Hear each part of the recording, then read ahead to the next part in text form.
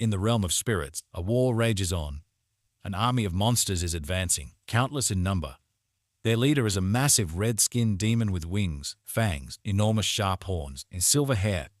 He soared into the air on his giant wings, his tail covered in spikes, and a menacing staff in his hand.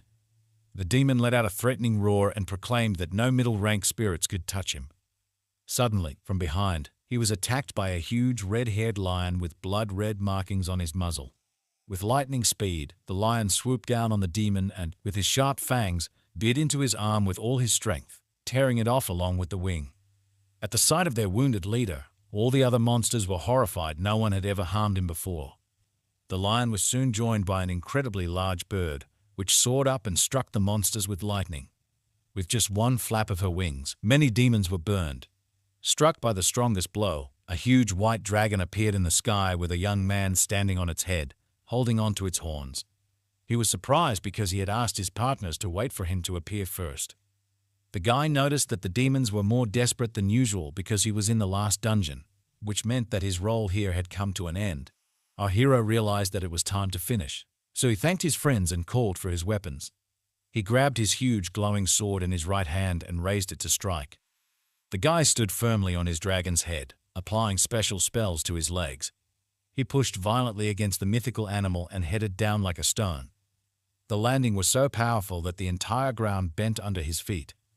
Our hero boldly looked at his opponents because his closest comrades in arms fought behind his back. After finally defeating the last of the remaining demons, the guy found himself in front of a huge door. The dragon told him that since the entire spirit realm was outside the threshold, no dungeons related to the demon realm should appear here. The guy suggested that it would be easier for him to go straight to the demon world and seal the entrance from there to ensure that no one would come abroad again. However, the dragon replied that divine beasts and spirits are different from humans. They are weakened by demonic energy, making it problematic for them to enter their realm. Only then did our hero realize that he could not go further. He thanked his friends, and at last, his long journey came to an end. The fairies were happily flying around. The guy spent his last 10 years in this world, so he remembered how it all began on a very ordinary day when nothing foreshadowed trouble. He suddenly disappeared from his world. The last thing he remembered was his beloved mother, who saw him off in the morning with a smile on her face. Soon it was his mother's birthday. He was then 25 years old. He was everything to her. Due to the invasion of the demon realm, this world was polluted, so they needed a person who would not be affected by magical energy. The guy was summoned, which made him very angry. However, after a huge amount of time spent in this world with his friends, the guy accepted it. Now it was time for friends to say goodbye. They were very grateful to the man for his help. Therefore, the dragon stretched its paw forward and summoned a magical object. He said that the human world could use the seed of the tree of peace. It was a worthy gift. The guy promised to raise it as soon as he returned, but for now, he hid it. He had been through many hard times and was often lonely. Now it was time to leave this place. The guy returned to his friends, waved to them with a smile on his face, and thanked them for everything. The huge, formidable lion sobbed in 3 streams because he had to say goodbye to his loved one. Our hero was embarrassed by such a reaction, so he asked the animal not to cry because a whole river could appear from his tears. Not only his friends were sad, the guy also did not know if he would be able to get used to a new life. Would a small restaurant be enough for him, where he would be a hero hiding his power? A green light appeared in the sky above our hero's head, which began to slowly descend towards him. Up to this point, he had been holding on well, but he still couldn't hold back his tears and hoped that all his friends would be happy. The green light descended lower and lower, slowly absorbing the guy until it disappeared completely. The great dragon raised its muzzle and touched the place where its friend had just stood for the last time. In the modern world, the warning of the rift sounded throughout the area so loudly that everyone could hear it. People were notified that a rift had appeared in the vicinity from which a demonic dragon of black flames was about to emerge, causing people to scatter in different directions. While running away from danger alone, military armored trucks arrived in the thick of things. A young man in an elegant suit with long hair tied in a ponytail raised his head and looked up at the sky. He ordered the nearest military personnel to contain the demon as much as possible until the rest of the military arrived because the rift was very large. The man raised his hand to the radio and commanded someone that his team was in position. All the military realized that this was one of the largest rifts they had ever seen. They were all in their places when it began to burst. Our hero appeared in the middle of the sky of Seoul with the words that the spatial teleporter was worse than the realm of consciousness. Only then did the guy look around and was surprised that the entire city below him was in ruins. Right in front of our hero was a huge rift that was about to burst, which happened literally a moment later. A huge green bloodthirsty monster appeared from it. But our hero was an unusual guy, so he gathered his power into a fist, intending to hit the monster. The guy was very surprised that he hadn't been able to collect even half of his usual mana amount. But even this strength was enough for him, so the hero fell on the head of the monster. A huge explosion rang out in the sky, which immediately attracted the attention of all people. The long-haired commander-in-chief turned in shock at the sound, trying to understand what had just happened. The hero was still in the sky and was amazed that his strength was enough to deal with the black flame dragon. Suddenly, some kind of notification appeared in front of the guy that there was a system error. The guardian god was trying to summon him to find out who he was. The hero was clearly surprised by this turn of events because this had not happened to him before. Our hero thought it was like someone trying to take him away again. He may have been weak before, but now he was a completely different person. The guy simply stretched his hand up and tore the mark off the celestial canvas. He clenched the magic writing in his palm with all his strength. This was enough to completely destroy it, and the hero himself could hurry home. The gathered people looked at the sky and couldn't understand why the black flame dragon and the rift had suddenly disappeared. Neither the military nor the commander-in-chief had ever heard of a rift simply disappearing before. Our hero was lying on the grass and trying to tell the world that he was going to die of hunger. Costa rolled on the ground from side to side and shouted that it was a real absurdity to starve the savior of the world. He replied that spirits do not need food or other life-sustaining substances. The guy tried to argue for a while, but realized that it was useless, so he jumped to his feet abruptly. He shouted that this was why he needed to stop doing it for the sake of his own survival. He couldn't survive on fruits and vegetables alone. The guy demanded meat, so he ran off to find it, leaving the great dragon alone. Casta's mother stood and listened to the fact that in a couple of months, the building would be demolished, so she needed to find a new place and prepare for eviction. The man tried to explain this to the woman, but she did not want to listen to him and turned away. He was very tired of these constant persuasions because this area is a zone of faults. It is very dangerous here. The compensation is very decent, so he was not interested in how anyone could refuse such a thing. The woman did not pay attention to his words and offered to eat something before leaving. She packed the container and said that she didn't care about money. Her son disappeared 10 years ago, so she must wait for him here. The man was amazed at what he heard and did not know what to answer, so he stood silently. He sat at the table and watched as the woman cooked food for him. The man said that the police should find her son, and the woman would not be able to do it on her own. These words made our hero's mother very angry. She turned to the visitor in anger. The sudden woman froze, opened her eyes in surprise, and could not say anything. It was at this very moment that the doors to her restaurant opened, and someone she had not seen for a very long time appeared in the open. Our hero returned home after a long journey and stood on the threshold with tears in his eyes. The woman was still shocked by what she saw. She couldn't say a word, only slowly backed away. Suddenly, her strength left her legs, and her mother slowly began to sink to the floor. After some time, evening came in the city. It got dark outside. The hostess went to the door of the restaurant and hung a sign that it was closed for today. At this time, our hero was sitting at the table and felt embarrassed and joyful. He was staring straight ahead and couldn't believe that his mum was here. The woman was very happy to return, but she could not hold back tears. She slowly stretched out her wrinkled hands to the young man and wrapped them around his palm.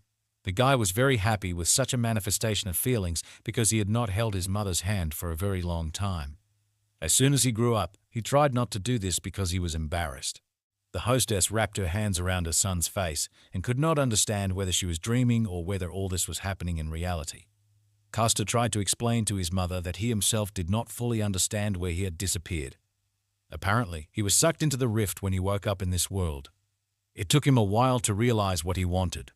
From behind the ruins, the guy lied to his mother because he was afraid that she would not believe that her adult son had gone to save the world in the realm of spirits. The woman could not stop crying, but these were tears of happiness. At that moment, she recalled the time when she walked the streets and handed out leaflets with photos of her missing child. They depicted a fairly adult guy who smiled sincerely. Every evening, the woman returned home and went into her son's empty room. At some point, she thought that he had run away from home on his own. Costa hugged his mother and calmed her down, saying that all the worst was over. With the help of his magic, the guy decided to check his mother's health. He was surprised that her endurance and energy were below average. Even processing does not give such an effect, which means that the woman is sick. Costa offered to go to the hospital to check on the health of his pale mother. However, she refused, and it seemed that she knew her body better than anyone else. In fact, the woman understood that her cancer cells had spread in her body. She went to the hospital too late. This news saddened her greatly. The woman wanted to know how much time she still had left to live. The doctor suggested about 6 months, so the owner did not want to spend the rest of her life in the hospital when her Costa finally returned home. Therefore, the woman smiled and shook her head from side to side, thus showing that she was fine. She was very happy to see her son, who was thought to be dead, so she offered to set a table for him. Costa realized that his mother was hiding something but decided not to torment her with questions yet. So he pretended to believe and went to his room. The guy calmly changed his clothes, sat down on the floor, and began to look around the room from all sides. He looked first at the ceiling, then at the wall, and at the dust that lay on his belongings. The young man realized that this place had also been empty for quite a long time. But the voice of his mother, who was calling for dinner, pulled him out of his thoughts. Costa went down to the first floor, and there were several plates with a very appetizing smell of food waiting for him on the table. The guy was amazed that his mother managed to cook all this so quickly. The woman was only happy with such words, so she also put her son's favorite meatloaf on the table. She admitted that she had been waiting for his return all the time because she did not know when the guy would return, so she cooked his favorite dish every day. The hero was very embarrassed by these words. They warmed his soul. The young man decided to remember old habits and took a piece of meatloaf in his hand. Then he began to carefully equip it with chopsticks and put more and more different food on it. After all, there was some rice, meat, spicy spices, and garlic on the leaf. Then our hero carefully rolled everything into the shape of a ball and put it in his mouth. The guy was delighted with the taste of homemade food, which he had not felt for many years. Costa ate food by the cheeks, and his mother was only happy with his appetite. Suddenly, the guy stopped for a second from the feeling that he was overwhelmed. He was so glad to stay at home in the company of his beloved mother that tears rolled down from his eyes. Our hero was extremely grateful to his mother. She only asked him to eat more slowly. The guy remembered that he was able to survive only because he thought about his mother, so he would not let the only person who supported him all the time suffer. The rest of the evening was spent on such nice conversations. At this time, somewhere else, a huge white wolf was asking his master why he had left the earth if he didn't have a reason to leave the place of the guardian god to him. However, he only replied that the brave hero who returned to his homeland would have to defend the land. The wolf was surprised that the fate of the entire planet was in the hands of an ordinary man named Costa. The owner continued to pass on information about the new protector to his animal, and he still did not cease to be surprised. At this time, it was late at night in our boy's city. Costa woke up, sat up on the bed straight, and yawned sweetly, scratching his head. The guy looked at his mother, who was lying next to him and sleeping soundly.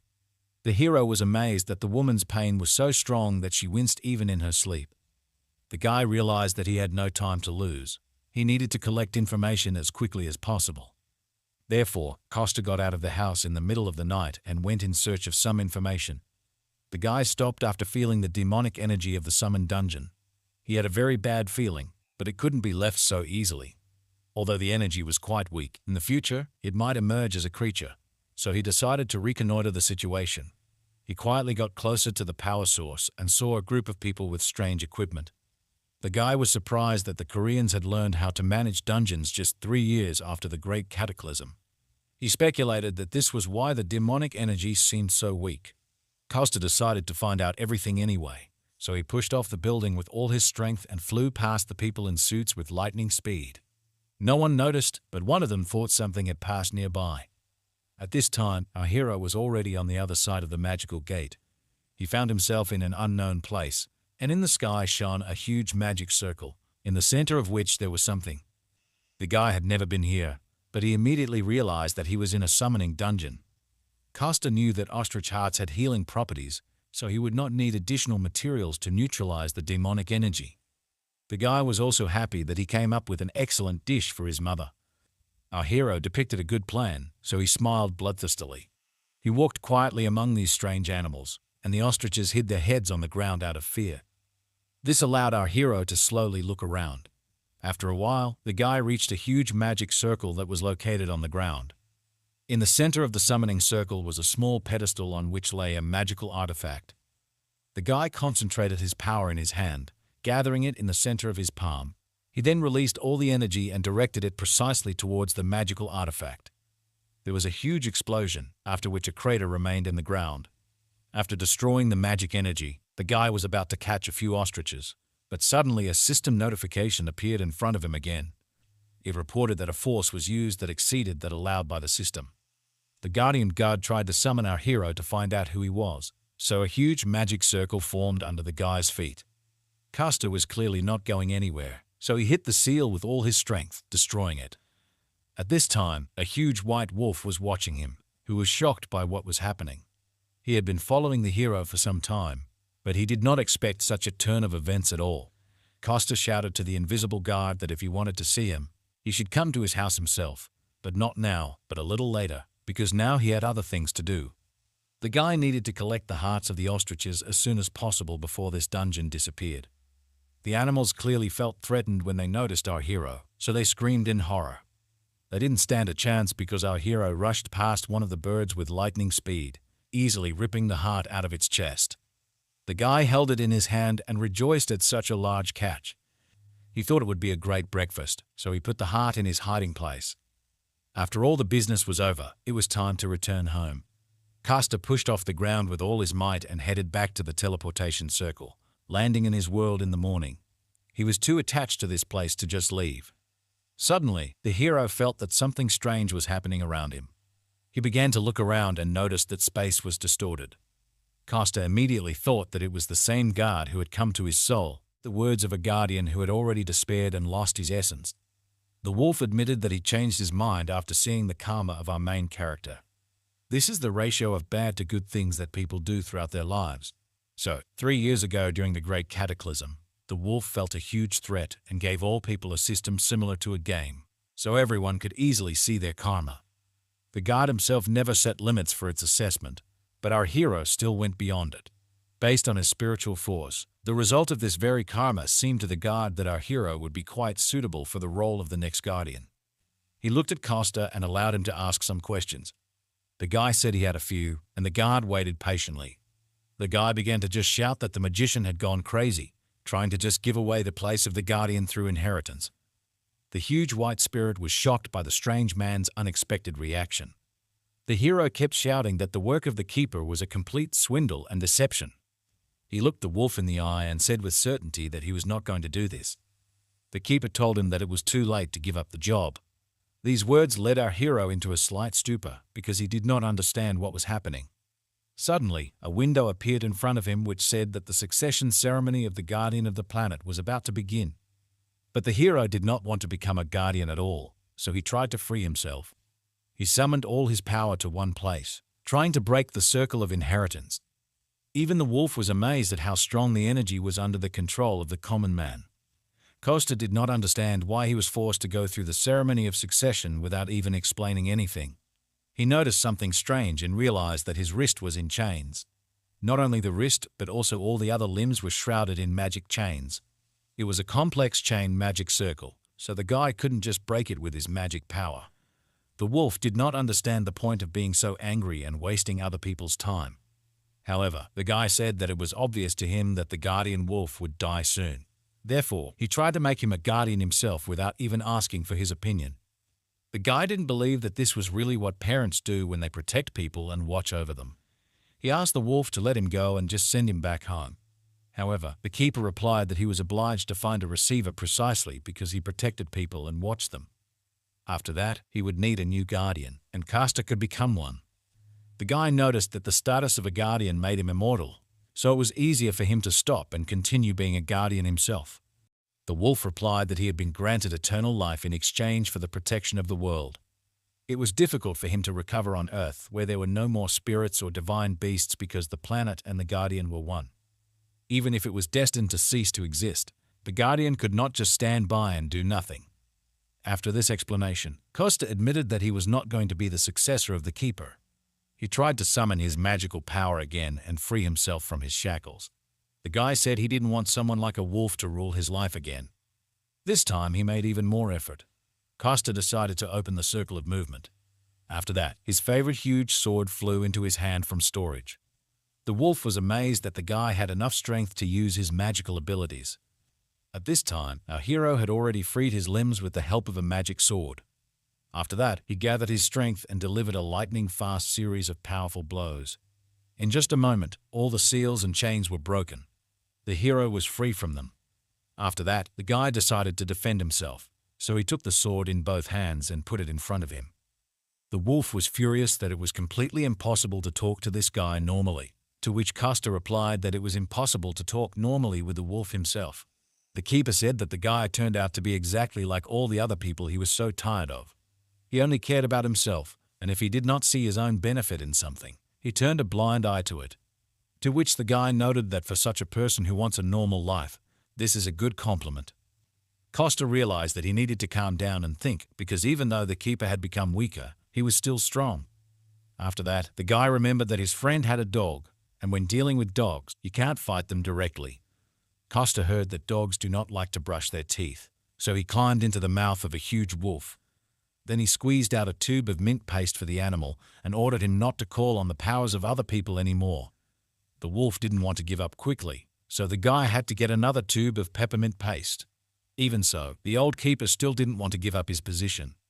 Therefore, the guy remembered a conversation with his dragon, who did not want to become a guardian for anything in the world. Such confidence of an old acquaintance convinced the guy that he also never needed to become a keeper. Costa was distracted by these memories, so he did not notice the most important thing. At this time, the huge guardian wolf calmly freed himself and spat out the toothpaste from his mouth. He decided to use a different tactic in relation to this guy, so he asked Costa to become a guardian for the sake of his mother. He would be able to cure her illness with the help of divine power if he became a guardian. Since the guardian is responsible for the life of all creatures in his world, he is able to heal any diseases. These words made our hero stop and think carefully. He then looked at the guardian and asked him to save his mother. In return, he promised to do anything for him except become the new guardian. The wolf was surprised by this answer. It seemed to him that it was more logical to become a guardian himself and save his mother on his own. However, Costa replied that he did not know when he got used to his new abilities, so he asked for help from the current guardian. Therefore, with a glint in his eyes, he asked the wolf to take care of his mother first. The young man summoned the circle of movement again and pulled out his huge sword. With a single blow, he sliced through space and opened a passage to his world. The guardian was amazed at the strength of this hero because it is not so easy to cut through space. At this time, Costa was already joyfully running to his native restaurant, at the same time asking the wolf to reduce his size. The keeper did not fully understand why he listened to this guy, but he began to rapidly decrease in size. In the end, he turned into a rather cute little white dog. Costa was satisfied with the size of the dog, so he asked first of all to see the condition of his mother. The keeper already knew that the sleeping woman did not have much time to live. From one glance at her, the wolf immediately said that she had no more than 6 months left. The guy still refused to become the next guardian, so he thought about a plan of action. The cute dog sat next to him all this time and looked at him with a sad face. He then said that he no longer had divine powers, so he used his life energy to compensate for it. As it was too risky to use the remnants of life force without a good reason and receivers, the guy needed to come up with a solution to this problem. After that, Costa came up with the ingenious idea that life force is similar to endurance, so the dog just needs to eat something to help him restore energy. He agreed but warned immediately that he was not going to eat dog food. Our hero had already put on an apron and went to the kitchen to cook food. There were definitely creatures on Earth like beasts or spirits that possessed magical powers. They used to live freely, but the stupidity of the people led to their disappearance, and now it was their turn, and the whole world was in danger. At this time, our hero was calmly standing in the kitchen and thinking about what to cook, and the little wolf stood next to him and did not understand what this man was up to. After these words, the guy woke up from his stupor and drew attention to the fluffy animal in front of him. On the table lay the seed of the tree of peace, and the hero did not know what to do with it. Our man was surprised that the wolf immediately recognized this magical artifact. In fact, he hadn't thought that the guardian would only help restore such a magical object. It turned out that the guy did not understand the full value of this magic tree. Thanks to the wolf's words, he found out that the seed of the tree of peace cannot be obtained anywhere on earth. Castor was hungry at the very thought that this was really considered a rare delicacy. But the wolf was still interested in where such a strong thematic artifact came from in the hands of an ordinary person. After that, all the memories of the last 10 years immediately came to the guy's mind. But the first thing he decided to do was to get into his magical vault. Before, he had sometimes prepared a magic tree, but if we compare the preparation of it for consumption, it would be more effective to grow it first for restoration. Cultivating a tree of peace and saving lives with the help of a large world tree are the duties of a guardian. The wolf said that he had 6 months left, and that was not enough time to fully grow the tree of peace. After these words, the guy came up with a great idea, so he asked the wolf to leave the kitchen. The keepers were not used to being treated like this, so he was surprised by such an order. He didn't have the patience to wait, so the guy just threw the little dog out the kitchen door. The great wolf was dizzy after such a flight. He sat and slowly came to his senses. He just had time to think about everything that had happened, which was what the keeper was doing now. He pondered whether his master had made the right decision when he chose the hero who came from Earth. The wolf believed that he would never be able to believe in people after they had destroyed such a beautiful place through their own stupidity. At this time, in the kitchen, our hero turned on the gas and lit one of the burners on the stove. Then he began to fry something in a pan, even sticking out his tongue with zeal. The guy was glad that he still had not lost his cooking skills. He was done with the main part of the work. Now it was time to take on a special ingredient. These special ingredients were the heart of a magical ostrich from another world. The guy was having fun because if you ate this heart just like that, you could die. It took him a lot of effort to cut it in half with his sharp axe. The guy skillfully wielded a knife, and blood flew in all directions. After a while, he came out of the kitchen all stained with blood and called for the keeper. The wolf was clearly not happy with this appearance of our hero. However, this still did not prevent him from following him to the kitchen, where a beautiful portion of food was waiting for him, which was put in a dog's bowl and decorated with green peas on top. The great wolf was furious that he was dared to be offered dog food despite his appearance. The keeper immediately said that although the dish looked relatively normal, it was still the heart of an ostrich. He knew that it was all imbued with demonic energy and poison. However, the guy was not angry or upset because of these words. He assumed that the wolf would say this, so he called the keeper Belash, which again infuriated him. The guy bowed to the white dog and asked him to taste a freshly cooked dish. The guardian wolf looked at this man and did not understand what he was up to. He was sure that the guy would try to deceive him in some way, to save his mother. In any case, he needed the help of a person, so the wolf bent down and began to eat. After the first couple of bites, some strange feeling pierced through him. The great keeper realized that this food was insanely delicious. He didn't understand since when the heart of a magical beast became so delicious because he was sure that due to the poison and energy, it was inedible.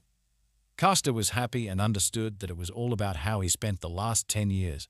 About 10 years ago, he had just entered the spirit realm.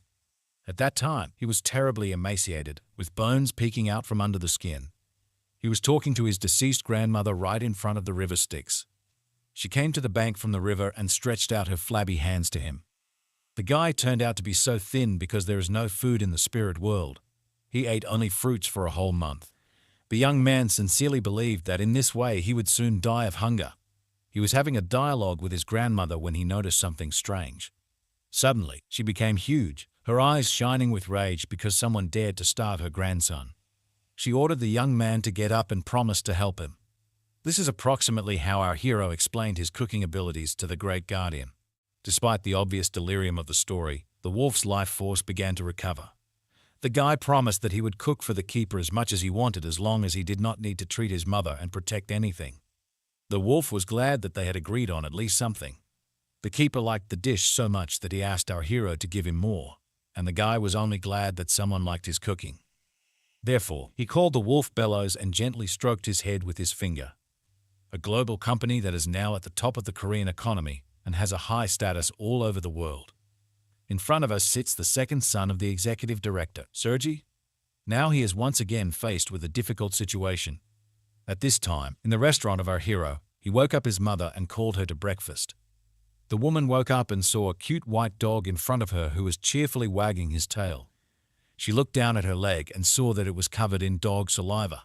A couple of seconds after that, the dog approached the woman and began to lick her leg further. After a while, the woman, dressed in homemade clothes, went down to the kitchen. The dog was sitting under the table and eating from a bowl. The woman was surprised that a dog appeared because her son used to be afraid of animals. But the guy replied that the dog would not hurt them and was there to guard the house. The woman was upset. She realized that they were living in a very dangerous time. But the guy distracted her from these sad thoughts because he had prepared a wonderful breakfast for her. In front of her were several plates, each full of delicious food. The woman was amazed that her son had personally prepared all this for her. She also immediately noticed that the guy began to cook much better than he did before. The woman took the chopsticks in her hand, then carefully grabbed a piece of food from the plate. After that, she slowly put it in her mouth and began to enjoy the taste of homemade food. She was lucky because she had not yet seen the mess that was going on at the car wash. Our hero just remembered about it and realized that he needed to clean up as soon as possible. The woman was so happy to have her son back that she could now entrust him with her restaurant and relax. She was glad that his mother could now live in peace. At this time, the keeper called him from under the table and asked for more. He said that he had done a good job and that the woman should no longer be in pain. After all, he licked her leg all night and thus cured her of the disease. The mother just remembered about the new member of the family and decided to pat him on the head. The woman asked her son if the dog needed dog food, which horrified the keeper. Costa promised to come back later for groceries to look for food for the dog as well. At this time, in the corporation, Sergi was sitting with a sad face in an armchair. Then the door to his office opened, and a young girl in a strict black suit entered. She said that she was unable to complete his task and find out the cause of the incident. The whole team was still investigating, but it was already clear that the CCTV system had not stopped working. Even the workers who were then at the scene said that everything happened just like that for no reason. The girl listened very carefully to the testimony of each of them. Such a report to his subordinate clearly did not suit the young boss Sergi. The guy lowered his head to his chest and asked the girl if there would be any consequences this time. To which she replied that he would be called either the diamond spoon or the mediocrity of the family most likely. But the guy thought the girl was mocking him and did not answer seriously. At the moment, he wished he didn't have a nickname at all, not even more horrible ones. He had spent 500 million won on this dungeon, so now he was worried about the failure. After a while, Sergi calmed down and asked the girl if his father and older sister were aware of what had happened. And after receiving a negative answer, he was glad that this was at least one good news. He admitted that he was too excited at first, although he was awake. Mediocrity would always remain mediocre. The girl was unpleasant and sad to hear such words from her boss. After that, the secretary Diana said that the chairman hates people who say something like that. The girl added that Sergi is the only one who is making efforts to resume going underground, and even if he decides to stay, then let him find a more appropriate reason for this. These words touched Sergi. He was glad that Diana was alone on his side. The guy was looking through the list of the composition of the dungeon hike and asked what happened to the first group, which was mobilized 6 hours after the incident. To which the girl replied that this group was still nearby. They are resting after studying the scheme of the dungeon hike. Nothing has leaked to the press yet, and she has already sent the recordings from the CCTV cameras to Sergi's tablet. The guy just found this data and decided to look through it carefully. He chose one video that was supposed to be the first, judging by the time. The young man hesitated a little at first, but then gathered his thoughts and pressed the start of playback. Sergi and Diana watched the recordings together. At first, nothing special happened. However, after a while, something on the recording. 1 in tens of billions, absolutely none of those present were delighted with the outcome of events. After that, Sergi noticed it was already late in the evening, so he thanked everyone who participated in such a long meeting. The next time they were supposed to gather was when the preparation for the trial and the materials for it were ready. For today, everyone was free to go home. Sergi had spent several days at work, so when he went out into the bright sun, his eyes watered. Diana and her boss walked slowly down the street, discussing the weather. The young man was upset that everyone was suffering because of him. He was very ashamed that he had kept his secretary waiting for more than 18 hours. To which the girl replied, "Don't worry, boss. I'm ready to follow you anywhere, just don't make it a marathon next time." These small words of support inspired Sergi very much. Some short time after the start of the walk, the young people stopped in the middle of the road. Sergi admitted that he still had at least one very good side in his office. Immediately afterward, the thought of his father and older sister looking down on him came to mind. Their success put a lot of pressure on him from a moral point of view almost from birth. Before these thoughts, the young man again fell into a stupor and did not move for some time. He woke up only when his secretary called out to him, standing in the middle of the road. The girl decided to cheer up her boss and offered to have a snack somewhere before returning. Sergi tried to refuse such an offer because he was embarrassed, to which Diana noticed. "Boss, you always scratch your forehead when you're nervous. Also, you always go to bed to relieve stress. Maybe you should try yoga instead?" Sergi was surprised at how well his secretary knew him, so he agreed to have a snack. The girl knew a good place nearby, so the young people got into the car. The secretary was driving and took her boss to a small restaurant with very tasty food. She looked around and wondered if all the buildings were destroyed because of what they found in the area.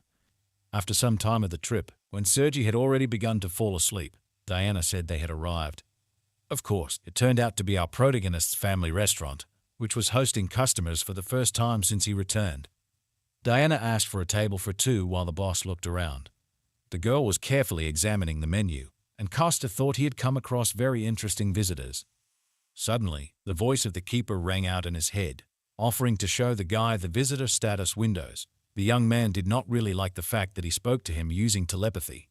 However, he agreed to look at the visitor status windows anyway. He saw that Diana was 30 years old and a kind swordsman of level 34. Sergi, on the other hand, was 32 years old and a rare kind magic archer of level 25.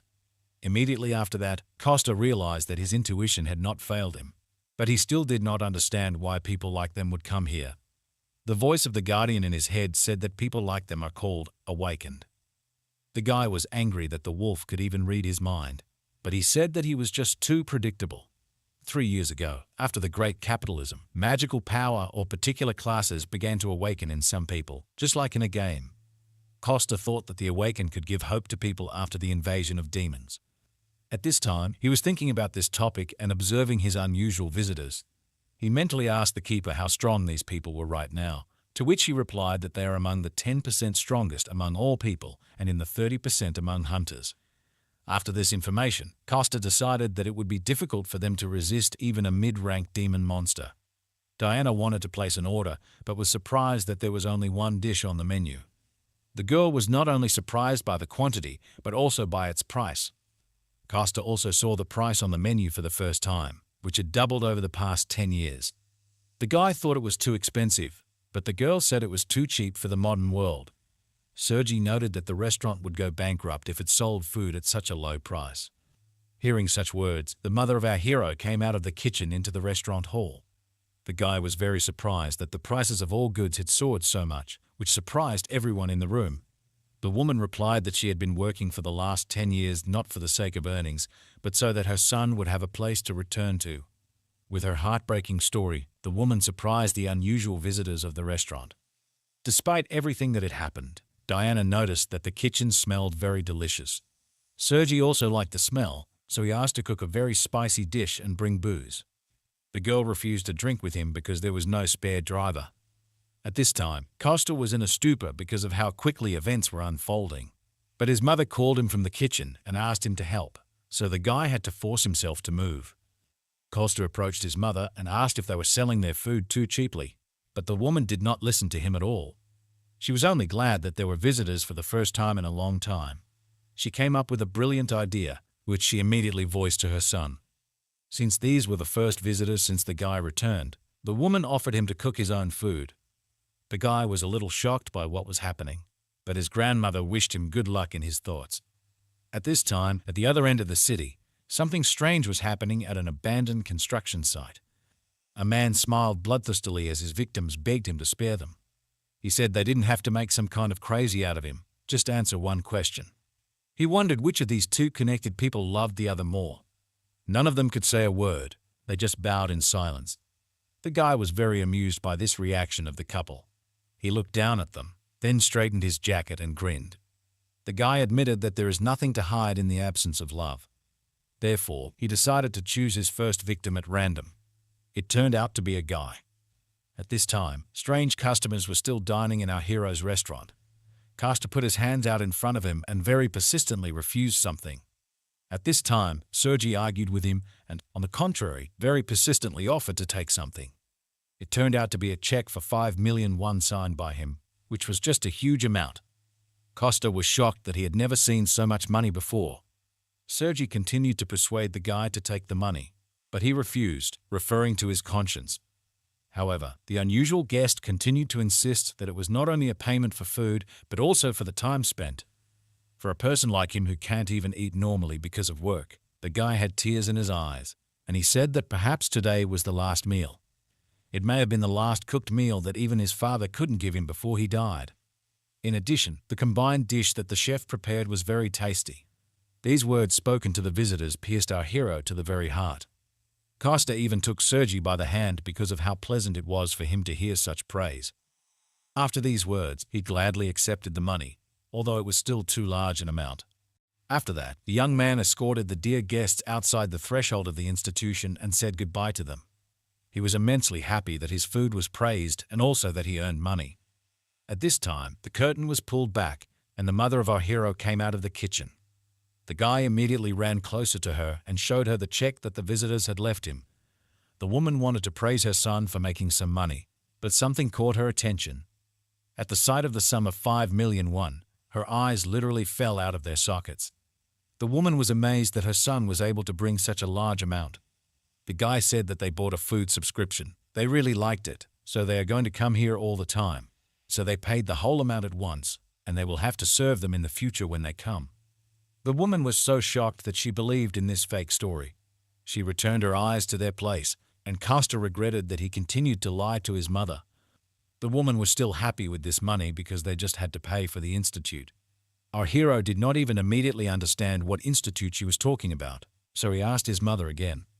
The woman explained that she would need to inform about his return, buy basic necessities, and change clothes to new ones.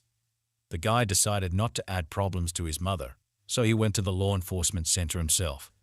Since people now disappear quite often, the procedure for restoring the status is not so long. While Costa was thinking about this, he came across an employee of the center who offered his help.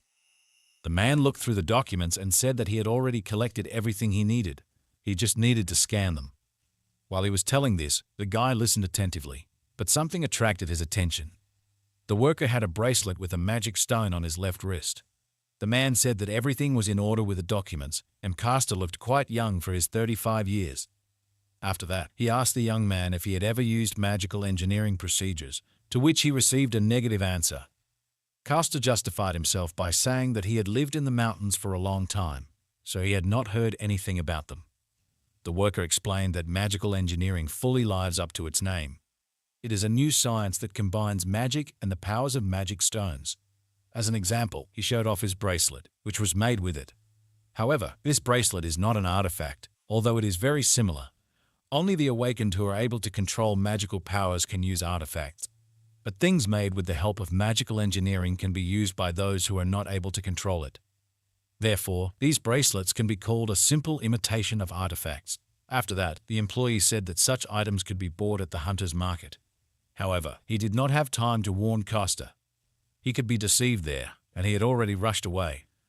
After a while, the guy walked happily after purchasing a mobile phone, but it turned out to be a deception. The guy hoped it was a bargain. He was completely unaware of the current prices. Although he still had a whole 1 million won left, he could go and buy his mother an artifact for protection. The guy walked around the city and tried to remember what the clerk had told him about the magical objects. After some time, Koshia reached the hunter's market where you could buy them. He held small stones in his hand and was amazed that such a crumb was worth as much as 3 million won, even though they were lying everywhere in the dungeons of the spirit realm. He asked the seller if there was anything cheaper, to which he replied that they had the lowest prices in the area. After that, Koshia said that he needed protection from a human or from a mid-rank demon monster.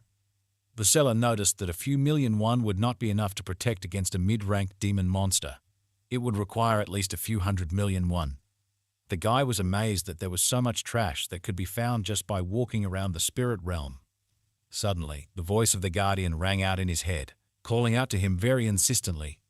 The wolf was still angry with his new nickname, Balash, which our hero had awarded him.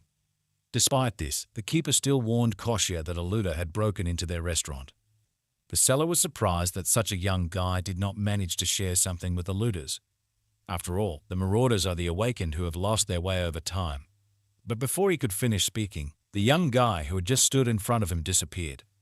The man didn't even have time to notice when he evaporated because just a moment ago, he was still standing right in front of him.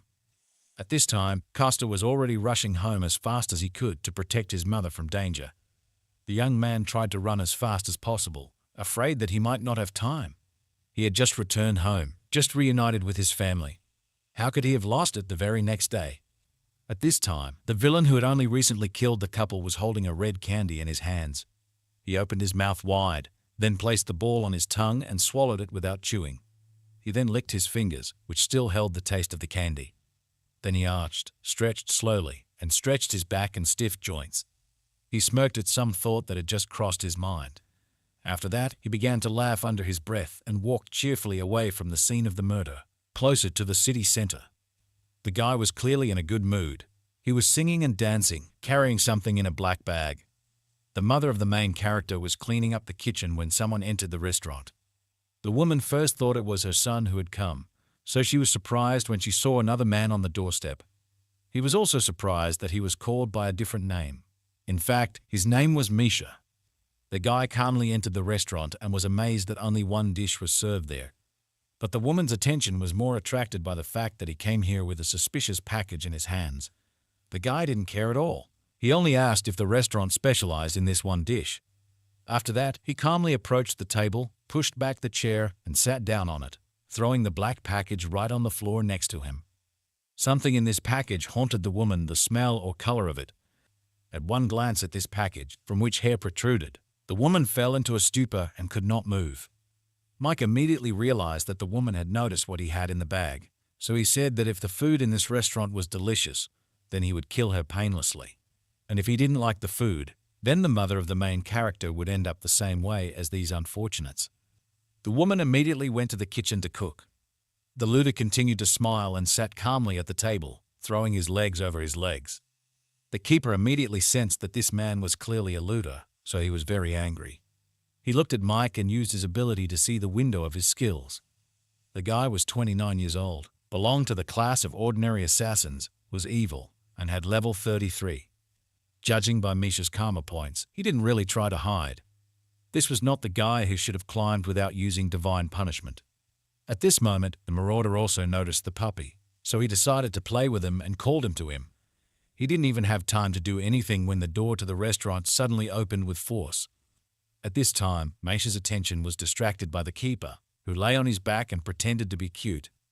Therefore, when our hero appeared on the threshold of the restaurant, the looter perceived him only as a noisy snot. He continued to call the dog, but the dog turned his back on him. Moreover, he demonstratively and without turning around walked in the opposite direction, closer to Costa, who had entered. Only after that did the looter pay attention to the one who entered the restaurant. All his clothes were covered with the blood of the people he had killed before, and from the black bag next to the chair, evidence of his atrocities peeked out. The hero silently and with a menacing look approached the marauder, mentally clarifying with the keeper where his mother was. He also asked the wolf if he could erase people's memories, calling him by his real name for the first time. After that, the guardian realized that the guy was very serious about the invader. After that, Costa decided not to hold back anymore and released a huge stream of mana around him. It was so strong that many objects began to rise into the air. The young man said only one word, but he put into it a firm intention to kick the looter out of this restaurant and protect his mother. A moment after that, Mike was pulled out of the room with such incredible force that he slammed into the wall of the house standing in front of him. He was hit on the surface so hard that the guy instantly lost consciousness. With such a punch force, it wouldn't be surprising if most of his bones were broken, but Costa was clearly not going to stop there. Mike came to his senses and tried to find out from the guy who attacked him why he suddenly did this. However, our hero replied that such finished people as he should be silent. After that, Costa again used his power and squeezed the marauder from a distance. The young guy had already left the restaurant and even summoned his sword, intending to finish what he had started. At that moment, the voice of the guardian rang out in his head, warning that he would become a murderer. Still, the hero did not lower his weapon but froze in place and listened. The keeper continued to say that the looter was not the kind of person for whom you could throw away all your former efforts. This speech brought our hero to his senses. He began to calm down little by little. The guy realized that if he went even further, he would definitely become a murderer, and he couldn't let all that time turn to dust. Therefore, Costa hid his weapon, then approached the marauder and listened to him begging for mercy. The keeper mentally reminded him that if he left this guy just like that, he would definitely die. Therefore, Costa summoned a magic stone from the vault and slowly headed towards Misha. Then he leaned over to the guy, grabbed him by the hood, and lifted him off the ground. He ordered the looter to open his mouth and take medication if he wanted to live, which he did. The medicine turned out to be so disgusting to him that Misha almost died a second time from its taste and pain. In fact, it was a medicine that could restore absolutely everything in the body. Despite the taste and pain, it worked perfectly because Koshia had already used it himself before. After that, the looter was tied all over his body and taken directly to the nearest police station. At this time, our guy was preparing further, reasoning that it would be difficult to go straight to the dungeon right now. He needed to focus on rebuilding his stamina or making money in peace. After that, the guy stirred his soup, took some in a ladle, and brought it to his mouth to take a sample. The food tasted delicious, so he could set the table and call his mother to breakfast. At this time, the police station had already managed to deal with the looter who was lying in front of their doorstep.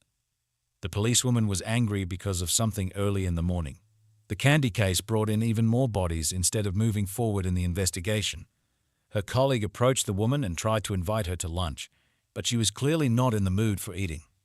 The guy noticed that if she did not eat, she would not be able to work normally because in order to take good care of others, you first need to take care of yourself. The woman was infuriated that a colleague who was younger than her was lecturing her. Her phone rang, so the girl picked up the receiver and introduced herself as the leader of the first squad of the Department for Looters, Tatiana. It was reported that Misha had been caught, so Tanya and her colleague went to the scene. They looked at a report on the suspect's movements. According to the information department, there were about 10 victims. Judging by the video that was sent to them, Misha definitely ate sweets. After the news, Tatiana lit a cigarette to get rid of the accumulated stress. She was pleased that she managed to detain the culprit in 10 incidents. But Misha was not the only suspect in this case. These candies are actually an artificial enhancer. The woman said that she was not going to break for food until she got to the bottom of the truth because it was more important to find out where these sweets were obtained. Immediately after this phrase, an awkward silence followed. In the silence, the younger colleague's stomach rumbled very loudly. To Tatiana's menacing look, the guy replied, "Hey, I can't do anything about my hunger. I wouldn't refuse snacks, so I looked around hoping to find some place with food nearby." Nearby was a small restaurant of our hero and his mother. Therefore, the guy persuaded his senior colleague to go and have lunch there, at the same time figuring out the information.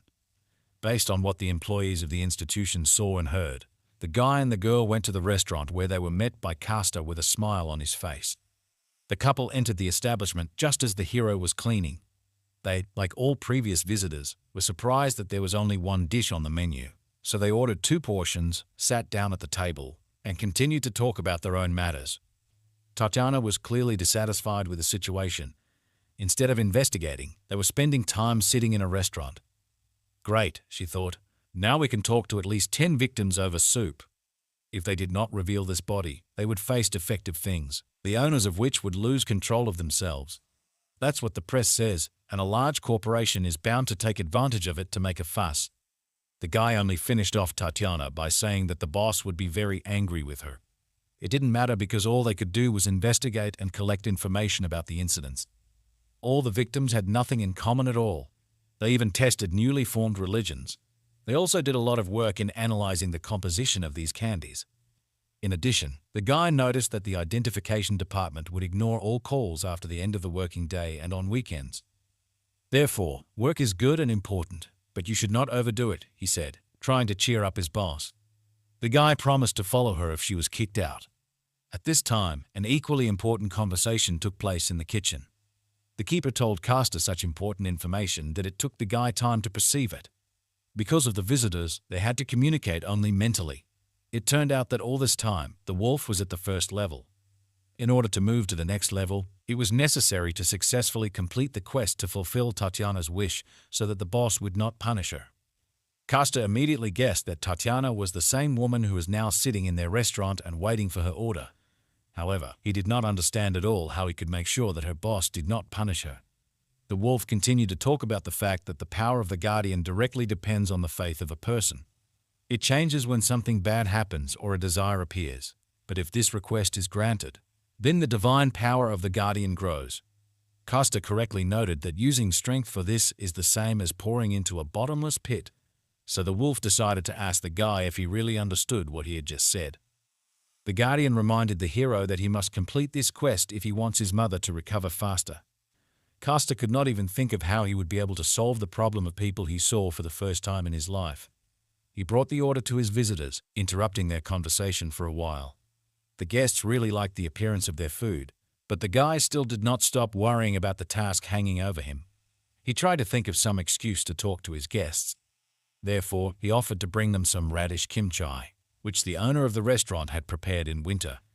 Tatiana wanted to refuse, but her colleague said that beef soup must be eaten with radish kimchi. Usually, she does not like such an appetizer, but the rest of the food in this restaurant was really good, he said. So the woman decided to try it anyway. She thought about eating them together.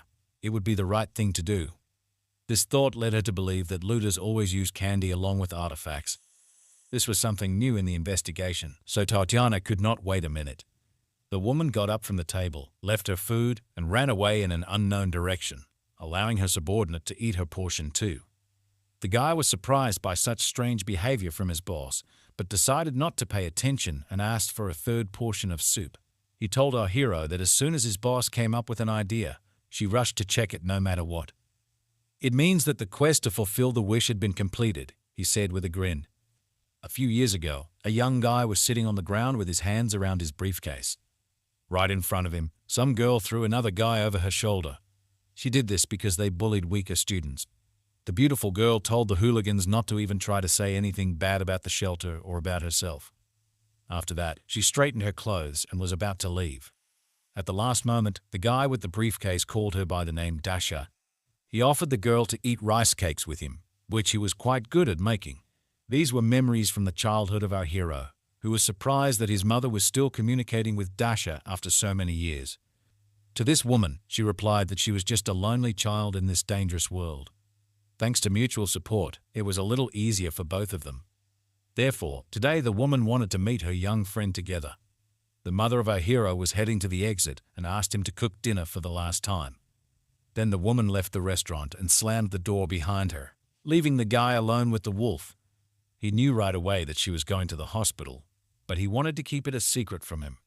The hero wanted to thank his childhood friend Dasha for her mother's help, so he called Balash for a walk for groceries. At this time in the city, a young girl with fiery hair greeted her old acquaintance, whom she called Mother. She apologized for being late due to being kept in the Hunters Association. After that, the woman and the girl took each other by the arm and went to the hospital. At the doctor's appointment, he looked a little discouraged. It turned out that the mother of our hero had become much better. Her condition had improved markedly. The tumor had greatly decreased. The doctor said it doesn't happen often, but it's definitely a good sign. The woman burst into tears from the feelings that overwhelmed her at that moment. She was very grateful that the illness was receding and that she was able to spend more time with her son after a long time. The owner of the restaurant admitted to herself that she wanted to live again. At this time, our hero went instead of a store to the nearest beach. There, he built a kind of fishing rod, tying some strange fish to an ordinary rope. So he decided to take revenge on this fish for trying to kill him and now made bait out of it. Costa took the rope in his hand and began to twist it around him with all his strength. At some point, he caught a good position, applied additional force, and threw the bait into the water. At the same time, it flew so far that it was impossible to see the place of the fall from the shore. Costa decided that this sea looked like this because of demonic monsters, which means that there must be someone like the kraken or more interesting. The guy complained that ordinary freshwater fish is now used for fish cakes, and it is important for him that the taste reminds of the sea.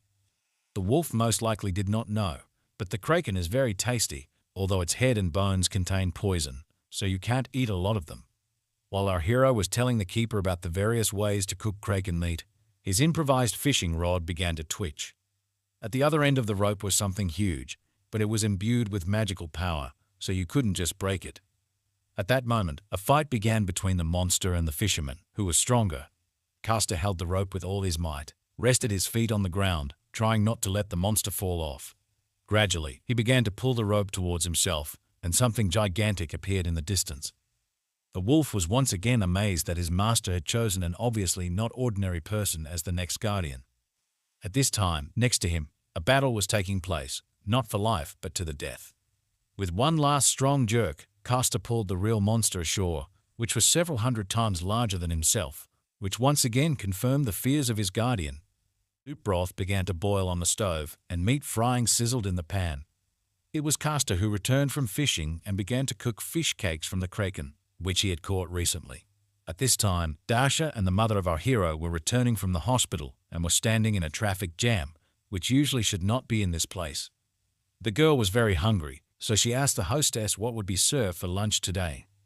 The woman looked at her adopted daughter and pondered, remembering what they had. She remembered that Dasha was very fond of rice cakes, which were often cooked by her son Costa. The lady offered to cook them, but the girl, in response, suggested that it would be better to go somewhere else and eat stew. In the middle of their conversation, a bright red light suddenly appeared from afar, illuminating the entire sky. Both women paid attention to it, and Dasha suggested that it could be waves from the rift. The owner of the restaurant immediately began to worry about the girl because it meant that it was time for her to run. In reality, Dasha was an official member of the Korean team that works with the S-rank awakened people. They called her the Crimson Witch, the Witch of Flames, or the Destroyer. However, the girl herself thought for a moment and told her mother that she was not going anywhere. She noted that the rift had not yet appeared, but it should happen soon, and the government should have already sent competent people to a rift of this level. She herself had a day off today. Moreover, the girl was worried about the fact that her mother could not drive a car. She would have problems if she stayed here. But the hostess reminded her that she herself knows perfectly well how easily a person can simply disappear one day, hinting at her son Costa. Therefore, Dasha decided that she would stay in the car and stick with the woman. It was at this moment that the mother of our hero decided that it was necessary to inform the girl about the return of her son Costa. At first, Dasha did not even understand what she meant. Such incredible news seemed to her. The hostess said that the guy was sucked into the rift. He lost both his memory and the sense of time. He looks 25 years old, as he did at the time when he disappeared, which surprised Dasha very much. The woman admitted that this is why she looks so happy lately. She also added that she was so lucky only because she had the opportunity to help others and lived a good life. A son and a beloved daughter who returned 10 years later, as well as a short life that has become much longer. The woman said that the one who has known grief should become strong and, in such situations, make every effort to prevent this for other people. Then she looked at Dasha meaningfully and asked her not to worry too much. After all, the woman believed that the girl would have enough strength to save both her and everyone present here, so she would wait for her right here in the car until she came back. These words convinced the young girl, after which she got out of the car and went to the center of events to help. At this time, the people nearby were in a panic that the rift was about to open and the awakened had not yet arrived. After that, they turned their attention to a strange girl who walked right into the center of danger and began to release fire. Her palms were sweating as people watched more and more tubers of flame appear around the girl. Her red hair allowed them to guess that the Crimson Witch herself was standing in front of them. This calmed the townspeople a little because now they were safe under the protection of a very strong awakened. Dasha had already arrived at the scene and realized that the rift would open much earlier than she expected. Therefore, the girl decided to prepare in advance, collecting some fire in reserve. She didn't know what to expect from the unknown rift, so she decided to use all her strength. Dasha summoned the power of fire, then divided it into several parts, leaving it hanging in the air next to her. After all the preparations were completed just in time, the girl was able to fully prepare for the attack. She stood waiting, knowing that as soon as the rift opened, she would immediately begin to attack and would not allow any monsters to reach the people nearby. As soon as she thought about it, a crack appeared on the rift, and the eye of the monster appeared. The people around also noticed that it was beginning to open up, so they rushed to the cliff with even more urgency. At this time, a herd of giant nightmarish animals broke free. The Crimson Witch immediately recognized them as steel-horned goats, which were a very dangerous enemy even for her. Although she was an S-class mage, she still shouldn't underestimate such opponents as they had high magic resistance and weak melee attacks. Dasha realized that in this situation, it would be better to use an awakened specializing in close combat. However, the girl immediately realized that there were no other awakened nearby, and even if they made it in time, she still needed high-level fighters. Therefore, in order to protect the people close to her and the townspeople, the girl must stay and hold back the advance of the monsters. She definitely could not stand idly by because her mother was here. After that, Daria immediately decided to attack. Gathering a huge amount of her magic power in her hand, the girl unleashed all her power on the first of the monsters with a single blow, causing an explosion of immense force. The witch was furious that even such a huge explosion could not cause damage to the monster due to its high resistance to various kinds of magic. It simply flooded against the animal's shell without causing any harm to it. Therefore, the Crimson Witch decided to resort to another spell that had a more powerful physical effect. A huge spear of azure flame magic fire slammed down on the monster's back, piercing through its body. The goat immediately fell to the ground, a huge hole gaping in its body, which was left after the blow. Dasha spent a few moments catching her breath and coming to her senses. At this time, the rest of the monsters were already rushing towards her, having managed to break through the rift. The girl counted 10 goats while she herself could only use the azure flame 8 times. A moment later, she pushed herself off the ground with force and soared up. The girl then slammed down on the second goat with force, thrusting her flames directly into its head. Dasha was angry that the reinforcements hadn't arrived yet, and those idiots from headquarters didn't know at all what it meant to show up on time. The girl understood that the azure flame would not be enough for all the monsters, so she would have to resort to an even more powerful and dangerous means. It was magic that covered her entire body with fire. She had chosen it because close combat was a weakness of these monsters, but technology wouldn't help her much. The girl waited a couple of moments before the animals began to slow down. After that, she used her new magic and went on the attack with lightning speed. A moment before the blow, Dasha gathered all her strength in one hand, concentrating it there. Then she lightly touched the animal's head with it, directing all her energy to that place. Huge streams of blue flames burst out of her hand, which were supposed to take the life of the monster. It lasted only a moment. Then the girl's skin was covered with spots, and the goat's body began to exude steam. Immediately after that, Dasha jumped over the monster, leaning on it with her hand. The girl did the same thing again, concentrating all her strength in her leg. She delivered a crushing blow, throwing the huge monster into the air. After that, Dasha fell to the ground. She had 8 more monsters to defeat, and they were already rushing towards her at full speed, which did not bode well for the girl. She struggled to her feet. After a short fight, her muscles were already starting to feel tired. The girl knew that she was unlikely to be able to cope with all of them, but she had to do everything in her power until reinforcements arrived. Suddenly, something caught her attention. It was the rift that began to suck in nearby objects. At this moment, the girl could only think about the fact that her mother was still behind her. Several small stones rose into the air, shining as if they were surrounded by magic. After that, they fell exactly onto the heads of each of the remaining goats, instantly killing them. Immediately afterward, our hero appeared in the air, thinking that his old friend was still as flaming as she had been before. He slowly knelt down next to Dasha, who was lying unconscious on the ground. Castor thought that the girl was in great pain due to the depletion of her magical power, so he tried to help and put his hand on the Crimson Witch's back. Although he couldn't help her restore her life force, he could replenish her magic force so that the life force wouldn't burn up and affect her mana core. Now was not the time for reminiscences, but the guy was glad to see his girlfriend again after so many years of separation. After a while, the Crimson Witch came to her senses and sat down on the cold ground. The girl looked at her hands and was surprised that she did not feel any pain at all. It didn't matter at all now, though, so she got up and ran as fast as she could back to the car. The girl was extremely happy to see that her mother was completely fine and safe. At this time, the woman was already standing on the street and talking to one of the policemen. She was also very happy that she was able to see her ward safe and sound. The woman immediately reached out to the girl to find out if she was okay and if she was injured. The Crimson Witch decided to lie a little and said that everything was fine with her because the reinforcements arrived in time. The girl said that she was a little tired, but she did not have any serious wounds. After that, both women laughed happily because they got off so easily. After that, they decided to go out for dinner as they had planned before, so they needed to look into the store. However, Dasha had already changed her mind about eating the stew and suggested that her mother go to her restaurant so that Costa could cook them her favorite rice cakes. At this time, our hero was just in the restaurant and was thinking about when his mother and girlfriend were planning to return. Their first meeting after a long separation was very joyful. Dasha threw herself on the guy's neck, knocking him down. Costa sighed tiredly after such an emotional meeting with his old friend. He remembered the first minutes of their reunion and realized that the girl was much more grumpy than she had been before. The mother of our hero said that she was very tired today, so she was going to rest. Finally, she asked Costa to cook a delicious meal when Dasha came and also not to quarrel with her. The doors to the restaurant opened and late visitors entered. It seemed to be Sergei and his young secretary. The guy was very happy to meet him.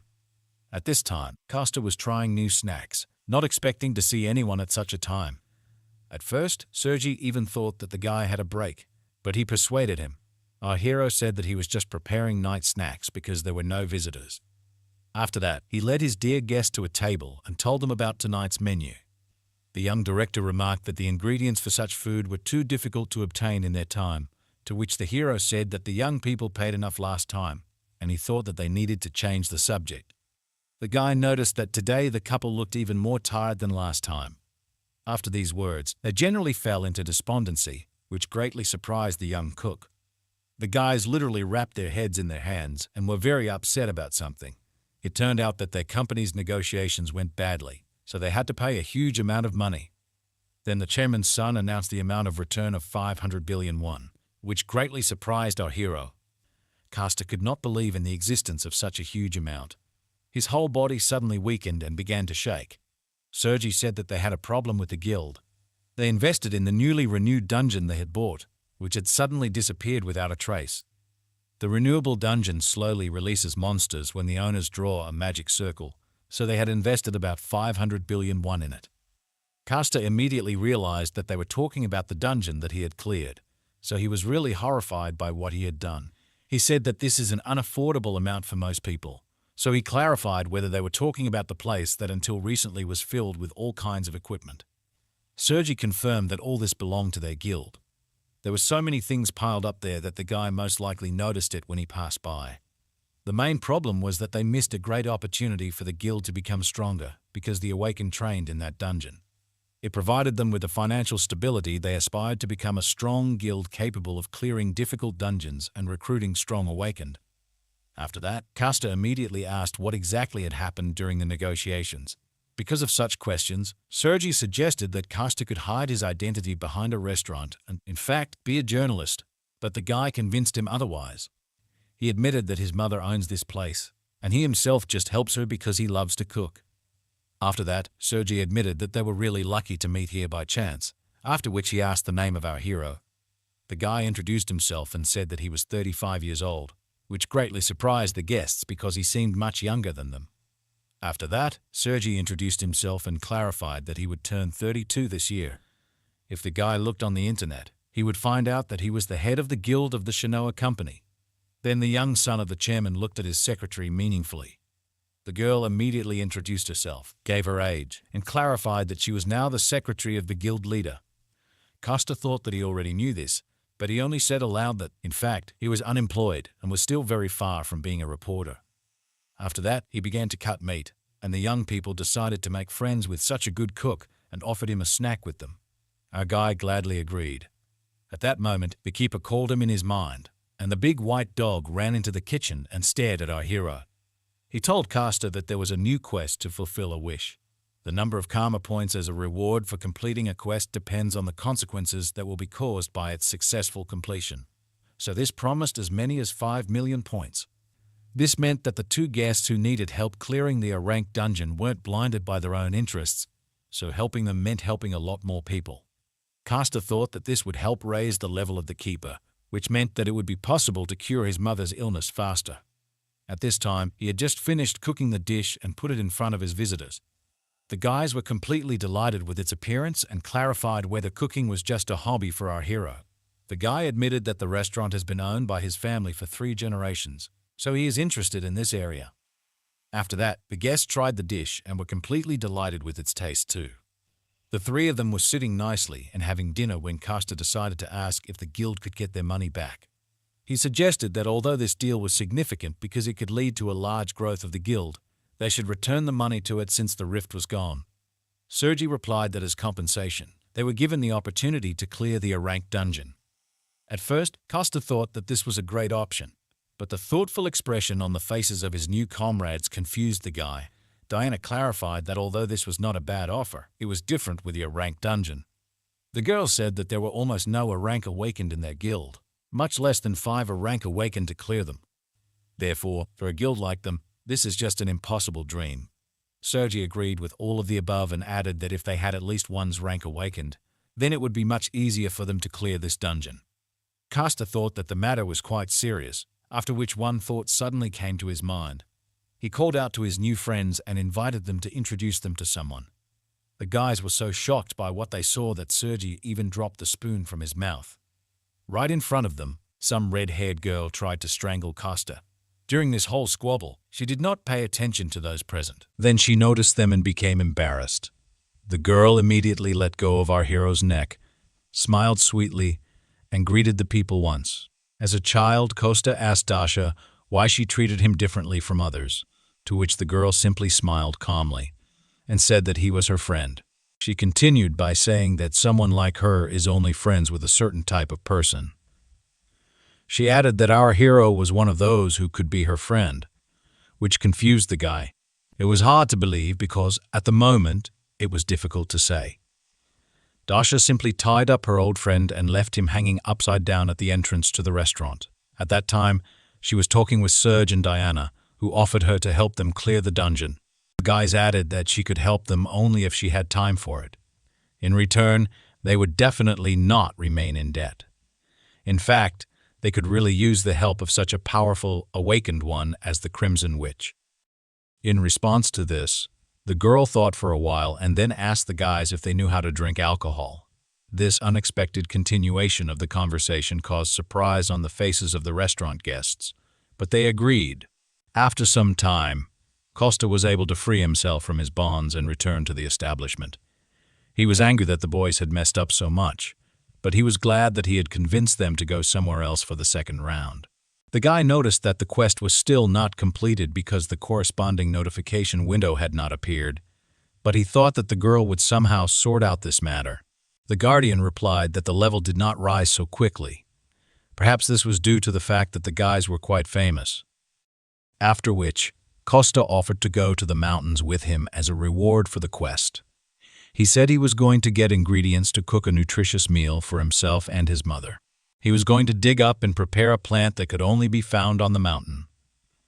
It was useful for those suffering from lung cancer.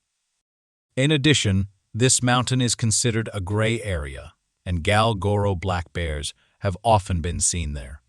These are demonic monsters, the danger level of which reaches the first level. They have a rather nasty character and capture a large territory. As soon as an intruder appears on it, they begin a battle with him to the death, even if the intruder is the same bear. Therefore, the only race that can get along with them is the golden bees, which can hardly be called demonic monsters. The keeper clearly didn't like being put on a leash, but Costa noticed that it would be difficult to move around the city without it. So, he asked the wolf to be patient a little. It was all for the sake of restoring stamina and finding ingredients for the food that the guy was going to cook, which pleased the keeper a little. The truth was, let it all be for the sake of finding the next guardian and trying to impose succession on another person. But the wolf still had little reason to justify going into someone else's house to save a dying man. This behavior only meant that the guardian actually loved people very much. After which Costa thought that he was really taking advantage of the kindness of his guardian god. However, the guy noticed that he was not going to become his successor. He was not going to become someone as great at all. After this, a complete image of a guardian wolf immediately appeared in our hero's head. The guy had already forgotten what he looked like in his usual size. After which, the hero decided that it would not be difficult for him to protect one single person. After some time, the strange company of a man and a white dog arrived on the mountain. The guys had been walking around looking for the plant they needed for a long time. Finally, they found the necessary ingredient and began to assemble it. Costa was just telling his friend that the taste of this plant is not the main thing, because it helps well in restoring stamina. Before he could finish speaking, he immediately felt the presence of a huge black bear. The wolf also immediately felt the energy that emanated from this monster. Our hero put the plants behind his back, straightened up, and asked the keeper to hold the bear for a while. He would have done it himself, but he had something more important to accomplish than that. He took out a glass jar from his bag that he had prepared in advance. The honey from the bees he talked about at home is very tasty and restores a lot of stamina. After these words, the keeper agreed to detain the bear, which made our hero very happy. The guy asked to give him about 10 minutes to collect honey, after which he had to return and help the keeper. A huge bear, angry at the presence of strangers on its territory, advanced on the intruders. Costa saw the monster approaching, so he once again asked his guardian friend to detain him for 10 minutes, after which he promised to return soon and set off at lightning speed in search of honey, so as not to waste a second of time. The smaller wolf took a deep breath from the fact that such a difficult task was assigned to him. At this time, the bear wasted no time. With its huge paws, it broke the thick trunks of perennial trees with one blow. The guardian looked at his opponent. He could not believe that he had actually agreed to this adventure. At about the same moment, Costa had already reached the place he needed. So he was now sitting on a tree and thinking about a plan of action. The guy was still a little worried, but he was sure that the keeper would be able to take care of himself, and he had more important tasks now. From his mana, the guy formed small golden balls that were supposed to help him in his business. Then, still high in the tree, Costa sent them to the nearby territory.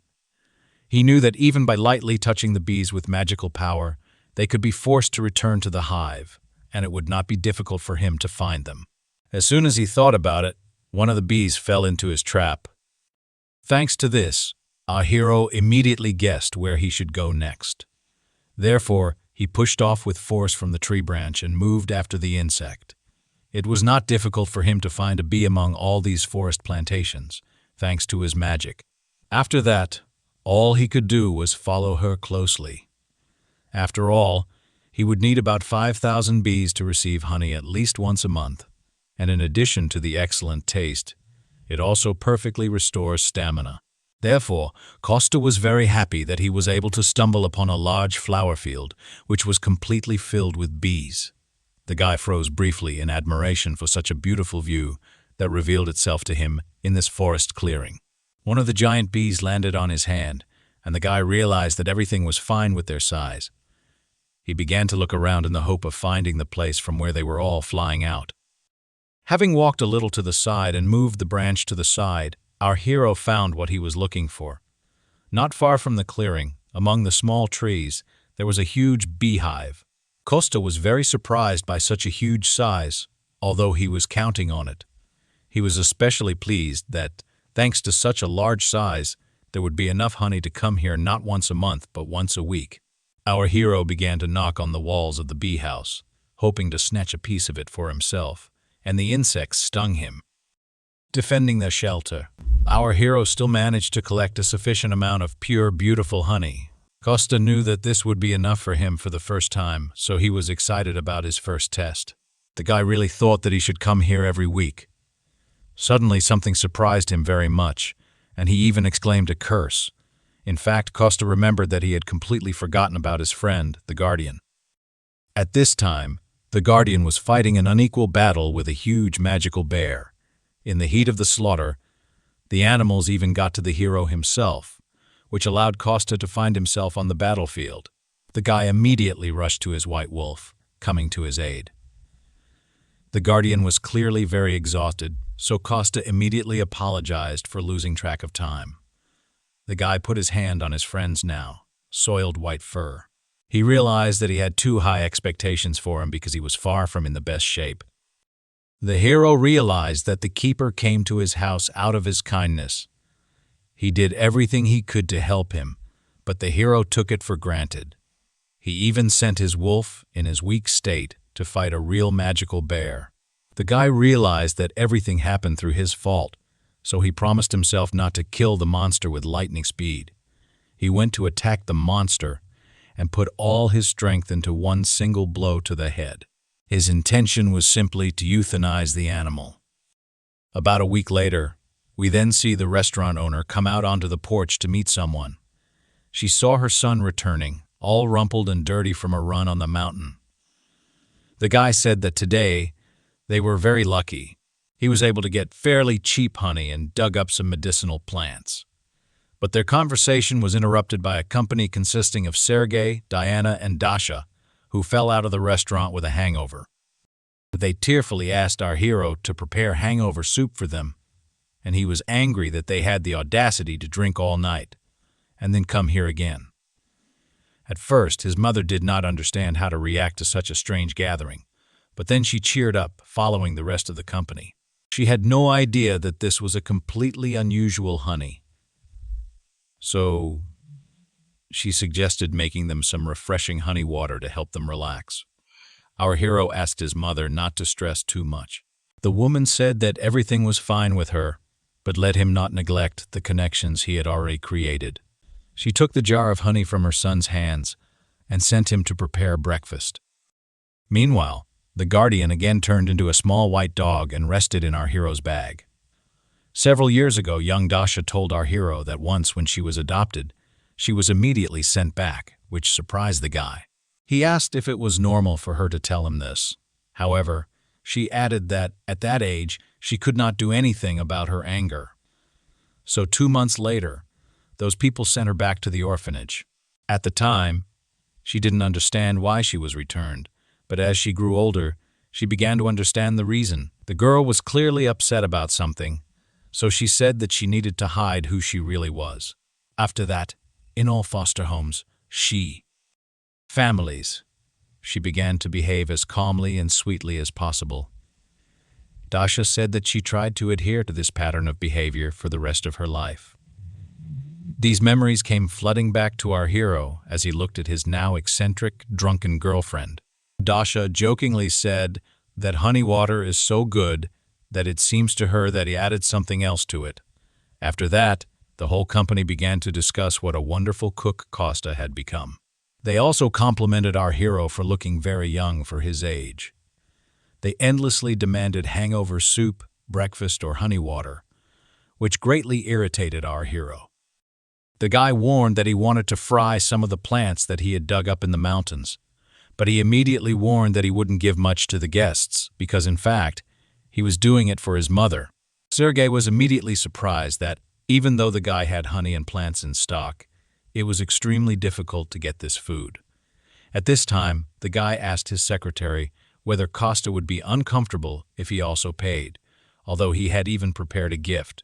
He had prepared them as a thank you to his friends. One of his employees gave them to him this morning. Dasha was very inspired by such a surprise, so she asked to give her gift first. She joyfully extended both hands forward, expecting Sergei to put something in them. The guy turned around, reached into his bag, took out a box, and put it right in the girl's hands. Dasha immediately noticed that even the box looked very cool and asked if it could be opened. After permission, the girl carefully opened the lid. Inside, on a red velvet pillow, lay a watch, and she immediately put the gift on the table and said that it looked very expensive. She could not accept it. Sergei noticed that this was a gift, including for her future help. The watch was fireproof and should withstand even the strong flame of the Crimson Witch. Dasha listened carefully to every word the guy said. The girl was absolutely delighted with this gift. She really liked it.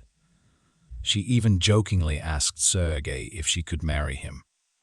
At this time, footsteps were heard from the inside of the house, and someone entered the kitchen. It turned out to be the owner of the house, who came downstairs because of the noise. She saw that her son needed help, so she decided to go to him. In fact, the guy had everything under control. He brought out an absolutely amazing platter of appetizers. Every person present here spoke positively about the smell, color, and appearance of the food. Costa said that this was done thanks to the amazing culinary skills of his school friend Dasha, meaning himself. After that, he put away the extra dishes in the sink, then joined his friends at the table and asked if it seemed to him that Dasha was going to marry Sergei. The guy was in such shock, but the girl happily began nodding her head in agreement. There was probably still alcohol in their heads. That's why the guys reacted like that. Sergei looked at Costa and his mother and tried to convince them that this was just a joke. He explained that he just gave the girl a gift. He had prepared it for the owner of the restaurant, but now a strange atmosphere arose. The hero's mother was amazed that someone had prepared a surprise before her, but she was pleased. At this time, Sergei pulled out from his bag another similar box with a watch on a pillow. The woman also admitted that the watch was very beautiful, but she doubted whether she should accept such a gift. However, the guy said that everything was fine because her son saved their lives. Now they would go to the restaurant quite often. He suggested thinking of it as a bribe, as a joke. After which, he began to talk about one special place, a dwarven workshop. The guy continued to talk about how the dwarves are one of the races that came to Earth after the Great Cataclysm. Sergei added that the Great Cataclysm was both a disaster and an opportunity for them too. Since they could not find ways to return, they decided to adapt to life on Earth because they had no other choice. So the government gave them a region to settle. The company recruited them to sell little things that they could make with their techniques. He didn't have time to finish when Dasha immediately understood what was going on. She said that they recently aired an advertisement, and a kitchen knife made from it looked very cool. The company is quite popular among housewives. His mother was surprised that her gift was bought in such a great place. Sergei awkwardly noted that since they were stopping in one place anyway, he put away the gifts there too. The guy began to talk about how it was always profitable, but he was afraid that he had upset his mother too much with his cold calculations. However, the woman still said that she would accept such a gift with gratitude.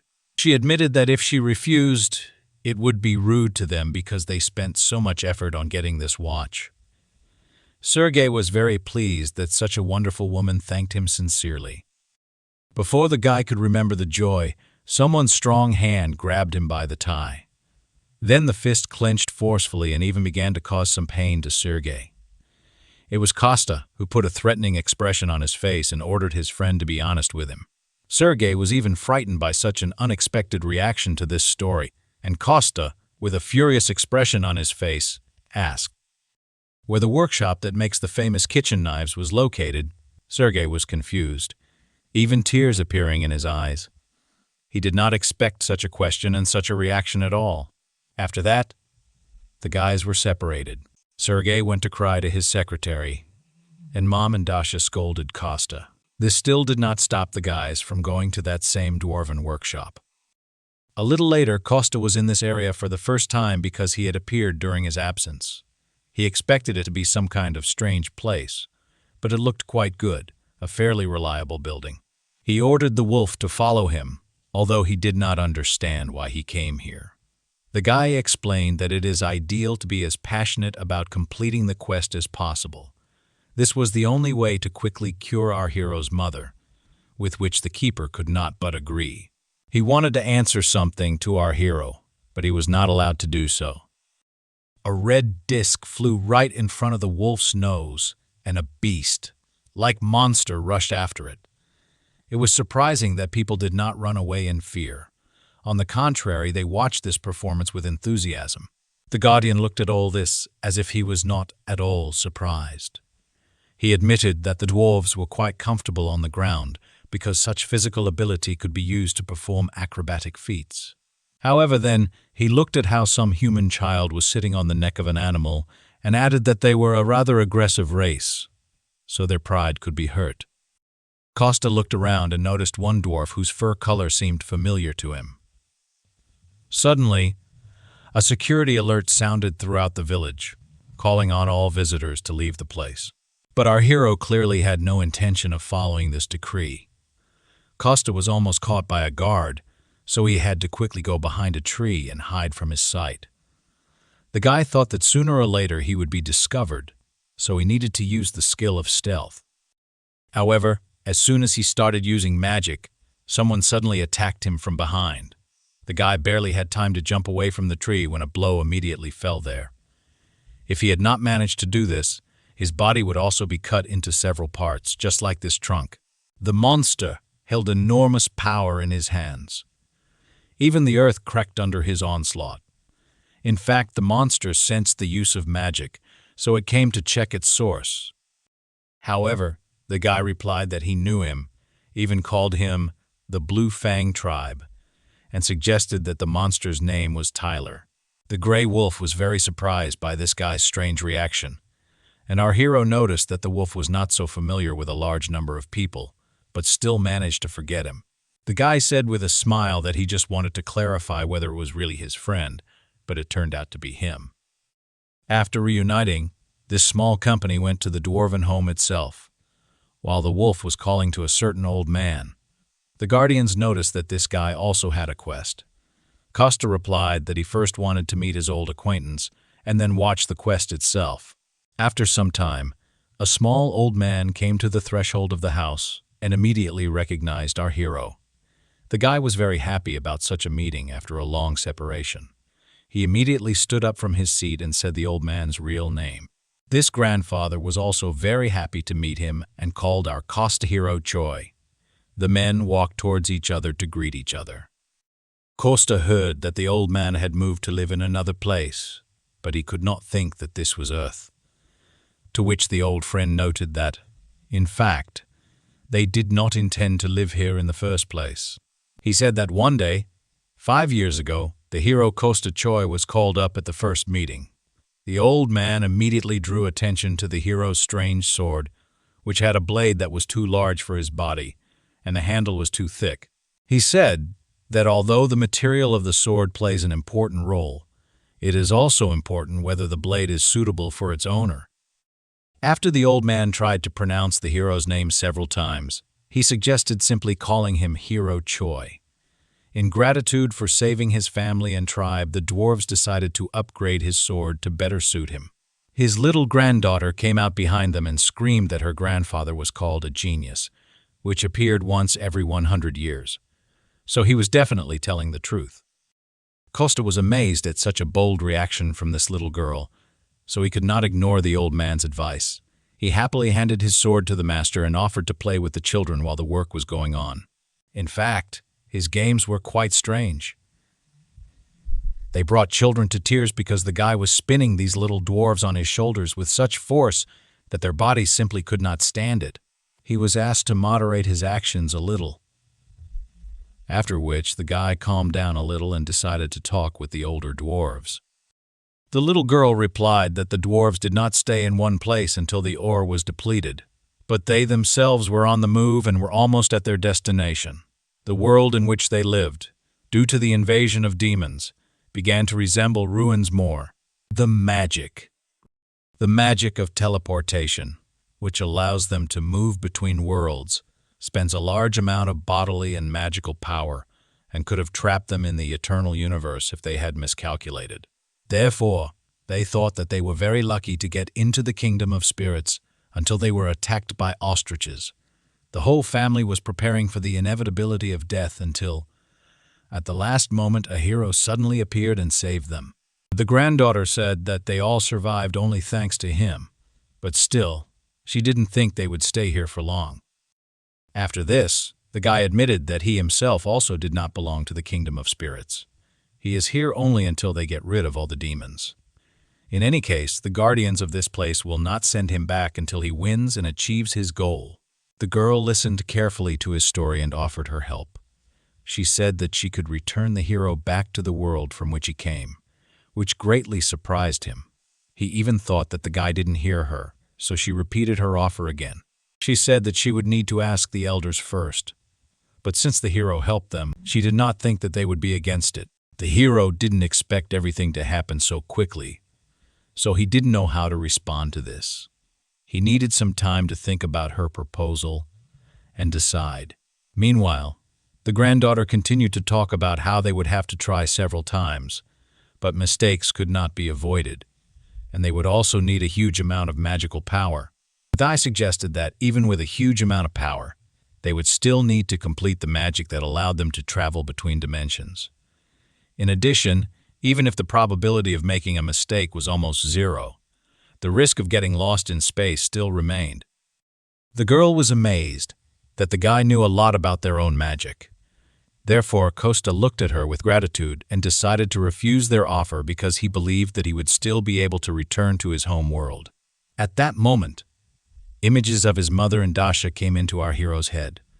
However, the last time he saw them was so long ago that they were blurry, and the guy could not remember anything clearly. At this moment, one of the adults from the tribe approached them and warned them that the sword was almost ready. This made our hero very happy, so he suggested coming closer and waiting there. He once again expressed his gratitude to this little girl and asked her not to be upset. After some more time, Costa was surprised that the dwarf family still decided to come to another dimension. The news was told to him by the huge lion, who had heard it from someone else. Our hero was very happy for his friends, but at the same time he was surprised why they decided to leave so suddenly. Perhaps, in that world, there were many magical stones that the courtyards really needed. Most of the stones in this world are found inside monsters, and dwarves are not very good at fighting, so digging would be ideal for them. But in the spirit realm, this type of stone is difficult to find. After this conversation, our hero climbed onto the back of his friend, the lion. He decided that he definitely needed to say goodbye to his old acquaintances. Lev warned that Maxime was there, helping the tribe to travel their magic through the dimension. Our hero was not very friendly with this Maxim, but promised not to do anything, after which this strange couple immediately went to the village.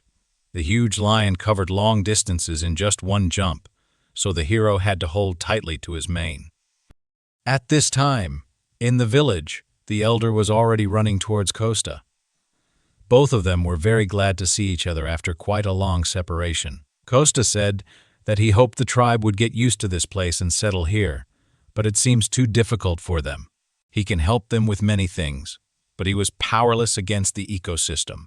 The guy noticed that the old man had tears in the corner of his eyes, ready to flow. He admitted that the hero already helped them a lot. He saved them from death many times. If not for him, they themselves would have become spirits and would not have tried to travel through dimensions. After these words, another dwarf came out of the crowd and brought out something in his hands. The old man asked to accept this as a small parting gift. This bow was made by one of the best blacksmiths in the history of their tribe. At one time, he was the 7th leader who became famous for his artificial skill. This bow does not need arrows. You can simply pour in magical power and the arrow will appear on its own. Costa was amazed and asked if they were sure that they wanted to give him something valuable. However, in response, the elder bowed to him and said that thanks to his courage, they themselves wanted to become better. This is their way of repaying him. He offered it himself because the bow is the treasure of their tribe. However, before this, they all consulted together, so this is a gift from the entire tribe. Only after this, Costa noticed that now not only the old man, but also absolutely all the inhabitants of this settlement were bowing to him. The magic portal had already been opened, so the old man finally added that he prayed that in the future there would be no difficulties on the hero's path. Remembering all this, our hero could barely hold back his tears from the surging emotions. But at this time, the whole company sat in the human world and enjoyed their reunion at the game. The old man admitted that he did not hope he would be able to see the hero again, so he was really happy. Then he added that he heard Costa wanted to ask him for a favor. After that, our hero remembered why he came here in the first place. He handed the elder a note with a drawing and said that he was going to give it to a hunter he knew, so he just needed the device to work without having to put in a lot of effort. The old man thought for a long time, and the hero even thought that this was too difficult a task. Grandfather explained that the density of magical power on the ground was too weak, so now they couldn't activate the brazier using magical power, and the mana core was damaged in the last move. They were prepared for the fact that something would go wrong during the spatial transition, so they landed on the ground without any problems.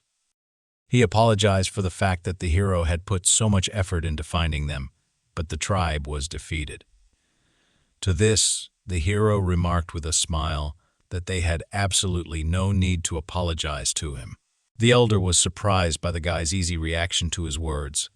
However, the hero asked his elder friend to come a little closer to him. After that, he pointed his hand in his direction and began to exude some kind of magic from it. He used this power to restore his friend. The old man immediately felt that something had happened to his mana core. Costa explained that he tried to invest magical and life force.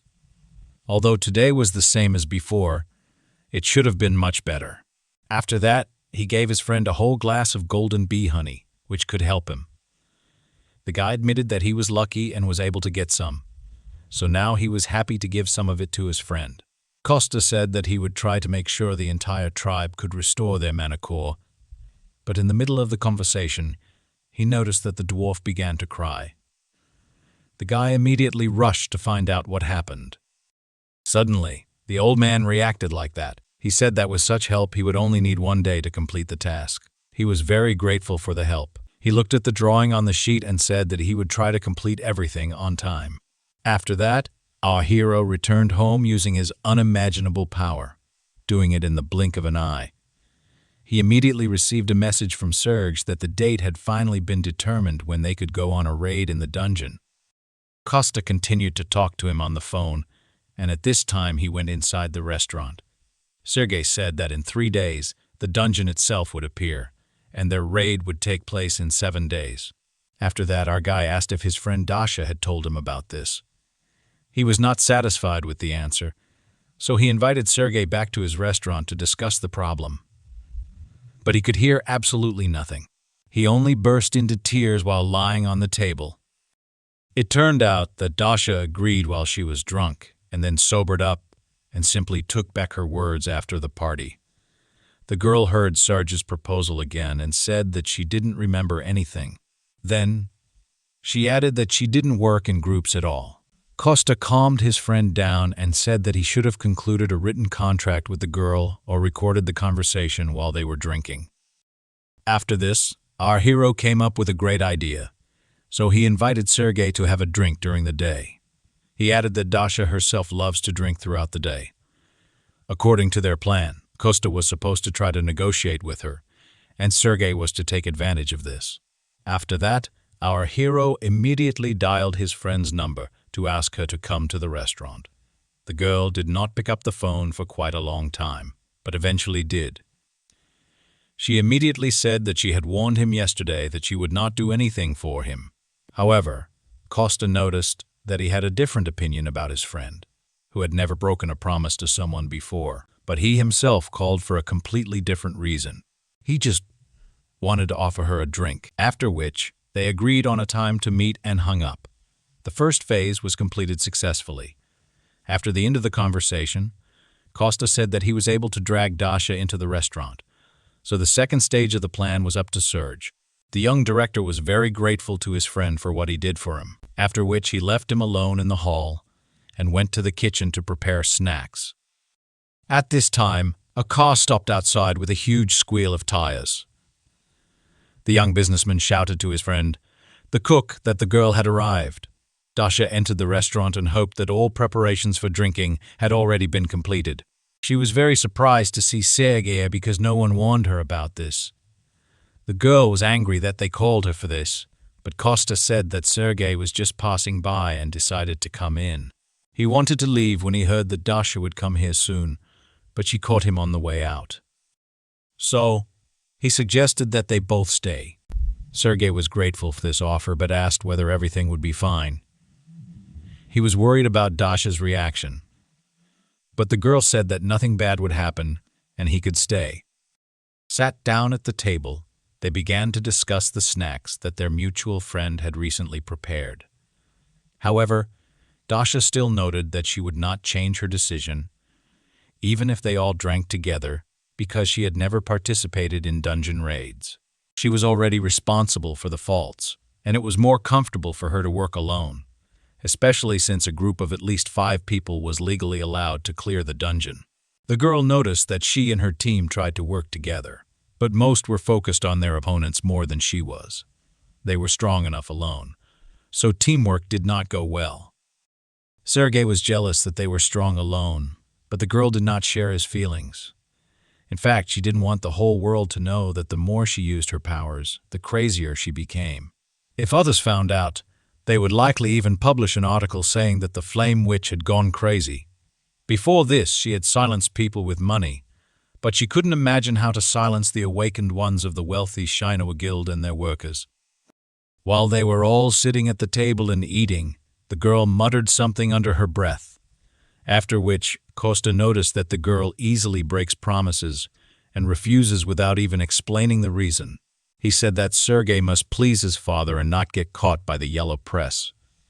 Everything was so bad that he was forced to ask for help from an unemployed guy from a street restaurant. So, he asked to take all this into account. He added that, even though what Costa said was true, Dasha should not feel obligated. The girl tried to appear again, but the guy didn't let her do it. Sergei repeated his phrase, this time emphasizing the word obliged. Dasha immediately realized that she was simply being manipulated, so she was embarrassed. She noted that it was useless to try to put such pressure on someone who had no parents or other family members to impress, to which Costa noted that, in fact, Dasha has him and his mother, so she has no right to say that. The girl replied that, for a guy who had been missing for 10 years, he had no conscience at all, but she still thought about something. After some time, Dasha said that she would still help Sergei with the dungeon if he stopped behaving like that, to which Costa knew that the girl had been constantly changing her mood lately. However, she didn't answer anything. She just continued drinking and praised the taste of the alcohol.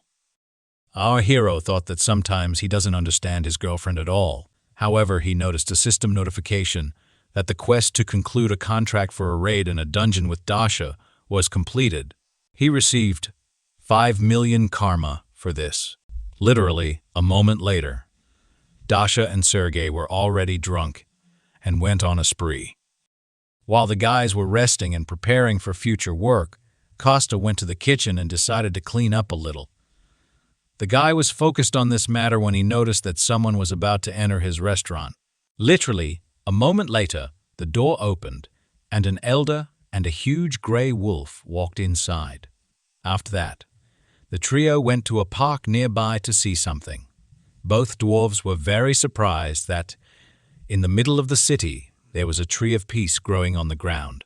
Meanwhile, it had already grown quite tall, even sprouting several branches and illuminating everything around with its magnificent appearance. Costa said that this is the same tree the world gave him his seed before he returned. It grows quite well. The elder even noted that the spirit responsible for it must live here. Costa admitted that he couldn't even grow a cactus himself, so he simply made a contract with a spirit nearby, then clapped his hands, urging it to come out immediately.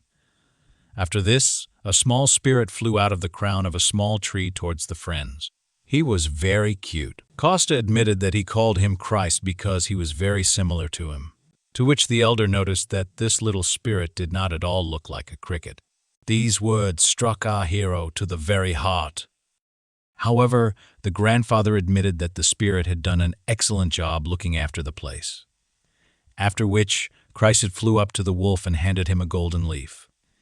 It was real moongrass, which he never ate because it is very difficult to find. Costa told him to try it, although the wolf would not be able to regain its true magical power, but it should restore a decent part of it. The huge monster looked at this small leaf, completely not believing in its miraculous powers. However, he still decided to trust his old friend and hastily tossed it into his mouth. As soon as he swallowed it, his mana core immediately felt a surge of power. The wolf noticed that this method worked. His energy immediately increased. Costa noted that this is a temporary effect, but moongrass grows here, so the wolf can sometimes come here and take it. He also asked his old friend, the elder, if he could enter into a contract with spirits on earth.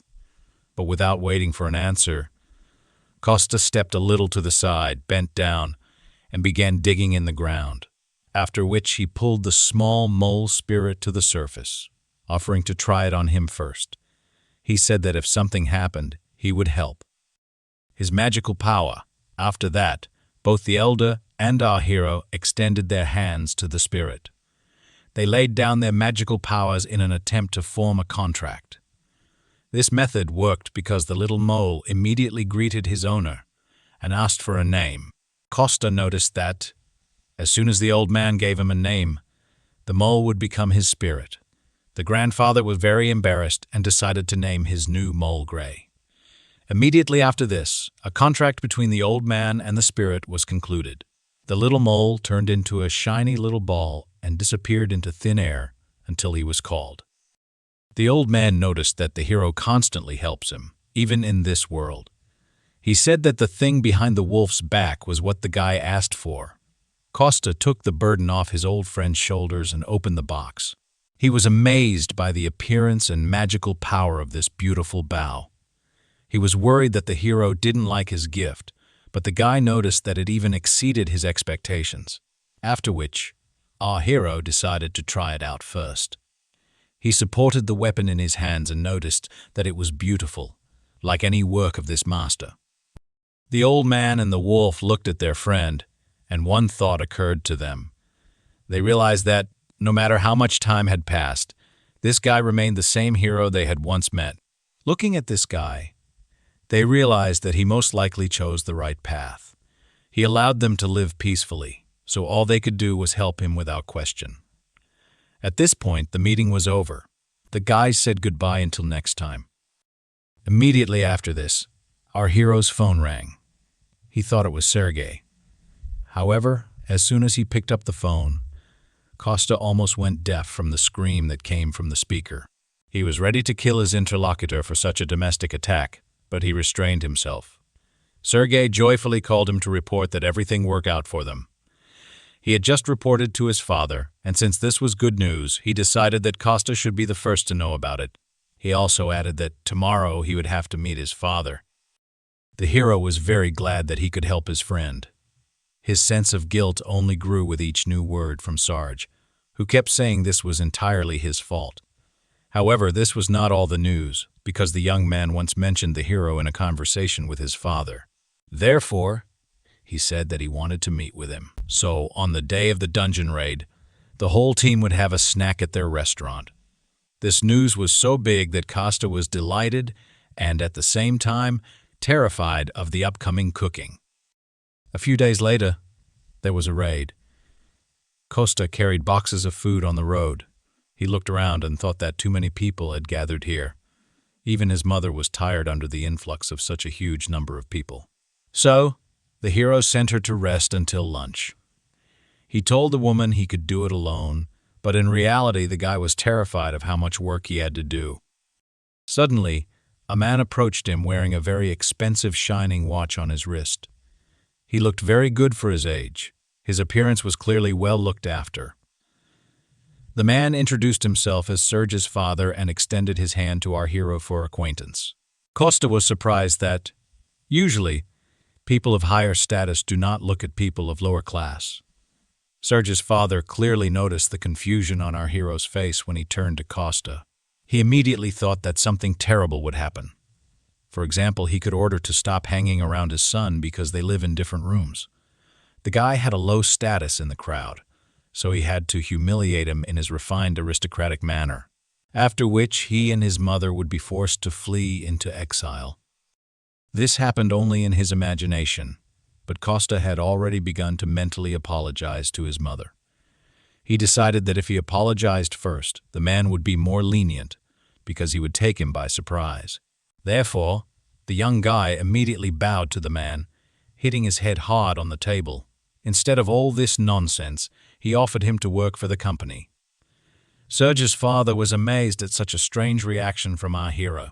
The guy, who was bleeding from his head, did not expect such a generous offer at all.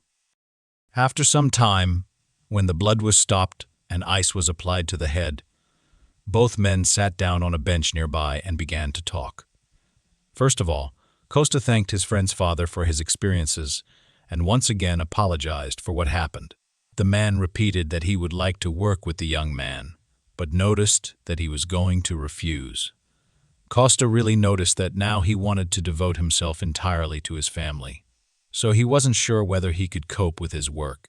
To which the man noted that they themselves like to read people by their facial expressions, or rather, it comes to many people with age and life experience.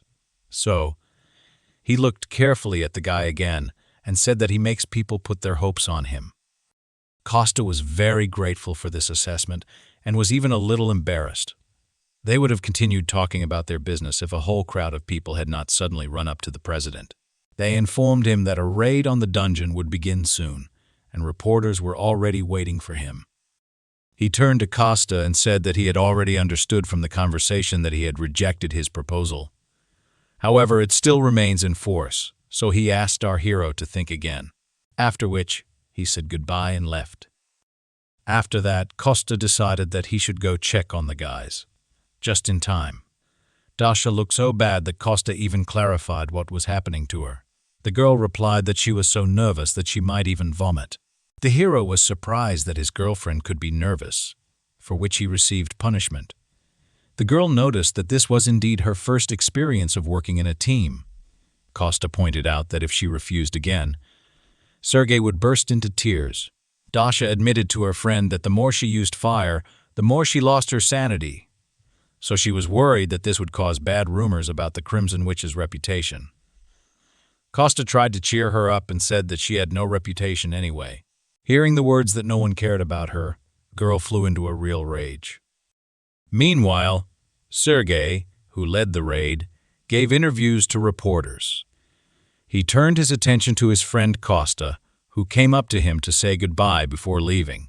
The young entrepreneur immediately noticed that something had happened to his friend's head. In order not to embarrass anyone present, our hero walked away and stood nearby behind a tree. After that, Costa carefully examined his friend and noticed that he had been training a lot. The guy was delighted that someone noticed his external changes. He admitted that he was a little nervous and wanted everything to work out, so he did a little preparation in advance. Costa noted that Sergei always tries his best, and this impresses him. Sergei's inner mood noticeably improved from just these encouraging words. In fact, Costa noticed that his friend had raised the whole class, but something still worried him. There was a suspiciously frightening aura emanating from their dungeon. Costa hoped that this was all just his paranoia. By that time, all preparations for the raid had already been completed. Sergei and his team set off, finally asking the cook to prepare food for them before returning. Costa waved goodbye to his friend, hoping that everything would go well for him.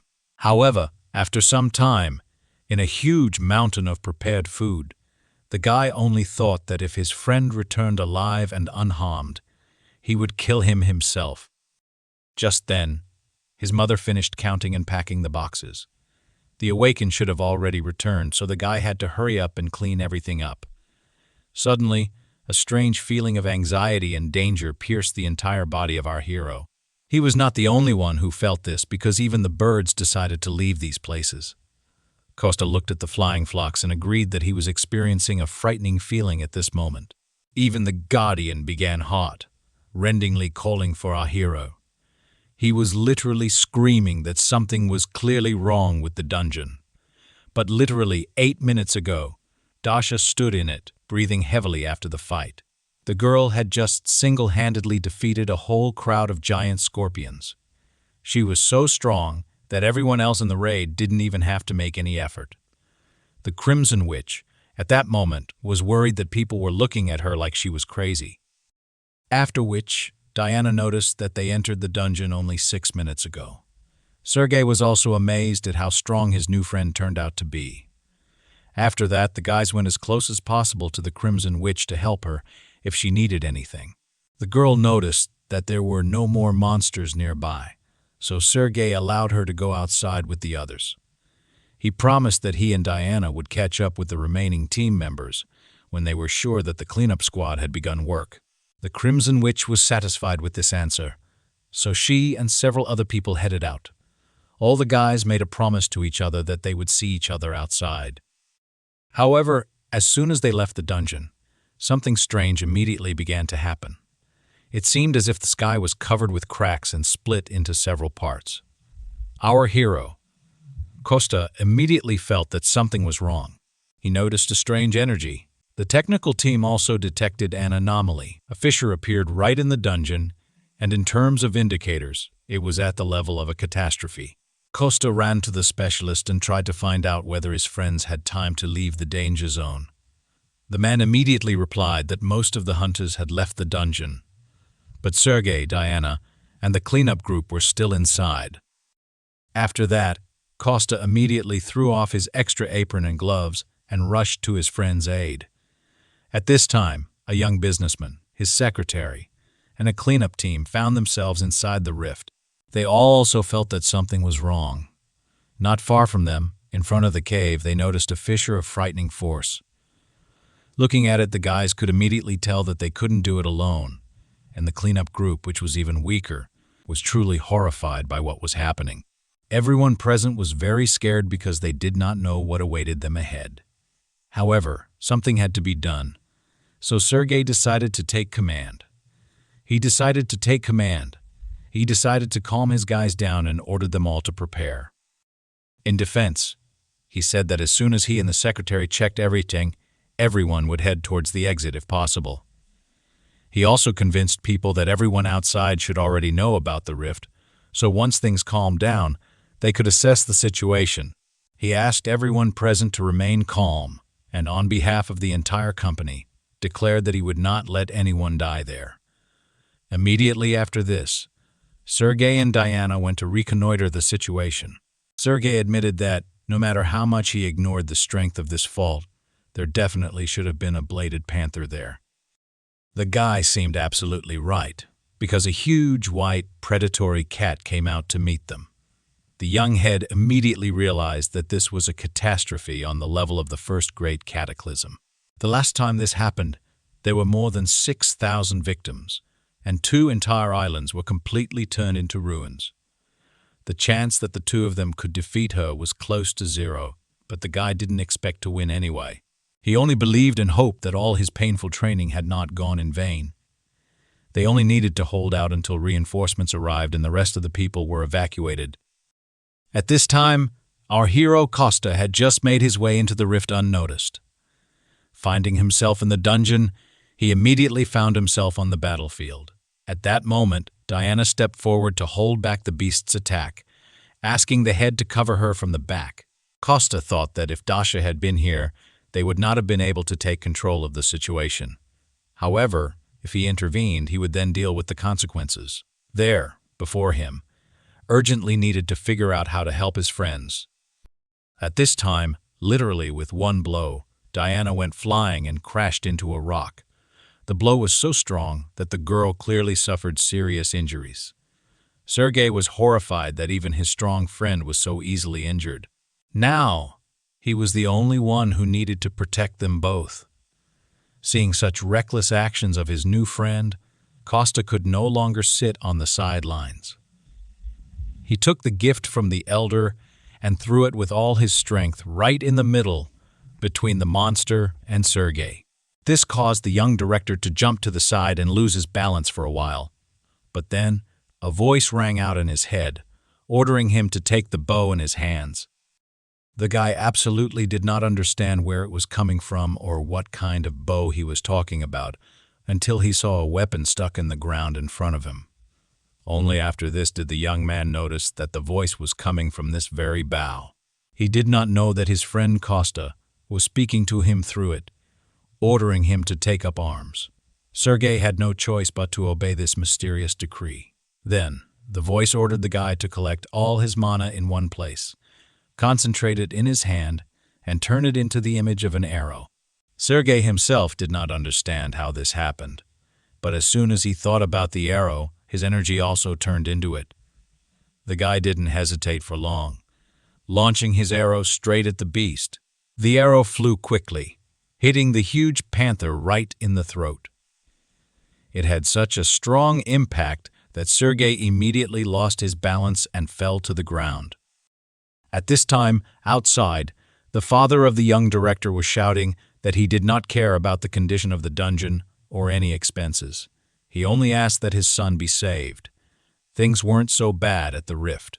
The panther was hit with just one blow. Sergei himself was shocked that he managed to defeat such a strong monster so easily. The guy lay on the ground and looked at the defeated enemy. At this time, the monster emitted its last death rattles, after which it completely stopped moving. The young master thought with joy that it was all over now.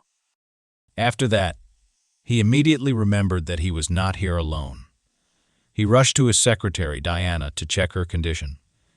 The head asked the girl if everything was okay with her, if her bones were intact, to which she replied that she was hurt, but overall feeling well. She actually looked much better than before. The girl, like Sergei himself, was amazed at how easily they dealt with this powerful monster, after which they could rejoice in their victory without any sense of danger. The young leader was glad that they had defeated the panther, although not without the help of some external circumstances. Although he spoke joyfully, Diana still realized that something was wrong. She turned out to be right, because literally, a moment later, without even having time to finish speaking, the guy began to fall back. He had lost too much of the strength he had put into that last blow. Fortunately, the secretary managed to catch her boss before he fell, after which the guy came to his senses a little. He was even able to sit up on his own. Diana noticed that the head of the company would definitely be pleased. She would tell him about what happened a couple of moments after this. A portal began to appear next to our heroes. A gate opened, allowing everyone locked inside the dungeon to leave. A whole crowd of doctors was already standing outside, and Sergei's father was worried about the condition of his son. He remembered the feeling he had when he was told that a rift on the scale of a catastrophe had arisen inside, and no one could contact the people who were stuck in it. At one point, the head of the corporation was even told that the chances of his son returning were 0. However, now the danger had passed, and all the hunters were returning home. Sergei and Diana had already left the dungeon and noticed the director nearby. The man immediately rushed to hug his son, which embarrassed him a little. First, he checked to see if everything was okay with his boy, if he was safe. Immediately after this, Sergei reported that he was able to deal with the panther that came out of the rift. Her corpse should have been enough to cover the losses of the guild, but everyone present was more amazed by the fact that the guy dealt with her himself. Diana only confirmed his words, saying that by that time she could no longer fight. Chairman's father noticed that his son had done a good job, but the reason for his excitement was not the panther. In fact, the total would be enough for him to return his son safe and sound. Costa and Dasha stood nearby and watched the reunion of relatives. A few days later, Sergei joyfully entered our hero's restaurant and presented him with great news. However, Costa was not so happy about this. He was rather amazed. The young president admitted that he decided to build an institute for the awakened on this site. He added that it was quite difficult to get permission to build outside of a designated residential area. But after his victory over the panther, he was gladly given permission. He also planned to change the location of the guild office, but promised not to touch the alley with his friend's restaurant. But the problem was that Costa hated loud noises. He hoped to live in this place like a lazy, retired billionaire. Sergei continued to say that he would like his friend to be in charge of food for the builders.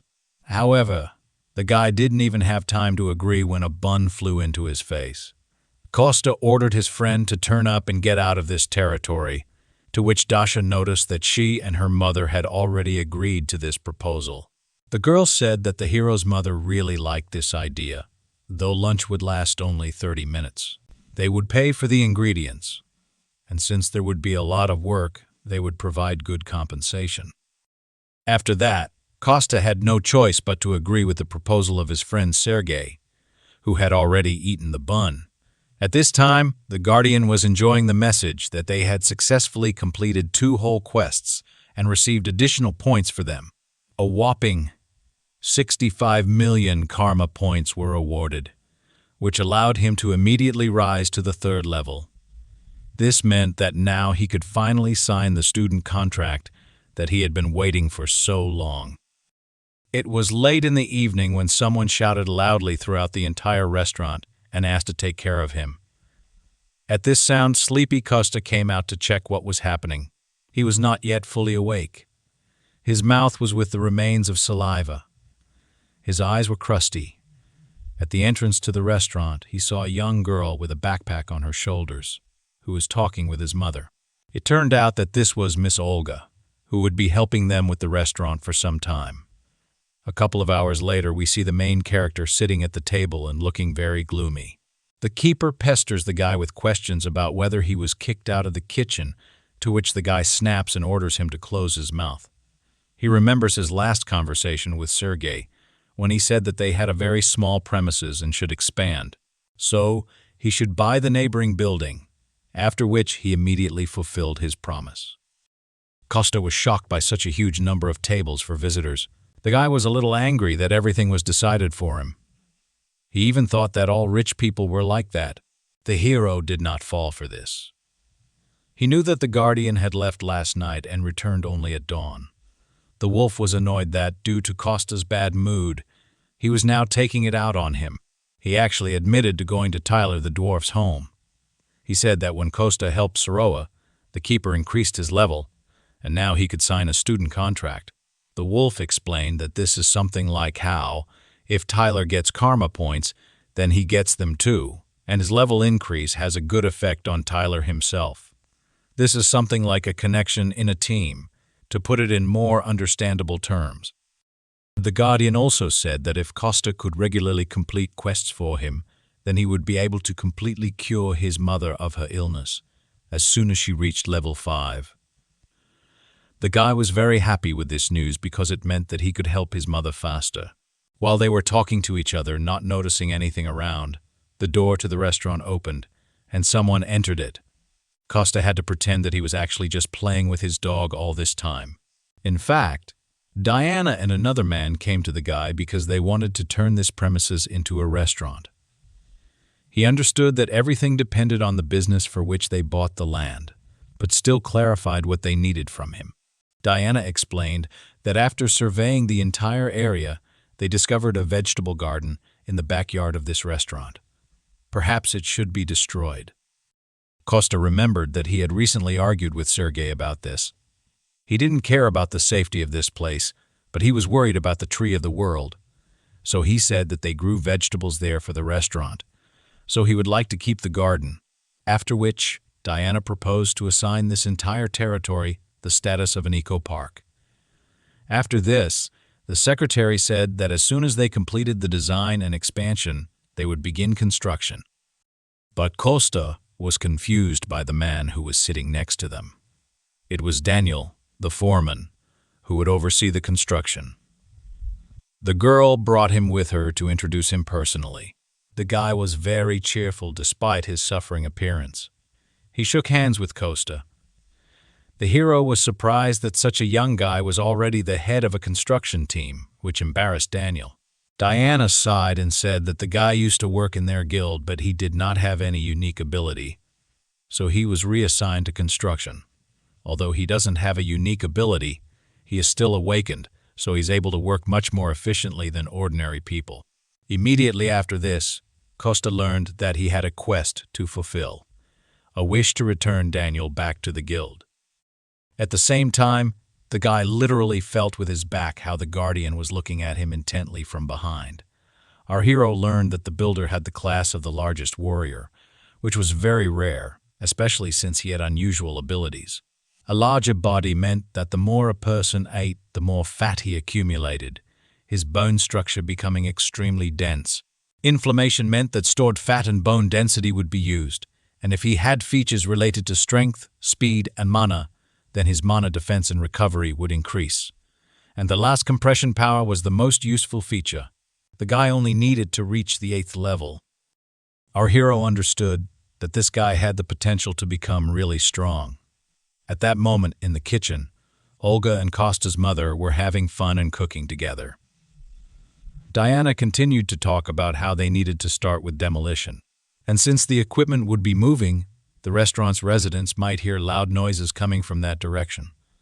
Costa agreed, offered to feed all the workers, and at the same time get to know them.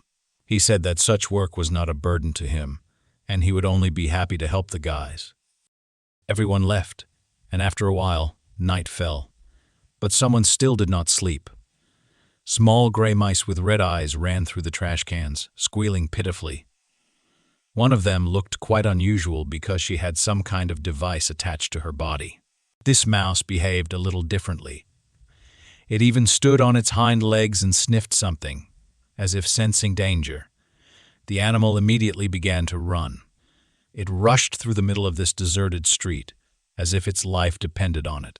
But in fact, the mouse had well-developed intuition, because all this time, a strange green cat was watching it.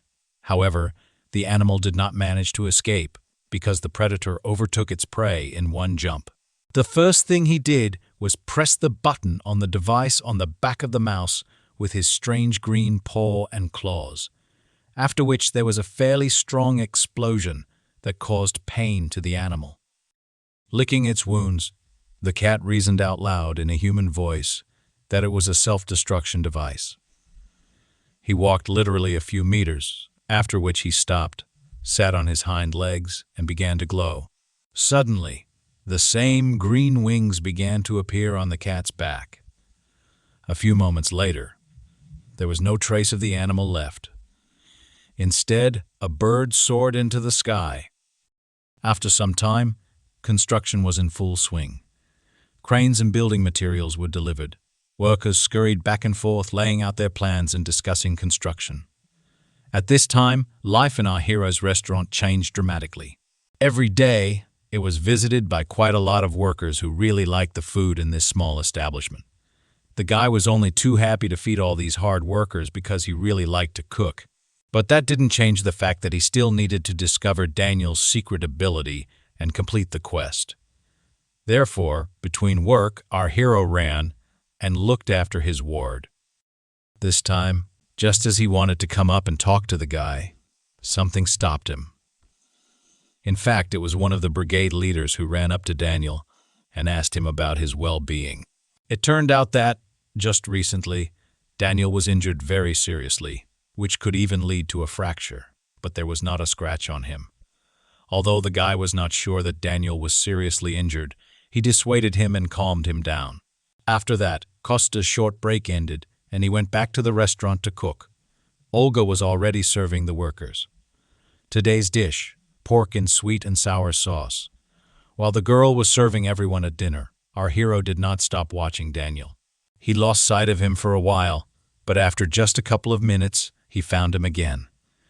Costa climbed onto the roof of a building under construction and looked down at his charge. It even seemed to him that sometimes he was going overboard with all this surveillance.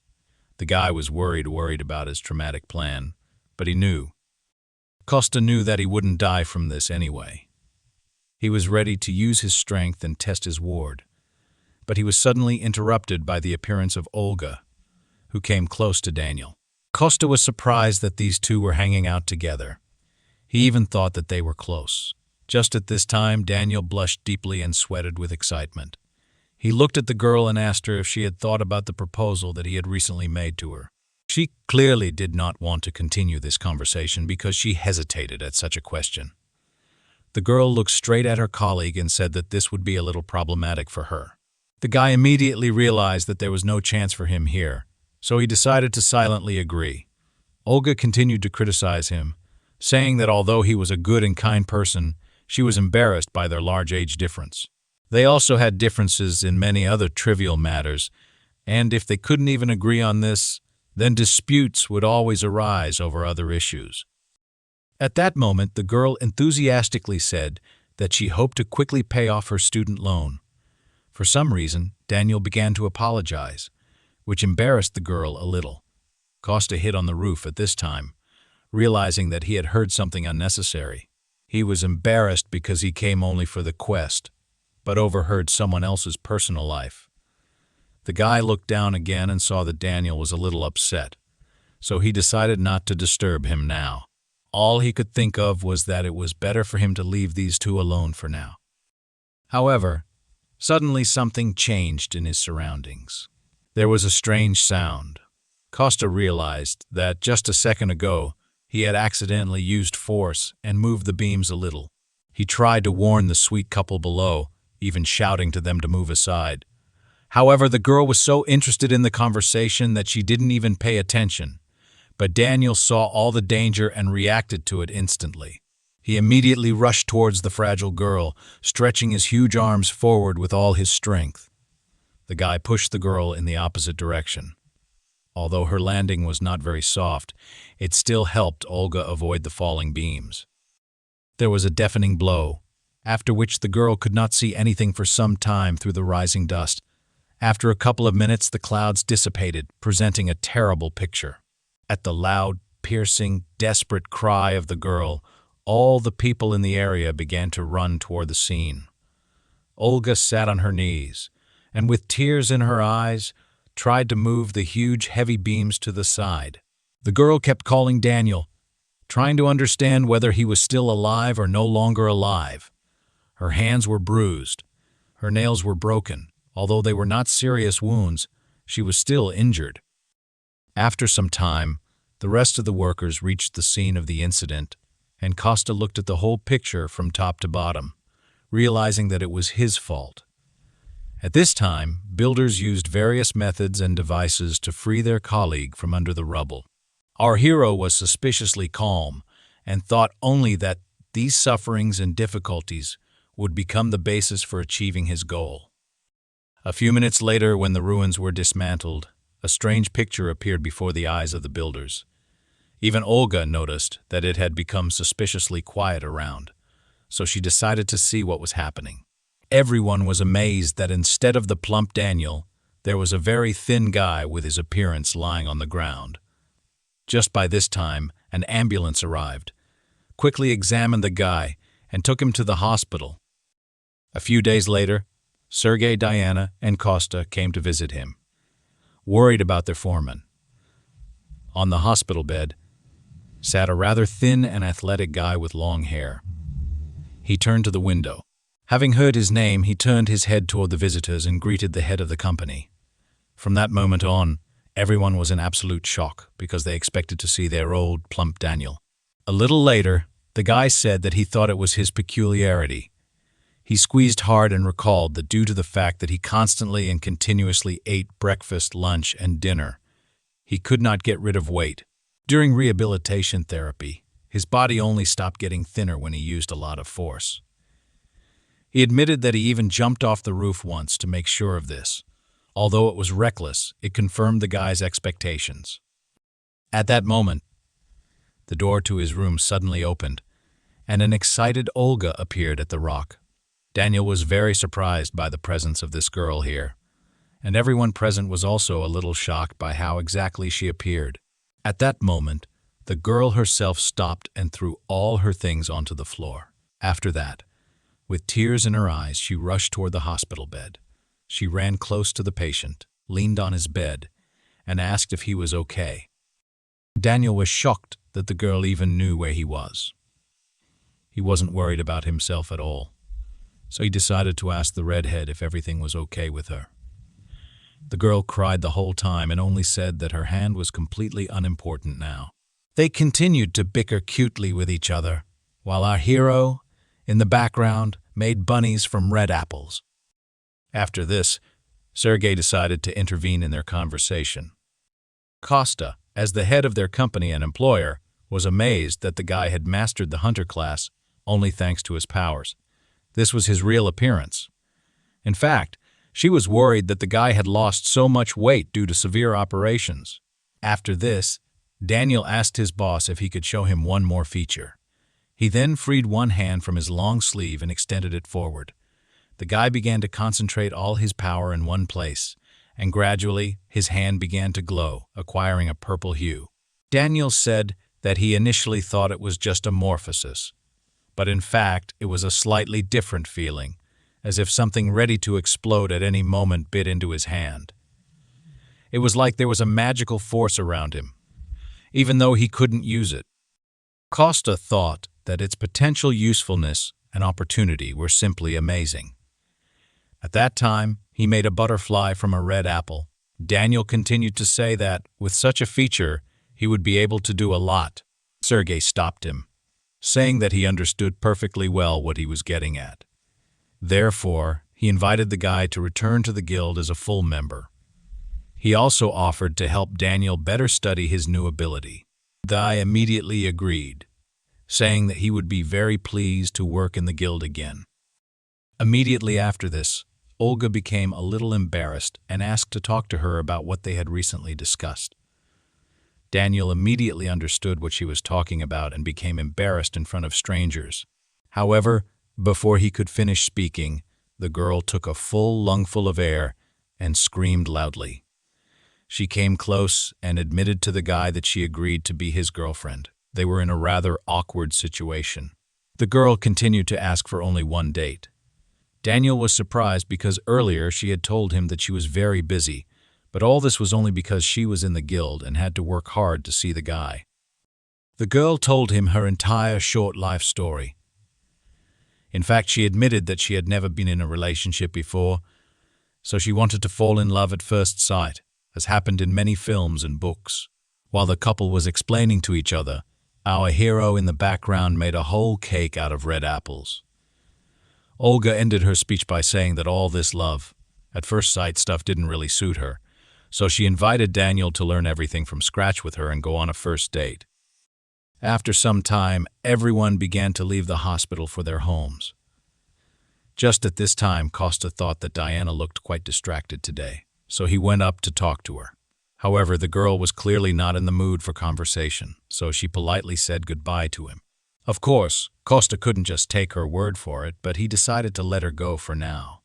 Instead of talking, our guy decided to simply follow Sergei's secretary. He was very surprised by the place the girl went to immediately after visiting the hospital. It turned out that she went straight to the guild's training center. Diana calmly walked up to the horizontal bar, attached her work pass, and walked on. Costa couldn't just get into this building, so he approached and asked if he could arrange a tour for the awakened ones. Immediately after this, he was registered and given a temporary pass. The guy just managed to go inside in time to notice how the girl changed clothes and went into some room. The sign on the door said that this was the guild's training room.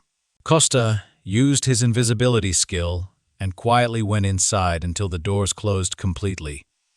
There, he saw Diana standing alone in the middle of an empty room, inside of which her power was growing. At this time, the girl was already fully prepared for battle, reaching for her sword that hung on her belt. Then, with a lightning movement, she pulled it out of its sheath and pointed it forward. She grabbed the handle with both hands and took a defensive position.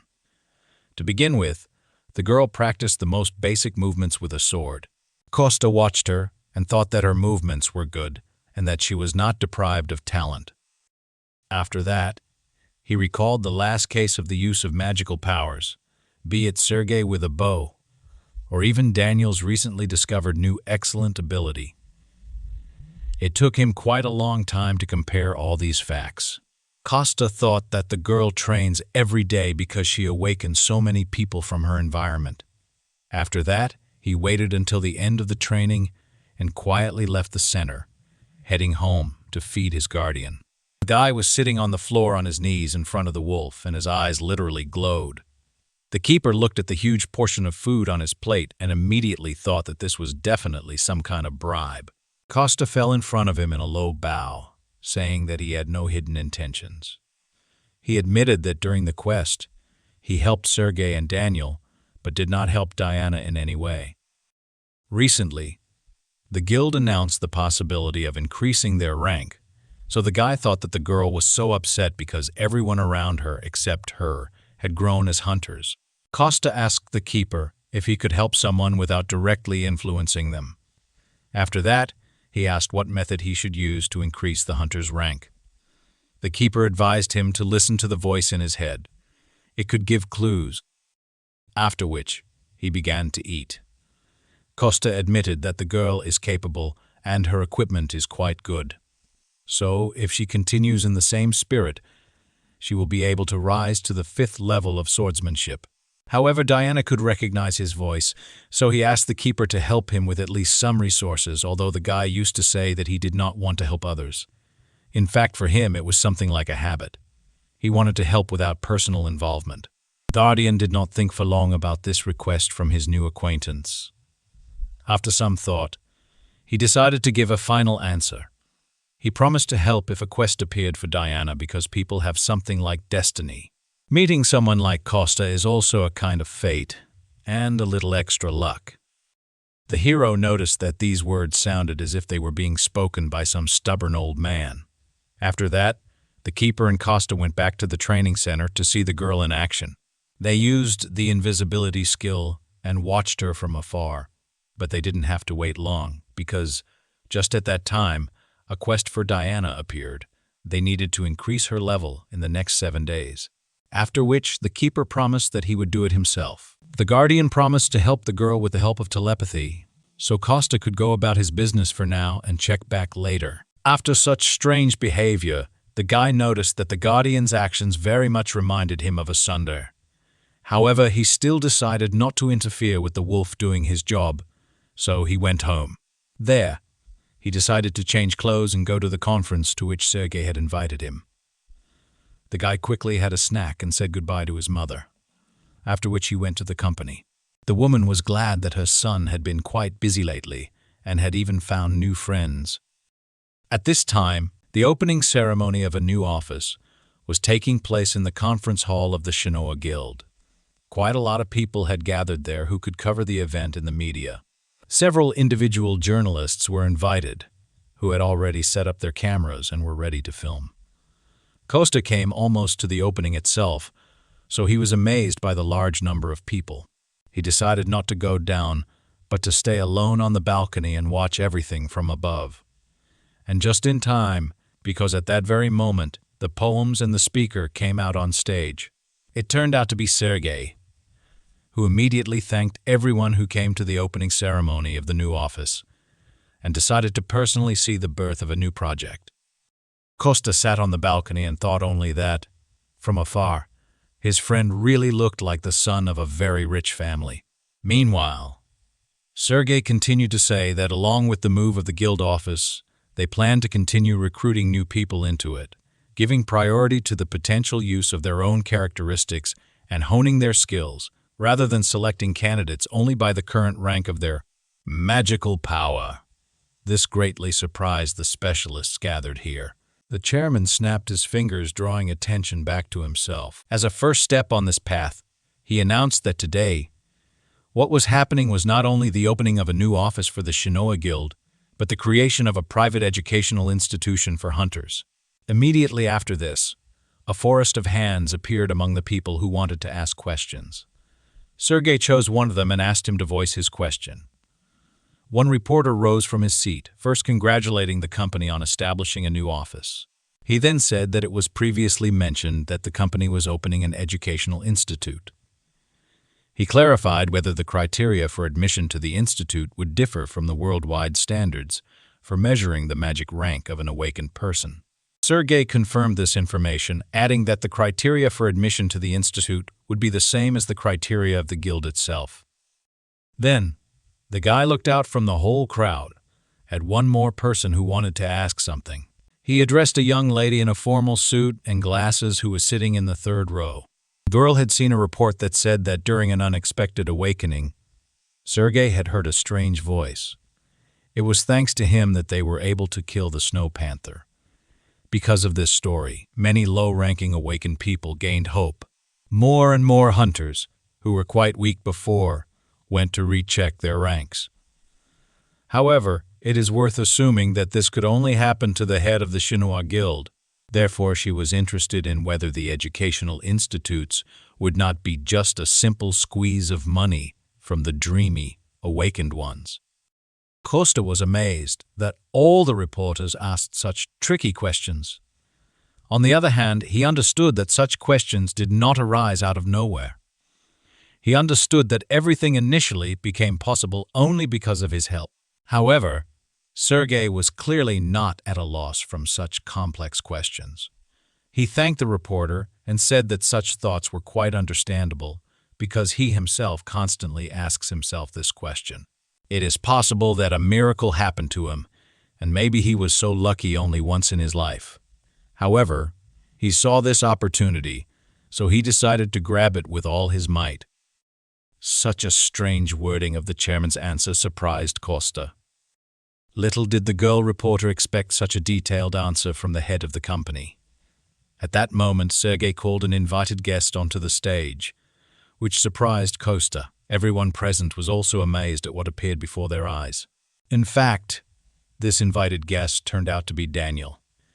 He stood next to Sergei and amazed everyone with his enormous size. Compared to him, the guests were clearly impressed by this huge man. Sergei continued to talk about how Daniel was one of the first members of the guild, and that they could only find all the information about him by reading a couple of articles from that time. He admitted that the awakened C rank was a label that constantly followed him, as well as Sergei himself. He then asked to bring to the stage the very bow that helped him in the last battle. Costa was surprised that these guys were filled with such determination. At this time, on stage, Sergei defiantly took a bow without arrows and seemed to pull the string. On the other side of the stage, Daniel prepared to repel the attack. He took in as much air as possible into his lungs.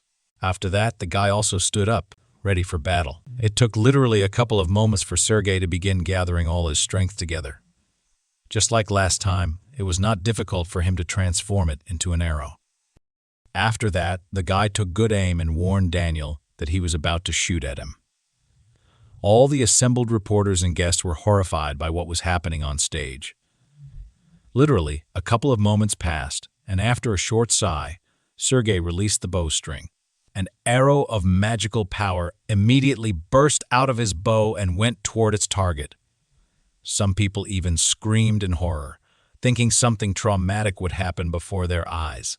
Even the cameramen left their cameras and looked at the stage with all their eyes. At this time, the arrow reached its target and hit Daniel right in the chest. Sergei calmly lowered his bow and exhaled, saying that everything went well.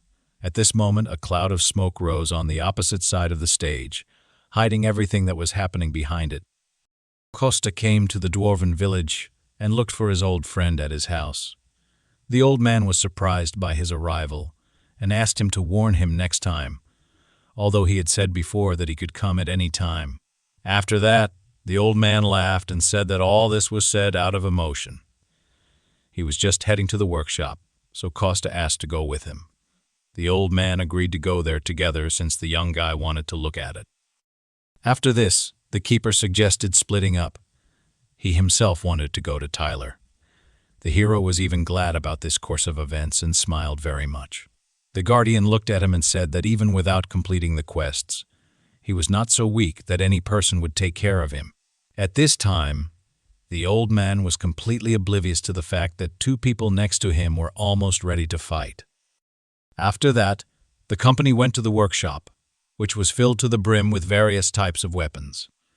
Some dwarves were just now engaged in forging new products. A huge magical furnace was flooded, which helped them in their work. The guy admitted that it was quite stuffy in the workshop, just as he remembered the last time. The elder announced a short break for all workers, but Costa could not stand it and even took off his shirt. After which, the old man noticed that an ordinary person would not be able to enter this room because of the heat, as the average temperature rose to 80 dec. After that, he summoned a huge piece of magic stone from behind the portal and asked Costa to make a shield out of it. The elder was delighted with the appearance of this stone because it was an excellent material that would never be seen on Earth. Costa admitted that he received it after a battle with that huge panther. He remembered that the world had really tried him, as he had never encountered such a monster in the spirit realm. The elder looked at this huge stone and said that his old friend's request would be fulfilled. But he admitted that this metal is too tough for the local equipment, because to create an account, you need a very high temperature. But due to the structure of the earth and the absence of the spirit of fire here, their capabilities were very limited. Costa thought for a minute and concluded that they just needed a spirit of fire, like that cute mole. However, the elder noted that such a spirit of the earth was lucky to be born in this world thanks to the tree, and it was unlikely that they would be so lucky again. In addition, they also needed a place that could withstand such temperatures. Costa was horrified at how expensive these premises could cost them. Costa was actually indignant that people were so obsessed with money. However, he admitted that in their situation there was still no choice.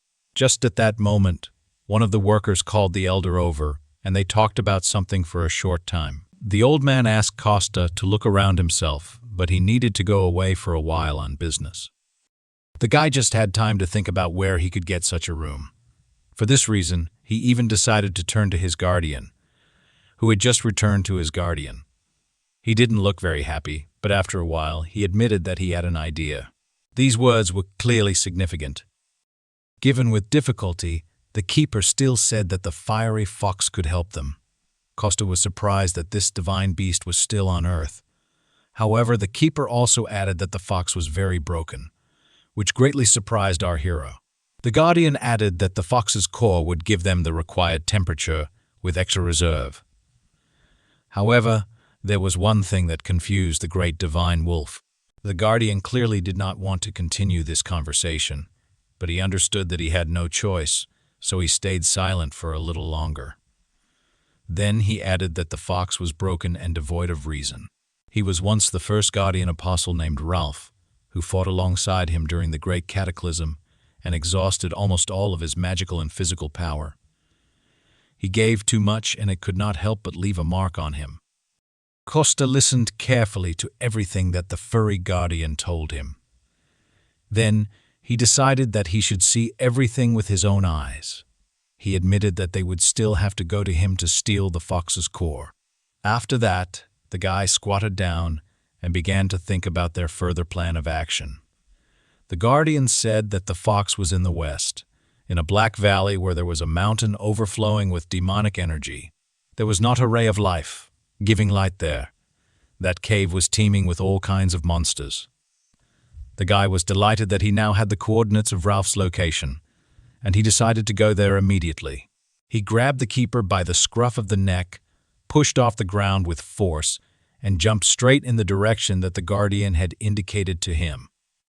After some time, they landed not far from the required location. The divine wolf even felt a little seasick from such chaotic movement. However, he quickly came to his senses and began to look around. There was something to see because the whole ground was strewn with dead animals. All of this was done by one huge fiery fox, whose mouth was covered in blood. It stood over the small, lifeless animal corpses right in front of them. The guardian was surprised that his former apostle had already come to this. He looked at what was happening, and it seemed to him that he had guessed why reason did not return to Ralph. After all, when divine beasts who do not need food become weak, they instinctively begin to look for something to eat. If they try to replenish their magical power by absorbing monsters, it leads to only one outcome. Demonic energy is like poison.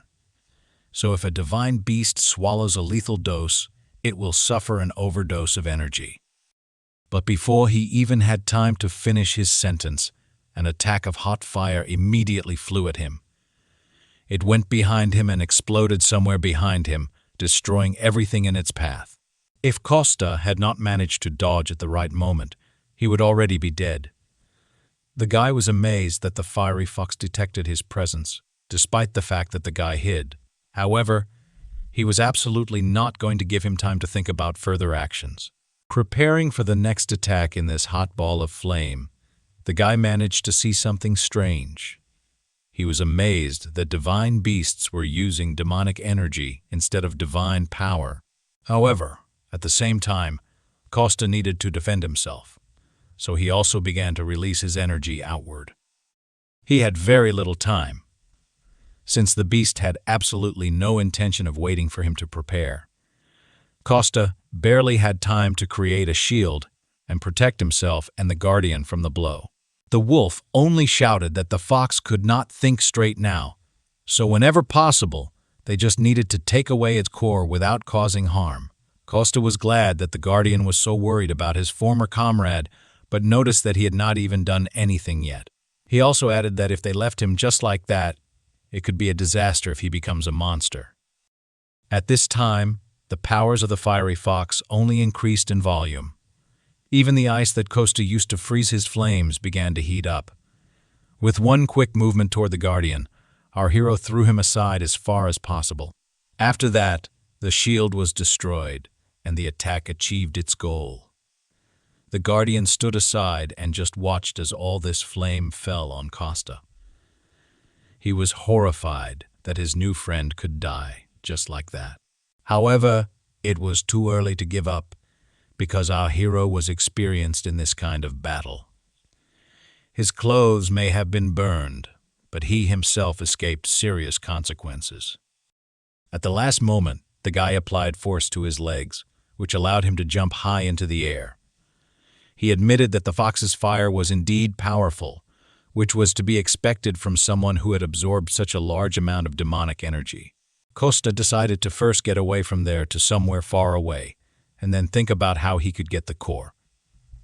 However, before he even had time to finish his thought, the fox moved into a new phase of the offensive. While still in flight, our hero began to be surrounded on all sides by tubes of flame. Therefore, he had to exert quite a lot of force in order to summon a new defensive technique. A whole huge horde of water appeared around the guy, which developed at his order. At this moment, the fiery tubes headed straight toward our hero. They crashed into the huge body of water with which the guy protected himself. This gave Costa a little time to land calmly on the ground and take a short break. It was at this moment that the hero finally abandoned the idea of preserving the entire forest intact. Even through such a dense shield of water, one of the attacks managed to break through and almost hit our hero. Even such a small blow could cause quite a huge amount of damage. Behind Costa's back, the guy noticed that when the body is absorbed by foreign demonic energy, this divine beast is able to demonstrate enormous power. At this moment, our hero was called by the guardian, who had been standing at a distance all this time. The guy wanted to protect his new friend, so he ordered him not to approach, but the guardian reminded him that now Ralph should not be perceived as an ordinary living divine beast. In his current state, he was ready to use any methods and means to achieve his goal. The hero didn't quite understand what exactly the fiery fox wanted to achieve, but he took note of it. The beast suddenly summoned even more of its power and began to approach our hero. It even seemed to Costa that its whole body had increased somewhat in size. At that moment, he realized that the fox wanted to burn the entire territory to the ground. So, in desperation, he rushed towards the guardian to protect him. The guy clearly didn't have time to run, so he decided to use his magical power.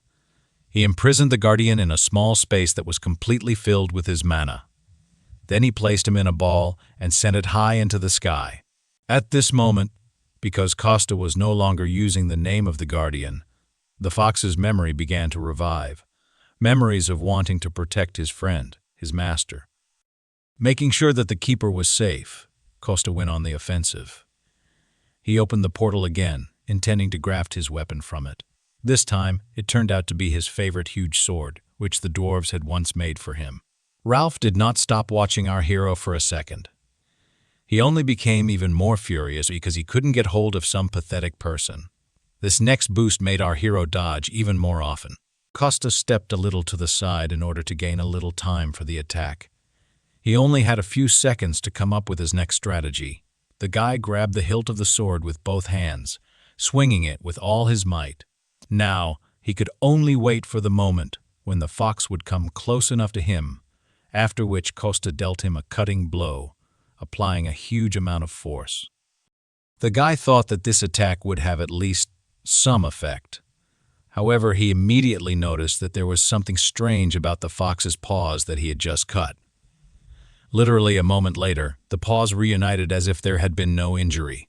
The guy realized that no physical residue would work on the fiery fox. At this time, he only in vain allowed the animal to get even closer to him. He was already practically inside the mouth of this huge monster. Costa tried to unclench the jaws with his huge sword, but failed. The huge, fiery fox sent him flying with such force that no normal person would have been able to survive for long. As if she felt something, our hero's mother decided to listen to her feelings. Her motherly heart told her something, but the woman thought that she had imagined it. Her intuition did not let her down, because at that moment, Costa was really fighting a very strong opponent. The guy barely came to his senses after such a strong blow from the fiery fox. This was almost the only divine beast left alive, but with all the demonic energy absorbed, the guy was not sure that he could stop it without killing it. Costa realized that he couldn't get infected with him at half his strength. He needed to take the enemy seriously, but he was still worried about the Guardian's request. At this time, the fiery fox began to summon a new technique, which was formed into a ball. It was a clot of energy, the very core that Costa himself was hunting for. The guy looked at the once sacred animal and thought that he should spend as much energy as possible now, so that it would be easier to defeat him later. He hoped that the fiery fox would pour all the demonic power into this core. Ralph didn't need anyone's orders, so he himself directed one of his most powerful attacks towards our hero. The guy came up with the idea to cut this clot of energy with his sword, so he now concentrated only on delivering one precise and clear blow. The core kept approaching our hero with enormous force. At the last moment, the guy realized that he couldn't cut it, so he simply beat it back to the fox. Now, the guy realized that it was definitely a core, but he couldn't understand why it was so big. Even the color was too muddy, as if it did not belong to the fiery fox at all. At this time, the animal seized the moment and attacked the hero with physical force. The guy barely managed to put his sword under the teeth of the huge beast. Meanwhile, right above them, a clot of energy continued to absorb demonic power. The sky became darker and darker from so many dark forces in it. Costa realized that they were both in danger and urgently needed to leave this place. However, the fox held the sword in his teeth and would not let go, so the hero had to come up with another plan. Instead of taking out his sword and running away, he decided to use force and simply move the fox along with him. Of course, the animal didn't like this, so shaking its head, the fiery fox made the guy get off the ground. It was at this moment, as they fought fiercely, that a huge stream of energy shot out from the core. Both Costa and Ralph were thrown with force in opposite directions. A moment later, Costa came to his senses and decided to look at the place where the cannonball fell. Literally, a few centimeters from his feet, a huge black crater was punched into the ground. Costa had a hard time seeing from this place how things were going, so he decided to get up and see what was happening. Before he could do this, a huge stream of energy fell on him from behind. The guy managed to jump away and then turn around, running into the attack. The fox did not waste time while the guy came to his senses. It decided to attack. It was still hard for Costa, but he was glad that the demonic energy had already weakened greatly. Even though he still had to put in a huge amount of effort just to dodge, there was light at the end of the tunnel. The guy dodged, delivering small blows, exhausting his opponent. Some strange feeling overcame our hero. He turned around and some unusual energy came from exactly the place where the core fell. Now, the guy managed to look at it closer and clearly realized that something was wrong. He knew that it was impossible to reach such a state by simply eating meat with demonic energy for a couple of months. The guy was sure that the fox's core was forcibly filled with dark energy because it was the embodiment of the soul of a divine beast. If the core is destroyed, it would be a huge loss for the beast. If you kill it, the core will be destroyed. The guy tried to guess what kind of demon could do this. The hero heard the voice of the fiery fox who wondered if he knew Carnis. Costa was amazed that this beast still retained the remnants of its sanity. The guy decided to check this version, so he asked the fox why he was asking him about this. to which the beast replied that this was the only name that remained in his memory. As soon as he thought about it, his head began splitting. At this time, the guardian, whom he had been looking for all this time, looked down at him. He was now in a different form and was enclosed in a protective bubble. Gradually, he came closer and closer to the fiery fox, who raised its head up and looked at him. He called out to Ralph, trying to talk to him and help him recognize him. The fox froze for a while as if listening to his words. Costa decided to take advantage of the moment and finish what he started. Since the guardian had bought some time, he had to use it wisely. The guy immediately turned around and headed straight for the hole in the ground. He extended his hand towards the core and tried to grab it. Just when the guy thought he was about to catch it, something went wrong. The guardian continued to call his former friend, trying to reach him, but instead, the huge fiery fox only opened its mouth wide. It instantly slammed shut, locking the guardian along with the ball between its jaws. Immediately after this, all the demonic energy that had been accumulating in him all this time began to come out of the fox. Now, instead of a small white dog, a huge white wolf appeared before him. Animals that were once friends were now standing opposite each other. Now, having decided in his true form, the guardian tried to talk with his former ward. However, the fox did not recognize him, whether in his small form or in his truly large one. Instead, the fiery animal simply grabbed the guardian's throat with force. Ralph knocked him to the ground, crushing him with his entire body on top, immobilizing him. The guardian was angry and frustrated that his charge could not remember him. However, he still needed to continue defending against his attacks. So, our wolf used water magic, which made the fox jump away. The guardian literally built a shield of water with all his paws, which forced him to let go. Afterward, he jumped up and began frantically calling out to our hero, Costa. He said that the core was half of the soul of the divine beast, so if they won, they would be able to return at least half to it. At this time, our hero fought desperately to free himself from the core. The guy literally extended his hand inside the core but could not do anything else with it. Meanwhile, the fiery fox was becoming more and more crazy every minute. His grin became even more menacing, and his entire mouth was covered in blood.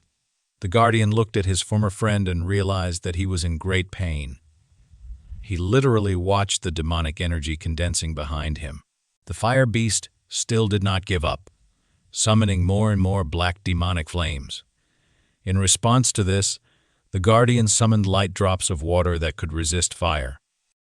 Our heroes, at this time, tried to deal with the core. The deeper it sunk, the stronger the recoil. If the demonic power was burned from within, it could destroy the core. While in this state, the beast was in torment, and at the same time, the guy himself still had to simultaneously dodge all the attacks of both animals. The guy was angry because he had put in such painstaking work, and these two animals acted as if he wasn't even there. The hero tried to concentrate in order to set fire to the foreign body and not lose control. He was very afraid that the core would split, but the keeper said that there was nothing to worry about. After all, in fact, the core of this embodiment of the soul is a fiery fox. As long as it is not destroyed entirely, the core can regenerate and return to its previous form. After hearing this, Costa decided to get away from the two animals. He climbed onto one of the tall stone columns that were located in the forest. After the keeper gave permission to break the core, the guy's task became much easier. Now, he did not worry about the safety or integrity of his soul. He could apply more force. At this time, the fox began to feel that something was wrong with his core. Costa had already found the right place. All he had to do was literally apply a little more force. But at that moment, the fiery fox turned his attention to him. The fox decided to remove the source of pain that was causing him to suffer, so he sent a huge stream of energy directly to the place where our hero was. At the very last moment, the guardian pushed off from the ground and covered our guy with his body. Of course, Costa saw what happened, so he was worried about his friend. The keeper only said not to worry about him but to get on with his work. However, he asked the guy to hurry up because even his strength was not that much. After that, Costa concentrated even more, putting in the rest of his strength. It was this last movement that allowed him to finally break the core's defenses and shatter it. Immediately after this, the guy was able to exhale calmly, sweat still rolling down his face. Our hero held in his hand a small fragment of the fiery fox's core. Immediately after this, all the demonic energy of the beast disappeared at once, and he fell down. Literally at the last moment, the keeper managed to substitute his shoulder and soften the blow. Only now could the keeper stop worrying about his old friend. After some time, Costa came down from the cliff and ran toward his keeper. The guy immediately asked if everything was okay with the fiery fox. The keeper replied that he was simply lost in knowledge, but not for long. So he would wake up soon, but in fact he was more worried about the body of the guardian himself. What was more important was that the wolf was grateful to the man for the return of his comrade. He even touched his forehead with his nose and promised to get better soon. After this, Costa demonstrated to his friend that the core had split into several parts. The keeper was satisfied with this situation. In fact, he thought there would be even more damage. These fragments were enough. The fox would be able to recover if he did not absorb demonic beasts in the future. Just at this time, Ralph stretched sweetly and began to wake up. He had just recovered from a long sleep and still didn't fully understand what had happened. The beast was terribly surprised to see his old guardian comrade right in front of him. He was in real shock that his master had come with a man. After this, the wolf asked his ward how he was feeling. The fox was a little confused by what had happened and did not know how best to explain. Then he began to talk about how he thought everything that was happening was just a dream. He admitted that he had been consumed by this darkness a long time ago. He thought that he was deep in his dreams and that it was already too late. He believed this so much that he would even believe his master had forgotten him. After which, the keeper looked at his ward and said that he could never forget him in this world. The fiery fox replied that he wanted to believe it, but it betrayed the meaning of his life, in which no one would lend him a helping hand. The hero stood nearby and watched the explanations of the two old friends. After this, the keeper invited his ward to go with him. This proposal made the fiery fox very happy because he no longer needed to be alone. But even so, he decided to refuse this generous offer and remain completely where he was. The guardian assumed that he was worried about the rest and restoration, but the fox only slowly raised his head and looked at the night sky. Then he replied that he first needed to restore everything that he had managed to destroy. He said that he could not let the land where the divine beasts live dry up and die. Then he looked at Costa and asked if he had come for his core. The guy tried to deny it at first, but then admitted everything. The fox noticed that his words contradicted each other. Everything was too obvious. He added that, on any other day, with his character, he would have knocked him down and killed him long ago, tearing him in half. But today he helped him, so he forgives him and gives him life. He also noted that even now, the guy is capable of tearing apart a weakened divine beast if he just wishes it. People have an evil nature, so with such power, he would not spare him, even if it cost the fox his life. However, the owner intervened and said that it was he who brought this man here. This is a brave man who will protect the earth and take the place of the guardian. After this, the fox realized that this was the great man about whom the owner had spoken in predictions several thousand years ago. After that, he no longer looked at the person that way. Although he expressed disappointment, the fox noted that he does not believe in a specific person, but in humanity as a whole. Either way, he was going to stay in this place and focus on recovery. Some hostility immediately arose between the fox and our hero, Costa. The guardians returned to. Their earthly appearance promised that even years later, he would definitely return to pick up his comrade. After that, our heroes headed home, leaving the fire beast to rebuild everything it had destroyed. In parting, the keeper added that even if the whole world disappeared at once, he would disappear, preserving the memory of his comrade. He promised that he would never be able to forget him, no matter what happened to them. Ralph was delighted with such words from his master. It gave him true joy. After these words, he gladly allowed our heroes to take the remains of his core. Olga had a hard time getting up because she had to carry a lot of things. Her beloved guide, Daniel, turned around at the girl's words and noticed that it was hard for her. Instantly, he ran up to the girl to help her carry her thing. Olga was upset that the guy was not caring for her enough. It was an ordinary quarrel between two lovers, which happens to everyone. This situation was witnessed by the head of the company where both of them worked. He asked forgiveness for his subordinate because he carried him with him everywhere. However, the girl did not obey the boss at all. On the contrary, she only shouted at him for being so overworked. She demanded a day off for her boyfriend, and also recalled the dangerous performance that time. Everything really worked out with a demonstration of Daniel's strength.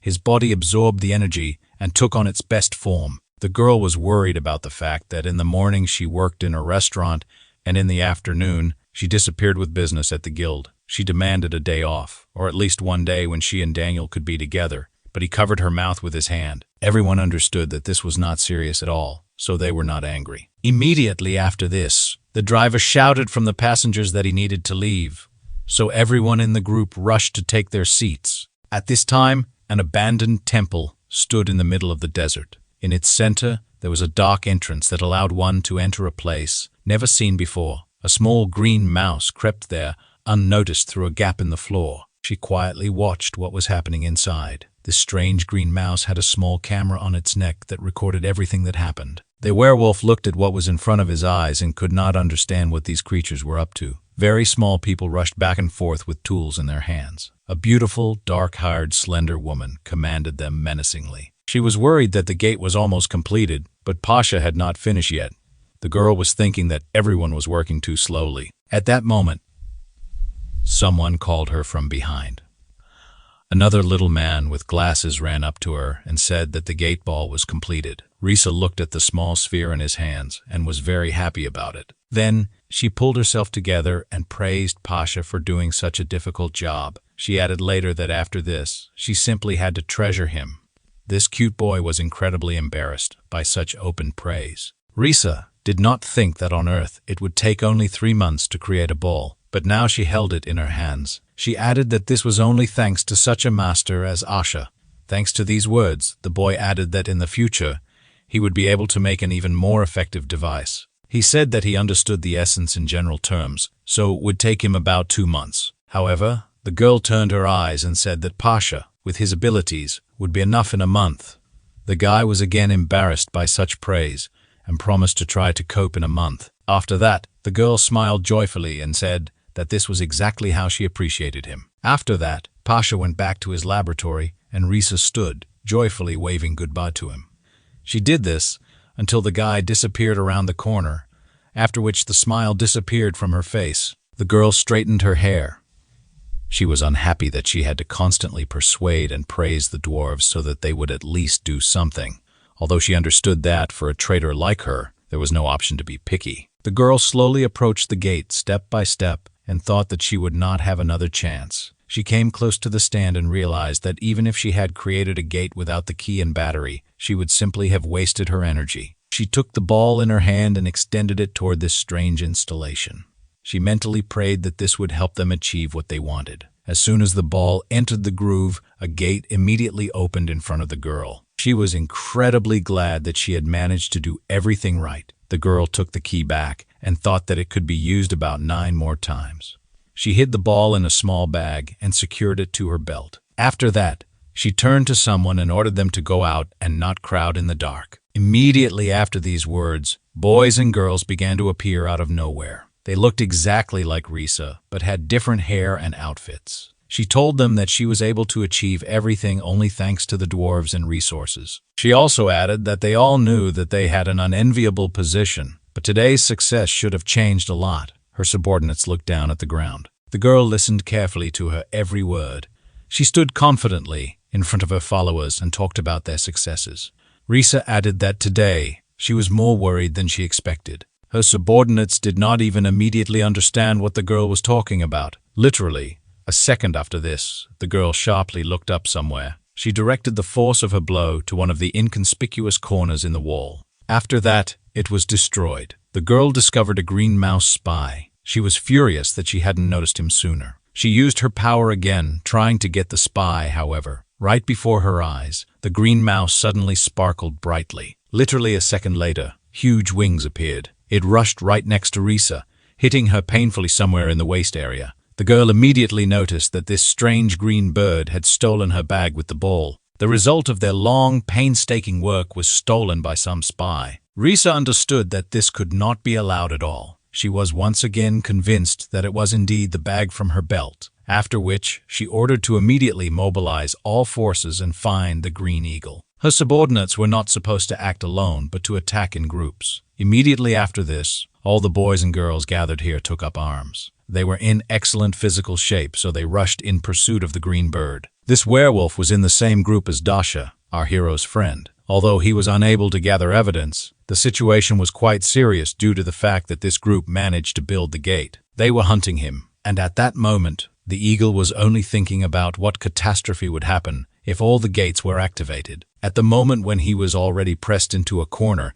the eagle began to shine brightly again. In the next moment, a huge green paw squeezed the guy's throat with one blow. He was slammed against the wall so hard that it left a huge dent. The green hand disappeared, but the white-haired man still could not move after such a blow. The huge animal was now leaning on all its paws and trying to run as far as possible. Due to its size, the gorilla could not be afraid of pursuit but simply threw enemies to the side. Now, all his pursuers were afraid to attack him openly. They tried to avoid a direct confrontation with the same monster. Risa saw the state her warriors were in after meeting this animal. She realized that the gorilla was trying to break through from the outside of the sector. Therefore, the girl summoned a huge black bow with her power. Then she added a black arrow to it, which was created from the same energy. She ordered all her subordinates to gather on the opposite side and block the spy's path. After that, the girl carefully took aim directly at the fleeing creature. She picked the right moment, held her breath for a while, then released the arrow.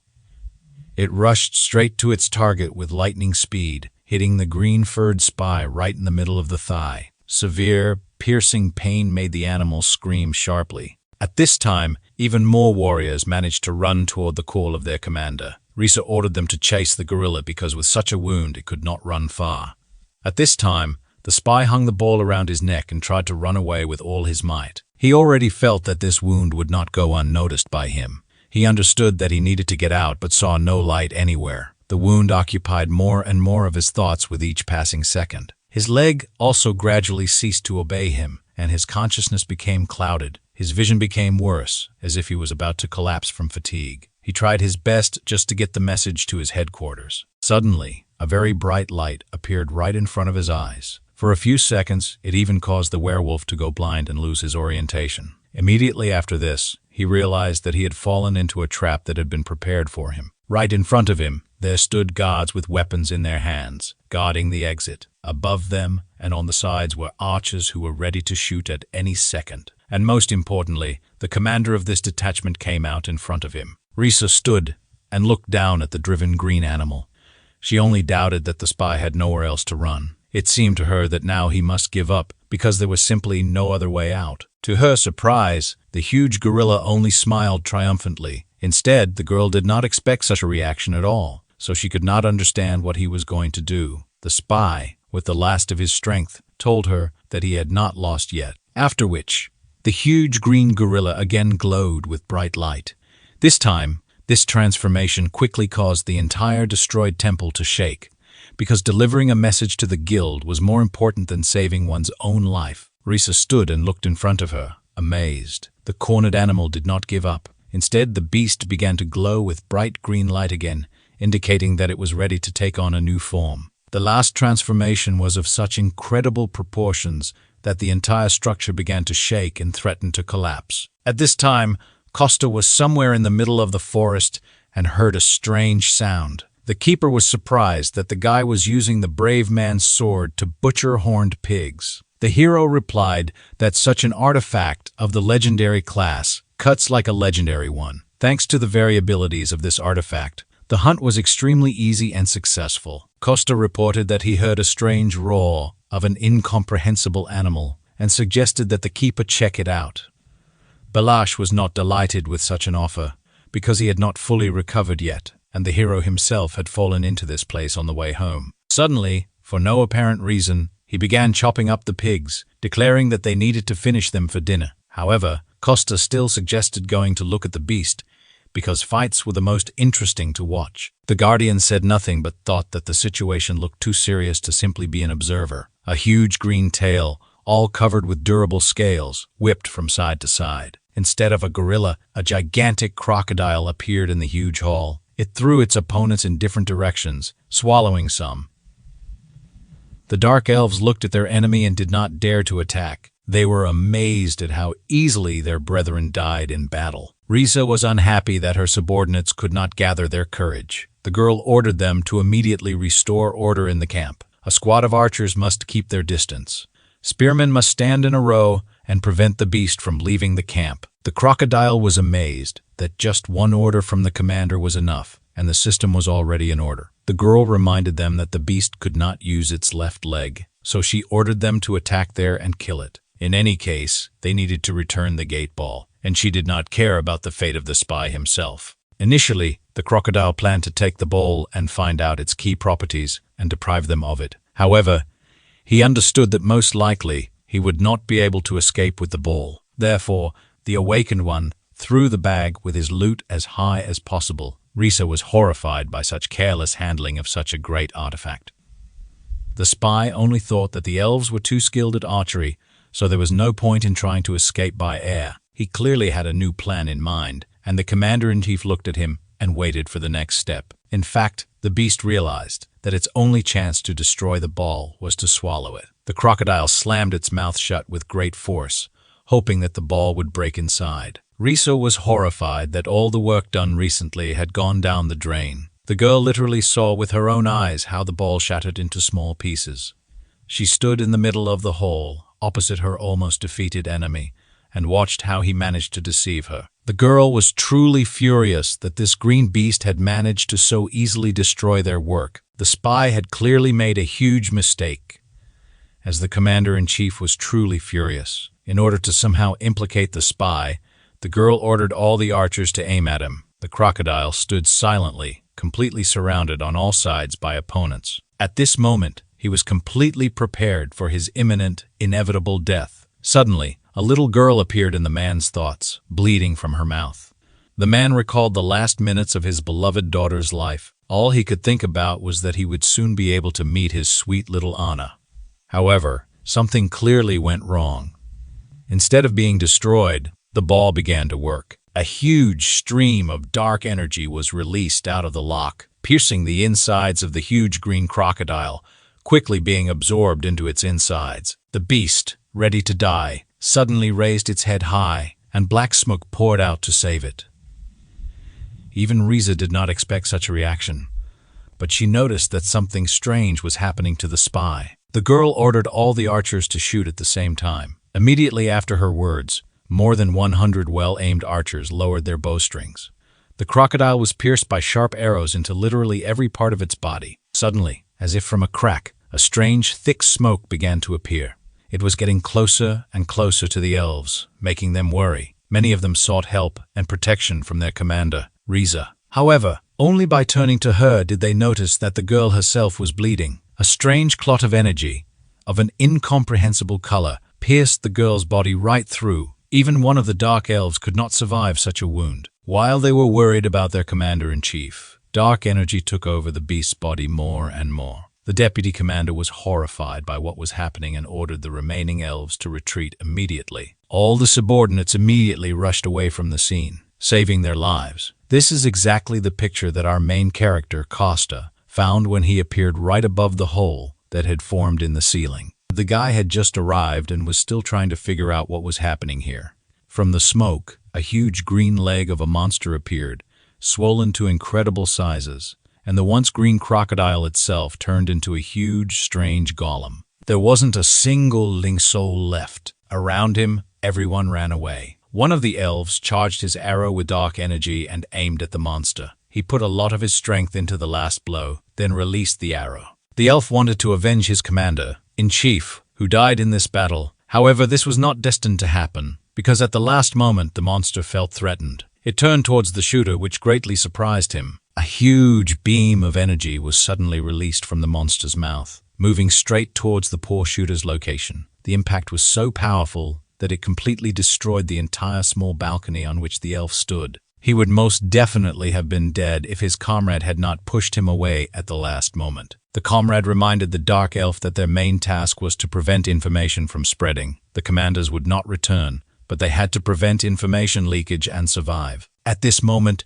the energy began to spread in all directions and strike chaotically. The two elves barely managed to avoid inevitable death and escape deeper into the castle. Our main character calmly watched all this from above. The Guardian even clarified whether Costa was going to capture these dark elves. However, he noticed that the Keeper himself had forbidden him to do this just recently, to which the wolf replied that this does not apply to other races. After all, karma is given in different quantities depending on the reasons and its volume. Costa realized that last time. The Guardian stopped him because, having harmed a person, he could not become a protector god due to changed karma. The guy also thought that the Dark Elves had the same laws of the world. They value the lives of their relatives and should not kill each other. However, judging by their last reaction to events, the guy was wrong. The Guardian noted that no creature deserves to die. However, the living cannot always avoid conflicts, and this is understandable. Moreover, these Dark Elves are unlikely to benefit people, which is why he asked Costa as a person. The hero replied that the Guardian too often asks questions that confuse him. The wolf noticed that the guy was too hostile. He may not want to become a protector god, but even so, such statements and actions only prove his immaturity. The hero was irritated by the gap between them, which was always felt at such moments. The guy spread his hands and said that he partially agreed with the words of the Keeper. However, his main goal now is to save Dash's colleague from a scrape. The guy did not hide the fact that the Dark Elves also bothered him. However, at the moment, what interested him most was the black demonic energy. After all, at the moment it was very similar to what had recently been hiding in the fiery fox. Costa was simply interested in what kind of lousy demon was plotting these intrigues. It was unlikely that this was the work of the Dark Elves. In any case, the hero needed to save the man, so he jumped down. The guy carefully landed right in front of the huge green monster. It just noticed him and slowly turned towards the new enemy. Costa was not at all afraid of his enemy. Turning to Dash's colleague locked inside, the guy called upon his powers. In the palm of his hand, he promised to free the man soon. Thanks to his abilities, small and large stones began to rise from the ground. More and more of them rose into the air, glowing with a yellow flame. Gradually, the stones began to twist in a spiral, as if they were in a whirlpool. From such a strain of magical power, even our hero's eyes turned blue. Immediately after this, Costa directed this entire gigantic flow of energy, along with the stones, forward. His improvised weapon came closer and closer to the monster surrounding it. But the monster did not think of giving up quickly and again released a clot of energy from its mouth. The monster aimed right at the middle of the stream, intending to reach the enemy. However, his path was blocked by sand and stones that blocked his view. Now he stood completely inside this vortex and looked around. The guy had literally imprisoned the monster inside a cluster of stones covered with his energy. It was necessary to cleanse and free this man's core from demonic energy. Therefore, the guy clenched his hands tightly and increased the resistance of the wind and energy. It was a difficult confrontation. The hero decided that he needed to speed up. It must be faster than the cell division of the green beast. But the demonic energy that sat in the man's core was not going to give up. Even in this state, it forced her clots to release and attack our hero. One of them had already taken him out, inflicting a small wound on his left cheek. The guy only managed to dodge when several more new attacks were already rushing towards him. However, this reminded our hero of something from his past. He understood why this reminded him so much of the Firefox's situation. Even though the circumstances were different, the guy spread his arms to the side, causing the diameter of the vortex to expand. After this, he noticed that the streams that had previously attacked him began to collapse. After this, the hero realized that he was now moving in the right direction. The time had come to begin the next stage of liberating the green beast. Now, he unclenched his fists and concentrated energy in his open palms. The whirlwind gradually subsided, and only a small cloud of dust remained in the air. Gradually, the face of a man with green hair appeared, covered in cuts. Only now could Costa breathe a sigh of relief, but he failed to do so. After all, his friend Dash's colleague was still lying in front of him, covered in blood. The man was unconscious and clearly in very bad condition. The guy sighed wearily and told the keeper that he had assumed such an outcome of events. What interested him most now was why this man's blood was black. The keeper did not understand why the guy was hesitating. He even shouted at him, and Costa, meanwhile, carefully squatted down in front of the man. He carefully touched his hand to the leaked black remnant of demonic energy and realized that it was someone's creation. However, the guy decided that he would deal with this a little later. Now he had more important business. Therefore, the hero grabbed the man, who was lying unconscious in front of him, by the clothes. Costa carefully placed the man on his shoulder, trying to cause as little pain as possible. The guy noticed that this man's manicore was destroyed, so now he needed to restore it. First of all, it was necessary to find a deserted place. So the hero and the guardian pushed off the ground with force and got out in one jump. After some time, the man began to gradually regain consciousness. He clearly felt tired and overwhelmed. Slowly, he opened his eyes and realized that he was in an unfamiliar place. The man was able to focus his gaze on the young guy, who stood in front of him with a white puppy on his shoulder. The awakened one clearly did not expect to see such a strange picture, so he shouted sharply and loudly. Our hero also did not at all expect that the man would come to his senses so quickly, so he screamed along with him. They were lucky that they were in a house in the middle of the forest, otherwise someone might have heard them. It took Costa some time to explain to the man what had happened here. The guardian lay and listened all this time. The hero now noticed that the man was in critical condition, so he offered to talk about the details after he swallowed the medicine. The green-haired man thought for a while, then asked to convey his words to the association. The man remarked with a resigned air that his life, as a whole, had no regrets left. However, the hero did not even listen to him to the end and interrupted, saying that everything was too easy for him. He noticed that he found a man just while walking his dog, and now he wants to die in front of him because he didn't save him, even though he could have. The guy respected the green-haired man's reasons, but said that he would not die today. The man noticed that the guy behaved very impudently for his age. However, the hero noted that he was already 35 years old, after which the man resigned himself and did not appear to protest further. He even agreed to take medication and be patient while our hero treated him. The man felt that something had split his manicore in half. Even the best healer from the Hunter Association could not cope with such a severe wound. Costa knew all this, which is why he used one of the only 3 pills that he grabbed before his return. He ordered the man to put it in his mouth and hold the cloth between his teeth so as not to bite his tongue. The medicine, like a magic chain, must circulate throughout the body for it to be effective. Now, the man's manicore was fragmented, and the magic chains did not function. Therefore, Costa himself was going to infuse magical power into the man and help distribute the medicine throughout his body. He added that this pill was like a defibrillator, only resuscitating the flow of mana, not the blood flow. As soon as the man took the pill into his mouth and bit into it, the guy suddenly added that now he should not lose consciousness. But it was already too late, because not even a couple of moments had passed before the awakened one passed out. Costa remembered that he himself was preparing to die for the first time and fainted 100 times. However, this man could not lose consciousness, so the guy hit him sharply on the head. He ordered him to endure until the last, because this green beast was one of the best in the country. He might die as soon as he loses consciousness, but the man already felt his body. He began to hear some strange sounds and was even preparing to die peacefully.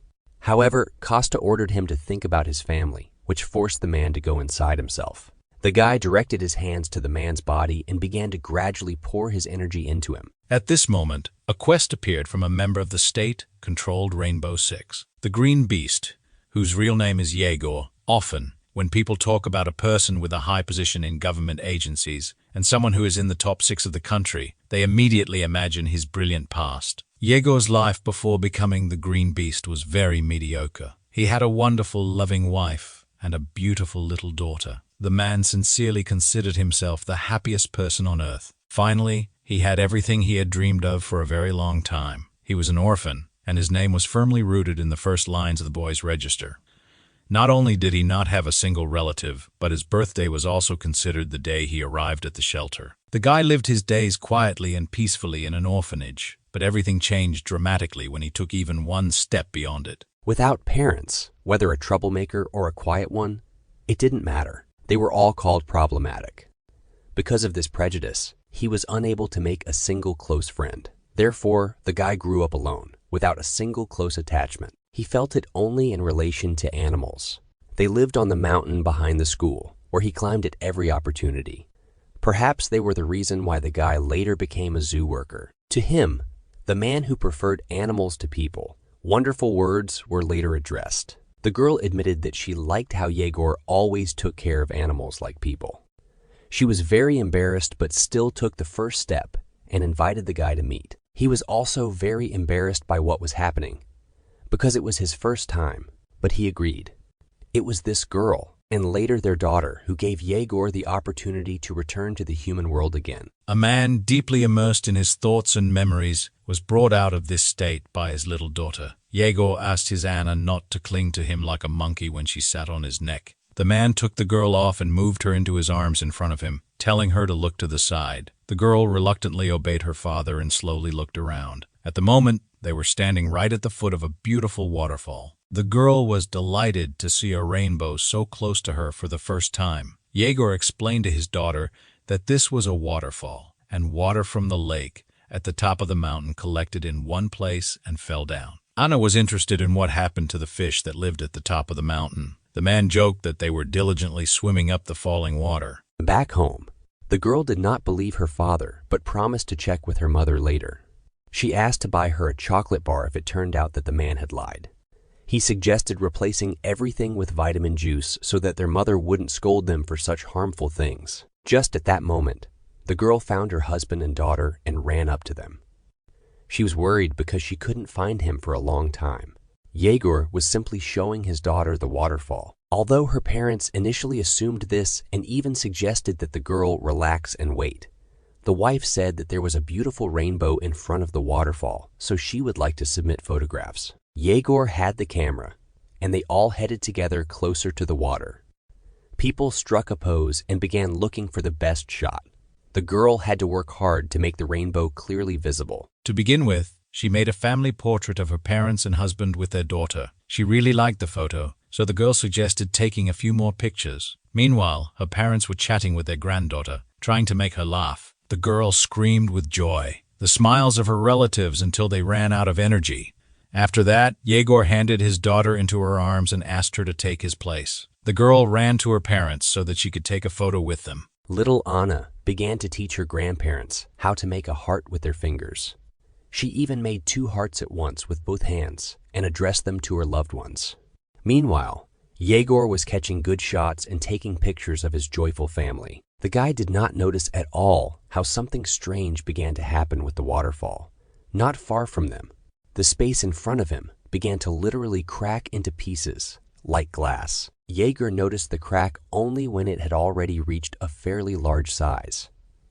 The next moment, the space split and a huge black hole appeared in it. Then, this happened several more times near the first crack. From one of them appeared the head of a huge shark with yellow eyes, which immediately attacked the first person it came across.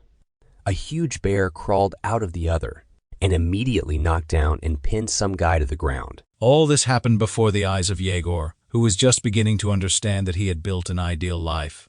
He subconsciously believed that this happiness would leave him sooner or later. After all, nothing is given for free, and for him, such a life was a luxury. Therefore, he thought that someday it would definitely be taken away from him.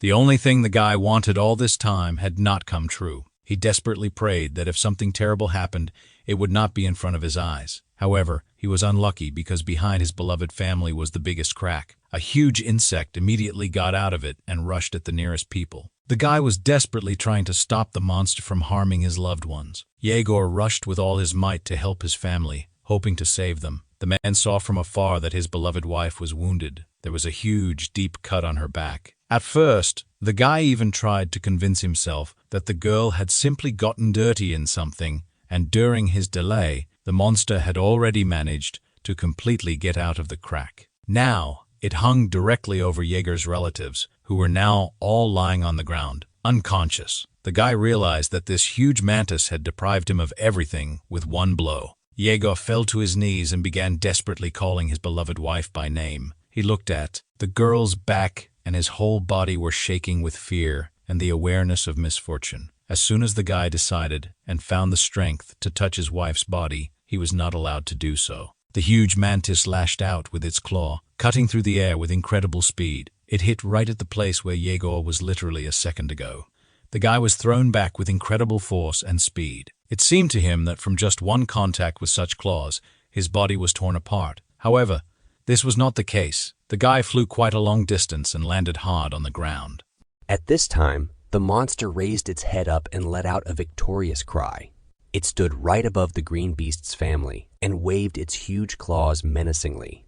The love for his family, and especially for his daughter, made Jaeger come to his senses. He rose to his feet and was ready to fight the monster. The green beast rushed toward the huge mantis. After what happened to his family, the guy was no longer afraid of this monster. On the way, he kept swearing at the monster and picked up some kind of sharp stick as a weapon.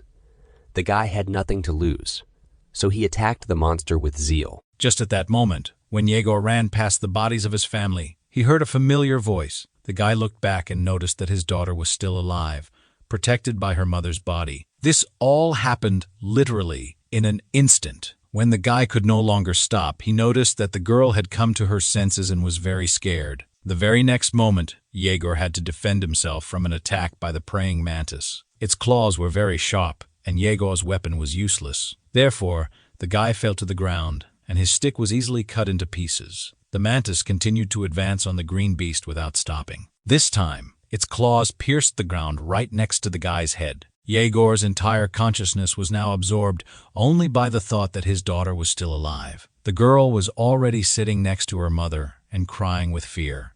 She was calling for her beloved daddy. When a huge shadow covered her, Anna slowly turned around to see what was happening behind her. Jaeger understood that he could now lose the last survivor of his family. At that moment, something arose deep inside him. Some strange feeling grew stronger and stronger with every step he took. It appeared in his chest, but now it was spreading throughout his body. A strange energy and green glow enveloped the entire guy from head to toe. The claw of the huge praying mantis was already a few millimeters from the girl's body. One more step, and it would not be the human foot that steps on the ground, but the paw of the beast. The monster's huge, sharp claw was torn off with one strong jerk. A huge green tiger carried her away in its powerful teeth. Anya, with tears in her eyes, out of fear, clung to her mother's body. The tiger stopped nearby, holding the severed claw of the praying mantis in its mouth. At that time, it roared in pain and became furious from its wounds. Something green and striped quickly flashed before the monster's eyes. The huge tiger spat out its claw and rushed back to the monster. This time, its target was the head of the monster with two huge yellow eyes. The tiger opened its mouth wide and sank its sharp fangs right into the neck of the mantis. Not even a moment passed before the headless monster fell to the ground, and the tiger rushed away, carrying in its jaws part of the enemy it had defeated. It stopped nearby, walking inside and looking at the monster. Another moment, and Jaeger, in human form, was rushing towards his daughter. He ran to Anna, hoping that everything was okay with her. However, the man immediately realized that he was late. His hands began to tremble. In front of him, on the ground, lay his dead beloved wife and wounded daughter. The young man looked at the body of his wife, which was becoming paler every minute. Then he turned his gaze to the little girl who lay unconscious next to her. The man was already sweating from tension. His whole body was becoming numb from fear. He looked at what was left of his family, tears flowing from his eyes. Jaeger saw that his daughter was still alive, but she was too weak to even sit up on her own. The man had to carefully put his hand under the baby's head and help her rise. He tried to calm the baby down all the time, promising her that he would think of something. Anna complained that her stomach hurt very badly, and the man could not stop the bleeding. He held his little daughter in his arms and understood that she would die any minute. Under the girl, there was already a whole pool of blood that flowed out of the wound on her stomach. The girl said that she felt cold, so Yegor tried to hug his daughter as tightly as possible and warm her up. Anna was glad that Dad came to her aid and did not leave her alone. She even laughed. The girl smiled and said that she loved her daddy more than anything in the world. She wanted to touch her father's face with her hand, but the strength left her. Anna no longer made a single sound. Yegor realized that his daughter had just died in his arms. It took him a few seconds for the thought to sink into his head. Then the man burst into tears, leaned over to the girl and said that Dad also loved her more than anything in the world. After some time, the man carefully shifted the girl to the ground. Now, in front of him, lay the dead bodies of his beloved wife and daughter. Daughter, wife, father-in-law, and mother-in-law. It was at this moment that Yegor dreamed that God, if he existed, would turn out to be an unsuspecting fool. He was ready to follow his will with pleasure if, as a reward, he would allow him to save the lives of the people he loved. Yegor was grateful that he was able to meet people born in love and promised to devote himself entirely to this goal. After this, he turned into a huge green elephant and rushed to protect the people remaining in the park. Costa realized that this thought was driving the man when he burst into the dark elf base. He could see all of this in the man's head while he lay unconscious and thought about his family. Finally, after some time, when the medicine took effect, the man came to his senses and opened his eyes. Yegor asked the guy how long he had spent unconscious, but Costa replied that all the most dangerous things were left behind. Yegor looked at the man and was disappointed that he chose this path. Yegor just turned his back to the guy and added that he had nothing to say to such a boy. Costa realized that the man felt bad and was going to die. This was clearly reflected on his face. He was silent for a while. Why did he say that? He recognized this feeling. He remembered himself at a time when he had only recently found himself in the world of spirits. It wasn't the same feeling, but he thought they might be similar and smugly concluded it. The guy recalled the feeling when he stood in the pouring rain, which helped hide his tears. He added that death leaves nothing behind. When someone dies, there must be someone left to remember the dead person. But now, the only one who will remember all of this is Costa. All these little things that Yegor's wife and daughter loved, that made them happy, now he alone remembers. Absolutely all these little things that make up a person's personality. These words made a huge impression on the green beast, who was still lying with his back to the heroes. For some time, they remained in silence.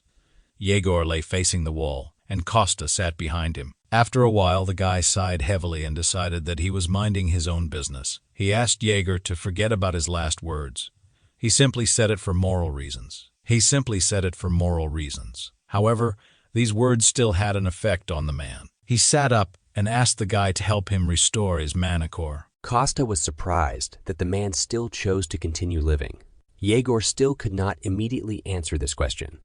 He sat thinking for a long time and then said that he still had a lot of things to do, and there are people who rely only on him. Costa was surprised by such an accurate answer, but agreed with him. A light came on in a house in the middle of the forest, which marked the beginning of a new life for the green beast. Sometime later, Costa was furious that they decided to throw a party in his restaurant to mark the release of the green beast. 3 weeks later, the guy had to urgently prepare a lot of food. His mother and assistant had to run around with boxes.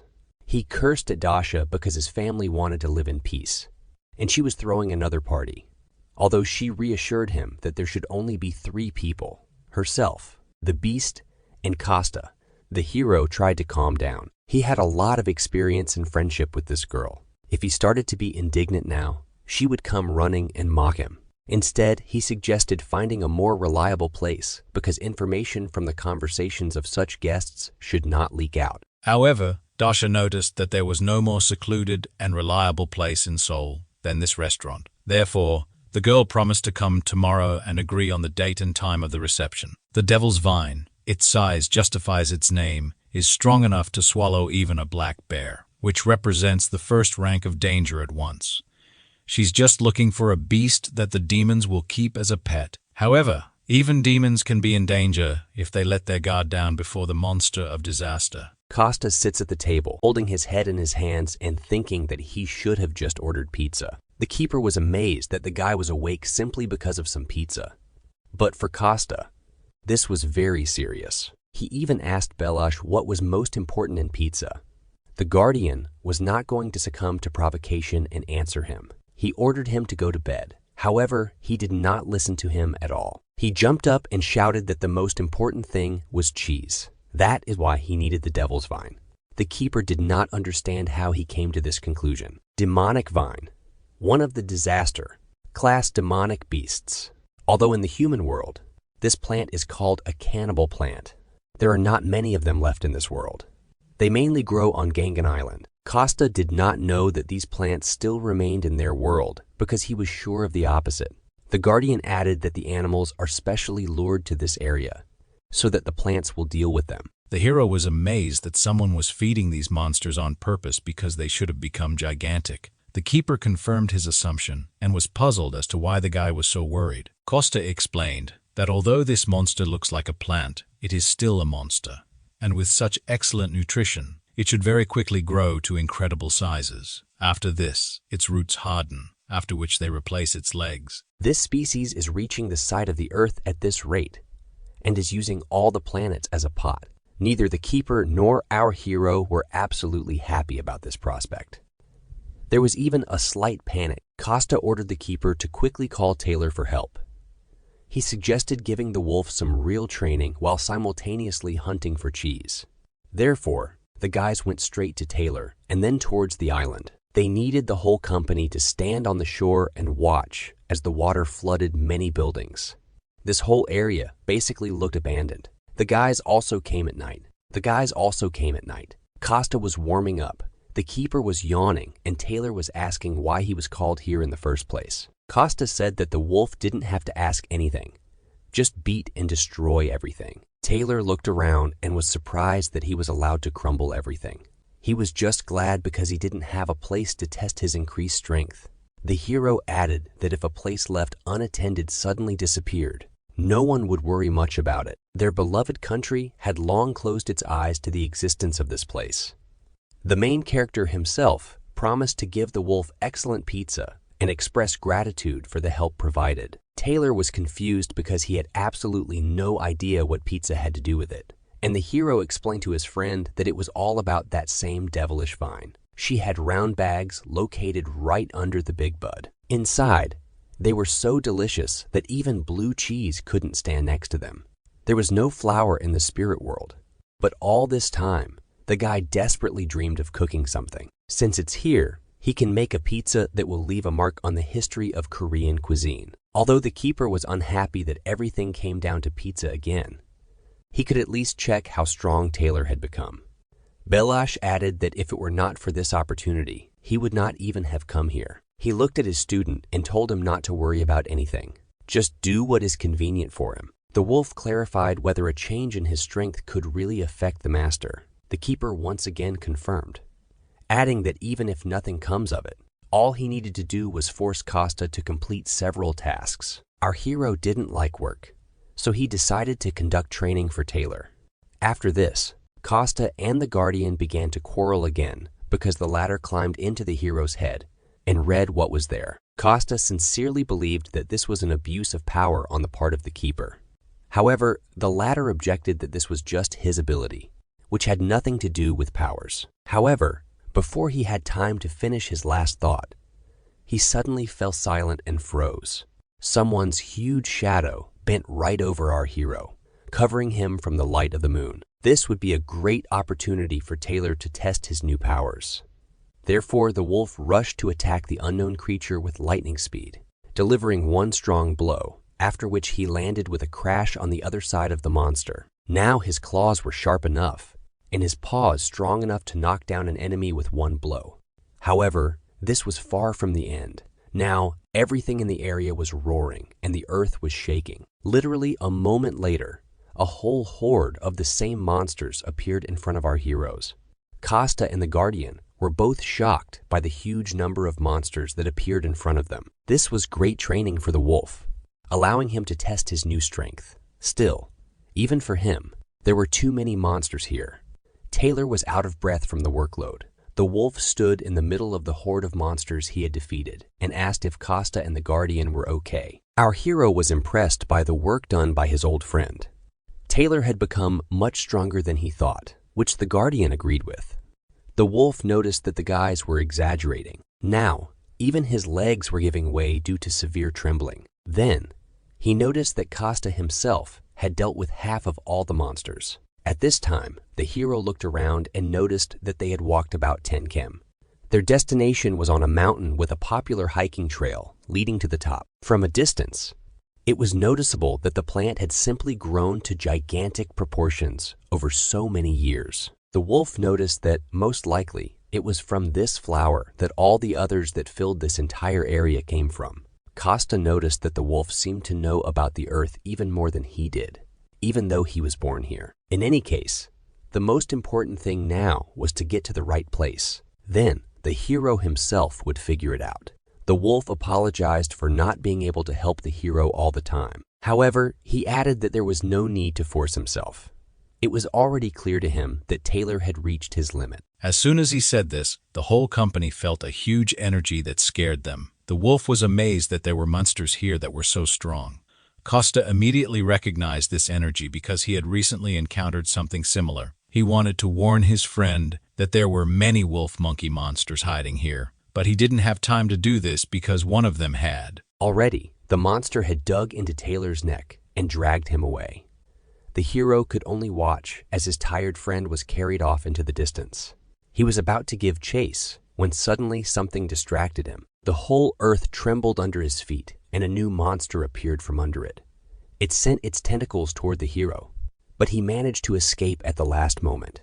The guy pushed off the ground with force and soared high into the air. The tentacles crashed so hard into the place where the hero stood a second ago that they broke the asphalt. Without wasting time, they immediately rushed back up, catching up with Costa. It was obvious to our hero that they were targeting him and weren't going to be left behind.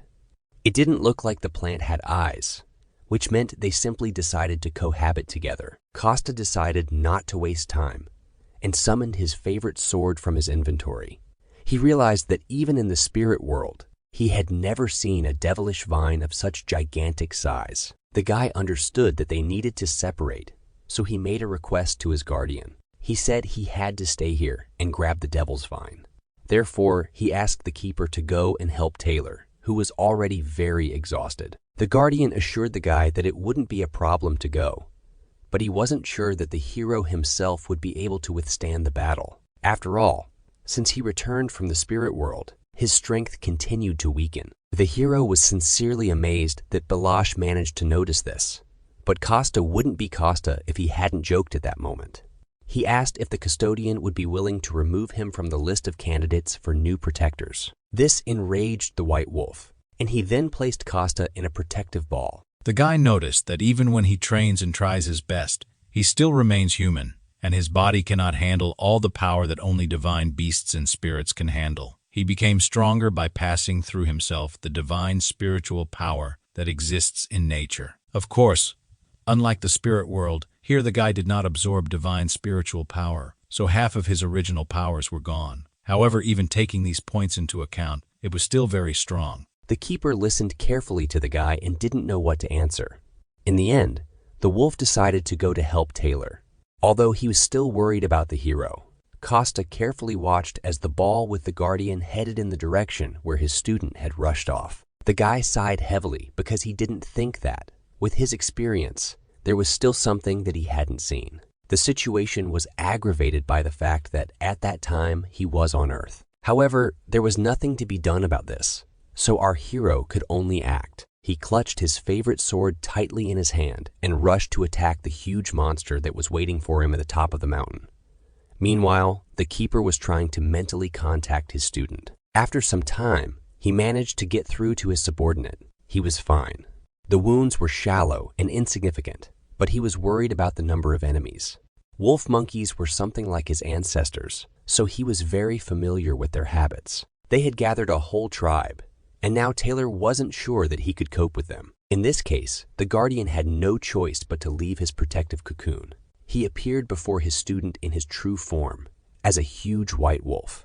Now, they could fight together against an entire army of bestial monsters. Taylor was no longer alone. His own teacher helped him, which meant they had a chance to win. At this time, Costa was getting closer and closer to the top of the mountain where his enemy was waiting for him. He realized that the plants were using the entire huge mountain as a flower pot. The guy was truly amazed by the size of this huge carnivorous flower.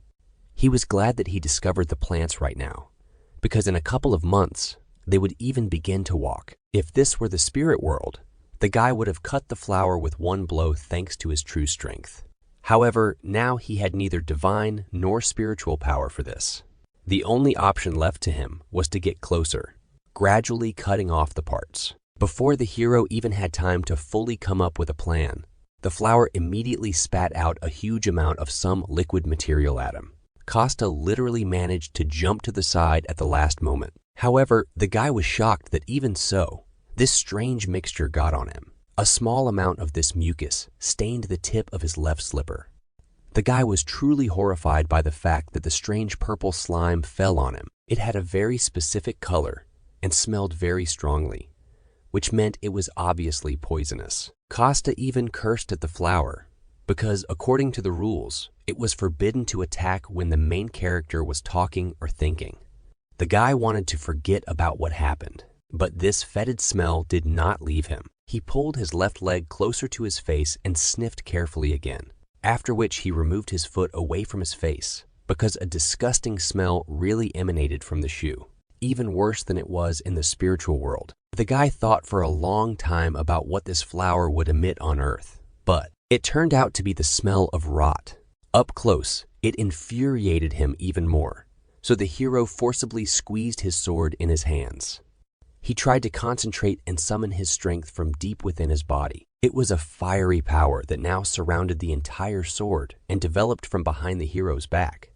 In fact, at this moment, the hero changed his body attribute to fire. First of all, he decided to try to burn this carnivorous flower entirely. Therefore, the hero collected a huge amount of his energy at the tip of his sword and forcefully threw a stream of fire straight into the core. The flame hit exactly one of the main petals of this terrible plant, the sword making a huge hole in the petal. The sword spun in the air, then returned exactly to our hero's hand, as if it were his favorite boomerang. The guy hoped that this fire would spread further throughout the plant. However, this did not happen at all.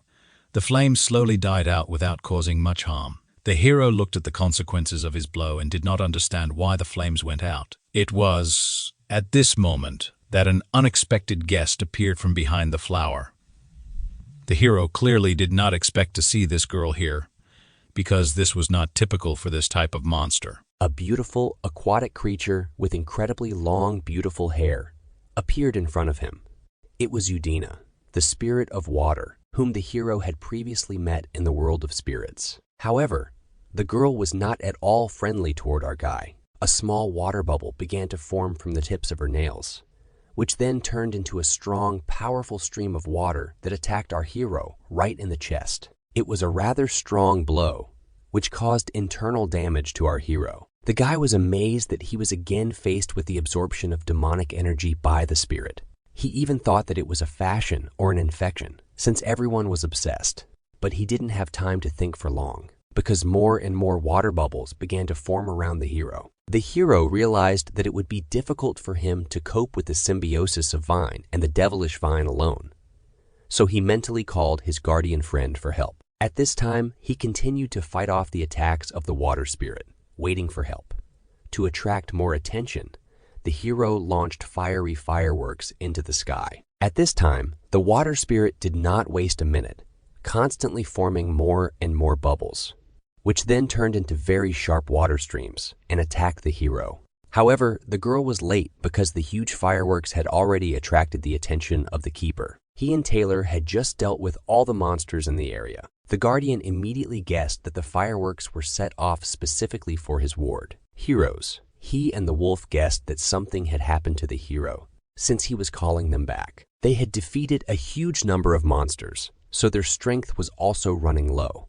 The keeper even asked Taylor if he was able to move at all. The gray wolf at first tried to appear strong, but then collapsed in exhaustion and apologized for his weakness. At this time, the hero had to use more and more different magical abilities in his battle.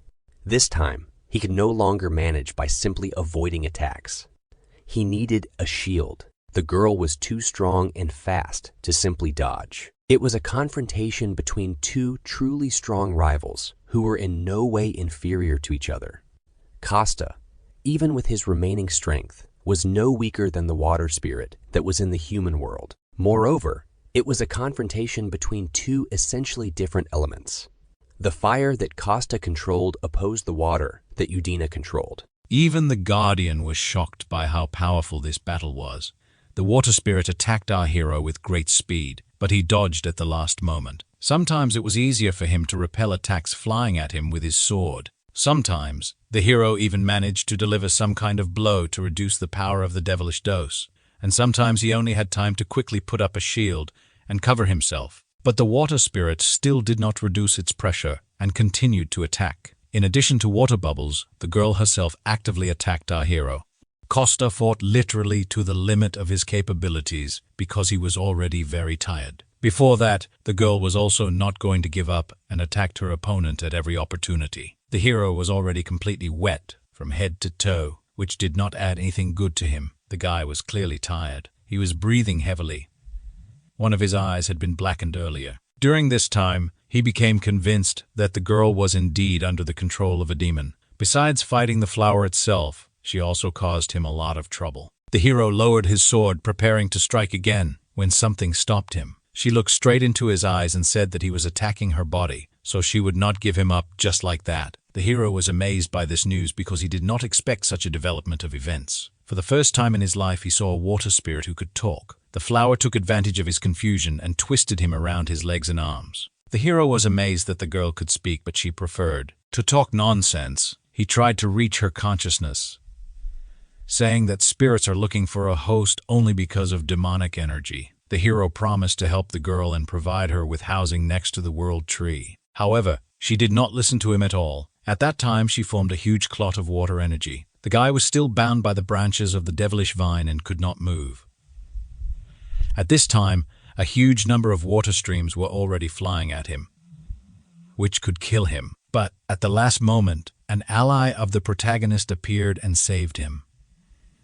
It was the Guardian, who took the brunt of the blow and covered the hero with it. The white wolf carefully grabbed our guy with his fangs and carried him away. The hero was glad for the timely appearance of his guardian. He managed to notice that the man was fighting against an undine who was absorbed by demonic energy. The audience carefully lowered our hero, giving him the opportunity to move freely again. The wolf agreed that a demon was directly involved in all the recent incidents. The hero asked the guardian to stop the undine's movement for a short time so that he could get rid of the demonic vine once and for all. Having received the consent of his friend, Costa began to accumulate a fairly large amount of energy and then carefully led it through the hilt into the blade of his sword. And here again, our hero was surrounded by streams of scorching flames. At this time, the girl was surprised by the fact that another enemy appeared in front of her. The guardian rushed to the water spirit with lightning speed and grabbed her with his powerful jaws. Without wasting a second of precious time, our hero concentrated all his energy into one blow. The guy needed enormous strength and spiritual concentration in order to carry out this attack. It was a real fiery whirlwind created by the inner strength of our hero.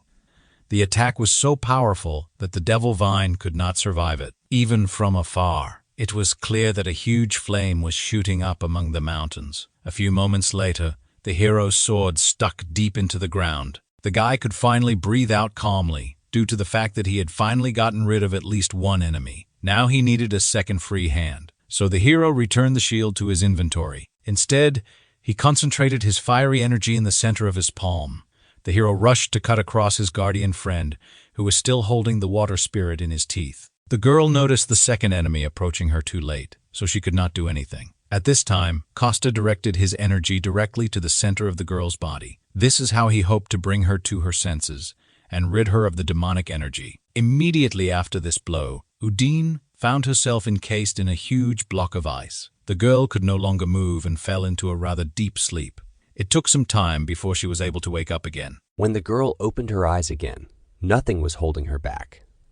The water spirit carefully and slowly sat down. She was waist deep in water. Next to her, on the nearest large stone, our hero lay exhausted. The girl looked at the guy and did not understand what had happened here. She didn't even remember how she ended up here. and why there was a man sitting in front of her. The hero was amazed that the girl could actually speak. It only meant that Udine was definitely a spirit who was born on Earth. The girl was not at all happy with her awakening. She had a headache. Costa noticed that he had to forcefully extract demonic energy from her body. In any case, he asked the girl what was the last thing she remembered. Udine told our hero about how she met the demon. Then she remembered how she touched a huge flower. However, after this, no matter how hard she tried, the girl could not remember anything. At this moment, the guardians entered into a conversation and introduced themselves to the water spirit. He noticed that the girl lived a free and calm life here. If she didn't mind, then he could prepare another place to live for the girl. Udine listened carefully to this proposal and became thoughtful. Then the girl, still not saying anything, glowed and began to shrink. She remained very small, after which he flew up to the hero and stopped near his shoulder. Costa was amazed at this because, in fact, it is easy to get a positive response from the spirits, after which they all went to his house. Dasha talked to our hero on the phone and promised to come tomorrow at noon. He was very unhappy with this. The guy tried to pretend that he didn't remember anything, but the girl said that he promised to cook pizza. After some time, our hero gave up and realized that he could not avoid the meeting the next day. The weather was clear and beautiful. The sun was shining in the sky. Our hero finally washed his favorite slippers after the battle with the devil's flower. Now he came to an amusement park, in the center of which there was a beautiful pond. He was grateful that this happy garden had been made for them. This was the initiative of Serge, who wanted to thank Costa and his family for their help. Our hero carefully looked around so that no one would see or follow him. Then he looked straight into the water in front of him. He called out to Undine. Suddenly, a ripple appeared across the water's surface, and a small bubble emerged from it. Gradually, it became larger and larger until it turned into a translucent girl. Her body became denser until it finally recovered. Undine was right in front of our hero and was glad to see him. The guy visited his old friend and asked if she was living well here. The girl looked back at the tree of life, which protected and sheltered her. She admitted that she liked being near the world tree, even though it was a little boring. The only thing she did all day long was water various plants. The girl admitted that she was really annoyed by this and cursed, which surprised Costa. The water spirit admitted that she had heard these words from the red-haired woman. The hero asked the girl to be patient a little longer, as she would be able to enter only after she had fully recovered. He then asked her to do him a favor and give him some water with a good taste, as he was going to use it later to make pizza. The hero, with a smile on his face, turned to the water spirit and asked if she wanted to come and try it herself. The girl, very bored, agreed. After which, they all headed to the restaurant together. Undine was sitting at the table with food on a plate in front of her. The girl had never tasted human food before, so she didn't know what it was. Costa approached the spirit and asked if she thought this pizza was very appetizing. The girl looked at the substance in front of her, then asked the guy what this word meant. The hero tried to explain to the girl that this dish smells delicious, but she had no sense of smell. He racked his brain for a long time, trying to figure out how to explain the meaning of these words to the spirit. The girl was a little sad that so many people could feel these feelings. Costa agreed with this because it was food that people eat. The girl added that the demon who devours in the darkness lived in her, and he had many demonic forms. Demons could easily turn into a person and accept all his feelings, and since she was one of them, she should also be able to do it. The girl suddenly lit up, and her body began to change shape. A moment later, a completely ordinary human girl with blue hair appeared in front of our hero. Undine opened her eyes, and the first thing she felt was a wonderful smell, which she reported to the hero. The guy was glad that now the spirit would be able to try his pizza and noted to himself that the girl was very beautiful. Undine carefully took one piece of pizza in her hand and guided it into her mouth. Costa literally stared at these actions of the girl, amazed by her beauty. After a couple of minutes, the girl finished a slice of pizza, then smiled sweetly and said that the food was very tasty. This compliment and the otherworldly beauty of the spirit struck the hero to the very heart. The girl asked for another piece, and Costa, in response, was ready to give her even his soul. Then Undine wanted to try something else. The hero offered her cola from the refrigerator, so they spent the rest of the day. The girl tried more and more new dishes for herself, and Costa watched her reaction. Towards evening, when the moon was already clearly visible in the sky, new guests arrived at the restaurant. The door opened, and a young red-haired girl appeared on the threshold. It was Dasha, who came to visit her friends and found a rather unusual picture. A beautiful girl with blue hair was sitting at a table in a restaurant, and Costa was feeding her. Dasha didn't expect to meet more visitors here, so she asked what Costa was doing. After this, the Crimson Witch realized that the stranger was the same spirit from the park, but looked like a person. The girl, to whom Dasha gave the nickname Ring, admitted that the hero prepared a lot of delicious food for her. The Crimson Witch looked first at her friend, then at Undine. She looked from one to the other several times. From such a strange reaction, our hero began to worry. He even started to sweat. Dasha said that Costa had fallen in love with the spirit, but he only admitted that it was because of her reaction to food. If Dasha said that his cooking was delicious, then he would cook for her day and night. Meanwhile, the spirit asked the girl what her words about falling in love meant.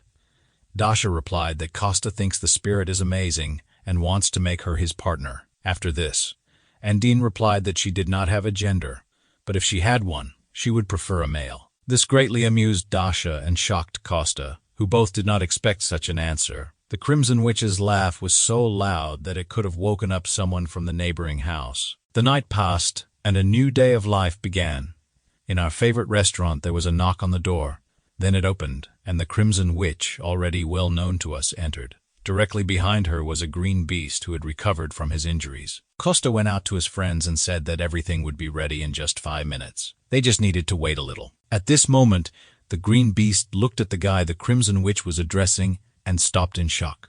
Costa also looked at this man and realized that, before that, he had been hiding his identity. The green beast and our hero stood and silently looked at each other. While the girl did not suspect anything and calmly walked into the depths of the restaurant, Jago grabbed his head as if some memories were causing him pain. He turned to his friend Dasha, who did not suspect anything, and asked her, in a whisper, what her friend did for a living. The girl loudly replied that he was an ordinary slacker who suffers from nonsense all day long. In response to this, Costa added that Dasha was his crazy friend. Then he looked straight into the man's eyes, extended his hand, introduced himself, and said that he would be pleased to meet his female colleague. He added that he disappeared 10 years ago and returned only recently. These words struck the green beast because this happened even before the start of the great cataclysm. Jaw pretended that this was the first time he had met such a person, so he simply shook the hand extended to him. Costa admitted that he was very surprised when he returned to this world. When he woke up, 10 years had already passed, and his soul was completely destroyed. The guy had heard that many people were injured or died during the Great Cataclysm. Thanks to this, he didn't have to make much effort to restore his personal information. Even though he showed up 10 years later, he noted that if someone who was counted among the dead returned after a few years, it would invalidate their status. In any case, it wasn't every day that someone like him, an ordinary person, met such a celebrity as the Green Beast. Jago was grateful that the guy acted as if he didn't know him at all. However, what bothered him was how this guy was able to hide his energy. After all, last time he had just an incredibly huge amount of mana, and at this new meeting of theirs, he looked just like an ordinary person. Jago decided to leave these thoughts aside for now, instead asking Dasha when Jenny should join them. The girl replied that she had received an urgent call, so she would quickly sort it out and come. She would be about 30 minutes late. However, before she had time to speak this phrase, another pretty girl ran into their restaurant. It turned out to be Jenny, who was supposed to be late. The girl immediately threw herself on Jago's neck because she was very bored and really didn't want the rest of their group to join them. The Supreme Sword and the Sun God hovered around and politely refused. Serena simply said that she could not come because of work at headquarters. Jago carefully removed the girl from his neck and said that he would still like to listen to their opinion. Jenny was still hanging in his arms. She didn't want to tear herself away from him. She had already heard that Jago witnessed an artificial dungeon. The guy was silent for a while, then answered in the affirmative. The truth was that even the smartest people on Earth had been gathered there, but they could not figure out how the dungeon gates opened, what conditions opened them, or the logic behind it. But this made sense because someone could still skip this whole process and immediately create a dungeon. The girl finally sat down on a chair and said that this story was hard to believe. Jaeger agreed with this remark because only he had seen all of this and could not obtain evidence. However, Dasha immediately noticed that they still believed their friend. Jenny also added that they were all here today only because of his words. When it comes to people's safety, Yegor could always be trusted. The other members thought the same, because if it weren't for digging into the situation, they would have happily joined them at the restaurant. Jaeger noticed that when he returned, the Black Sky shelter was already empty. Now that the appearance of an artificial dungeon had surfaced, they must be busy looking for the next hideout. The man didn't think they would clean up so well before leaving. He replayed the memories of that day in his head over and over again. After waking up, the man first wrote and submitted his report. The authorities carefully read this report and called him to their office. They told him they couldn't investigate the case without clear evidence. Jenny remarked that it sounded too suspicious, and everyone else agreed with her. Dasha even had the feeling that their superiors were openly hiding this, since everyone in the world is hunting for this knowledge. It can be said that it is worth an astronomical amount. If a group of people attracts attention, it will be difficult for them to monopolize the creation of artificial dungeons. Based on this situation, it can be rightly said that the government is already involved in this, in which case, the remaining members of the group will find it difficult to help the heroes, since they belong to the headquarters. Therefore, the assembled trio, who are freelancers, must first figure this out on their own. An artificial dungeon must first be activated before it can become a resource. Jor plunged into memories and noted that the artificial dungeon he saw was at the level of a disaster of such magnitude that they would have to sacrifice one city, even if there were 3 of them. Many people could die because they entered, and because it is such a valuable resource, the government will take the position of sacrificing many for the common good. Therefore, to stop this, they need to make. The girls supported their friend's idea and said that it sounded very exciting. Costa heard absolutely every word they said and was not entirely happy about it. He didn't understand why the guys were talking about such important things here. The guy didn't want to attract attention to his restaurant at all and dreamed of just living in peace. A few days later, when the same beautiful sunny weather returned, something happened at one of the subway stations. Somewhere in the depths of the depot, where it was dark and damp, gray rats were running among the dirt and fetid odors. A detachment of elves passed by. Their new commander-in-chief asked his subordinates how far they had come. The creation of the dungeon gate had finally stabilized, and the efforts of about 50 dwarves who had been working on it for 2 months had finally yielded some results. The commander did not understand at all how they could belong to the same race if it took as many as 50 to catch up with the work of one person. Now that Risa was dead, they could no longer rely on Philly. However, they were able to somehow compensate for this huge difference. The new commander-in-chief tiredly leaned his hands on his waist and sighed heavily. He then slowly turned to face his subordinates. The dark elf clapped his hands to attract the attention of everyone gathered. He spoke loudly and asked everyone to pay attention to certain details. As they all already knew, before the great entrance, the great warrior Risa died in battle. Therefore, the dark elf announced that he would become a demon contractor in her place. All those present were very worried about what had happened to the girl. That's why they had to rebuild the dungeon they had created. The dark elf promised that this time they would definitely succeed. Everything they had gone through up to this point to get to Earth and survive was not in vain. He ordered his subordinates to never forget all the humiliation and suffering they went through. He promised them that they would definitely survive, no matter how dirty or difficult it was for them in this new place. They would start all over again, together. Everyone gathered, united. All of this happened in underground tunnels, and right above them, the mother of our hero was walking. The woman even looked back because she thought she heard some noise. Belash began to bark heart-rendingly, attracting the woman's attention. He tried to get her to return home, but she wanted to walk a little more. She wanted to give Costa, Dasha, and their new friends some free time because they were talking about important things. The keeper tried to mentally shout to the woman so that she would immediately go home. He did not feel at all comfortable in this area, and he turned out to be right because not far from them, one could feel the radiation of some strange energy. A few moments later, a rather strange noise was heard coming from the direction of the road. Our main character's mother even looked back to see what that sound was, and at this time, right in the middle of the road where cars were still driving, a huge hole appeared. Gradually, one by one, elves in black cloaks began to crawl out of it. The Guardian immediately guessed that these were the same elves from the last battle. Meanwhile, they opened their bags or took out strange objects from them. The Guardian watched as the dark elves began to build some kind of device. Suddenly, one of the cars stopped, and a man got out.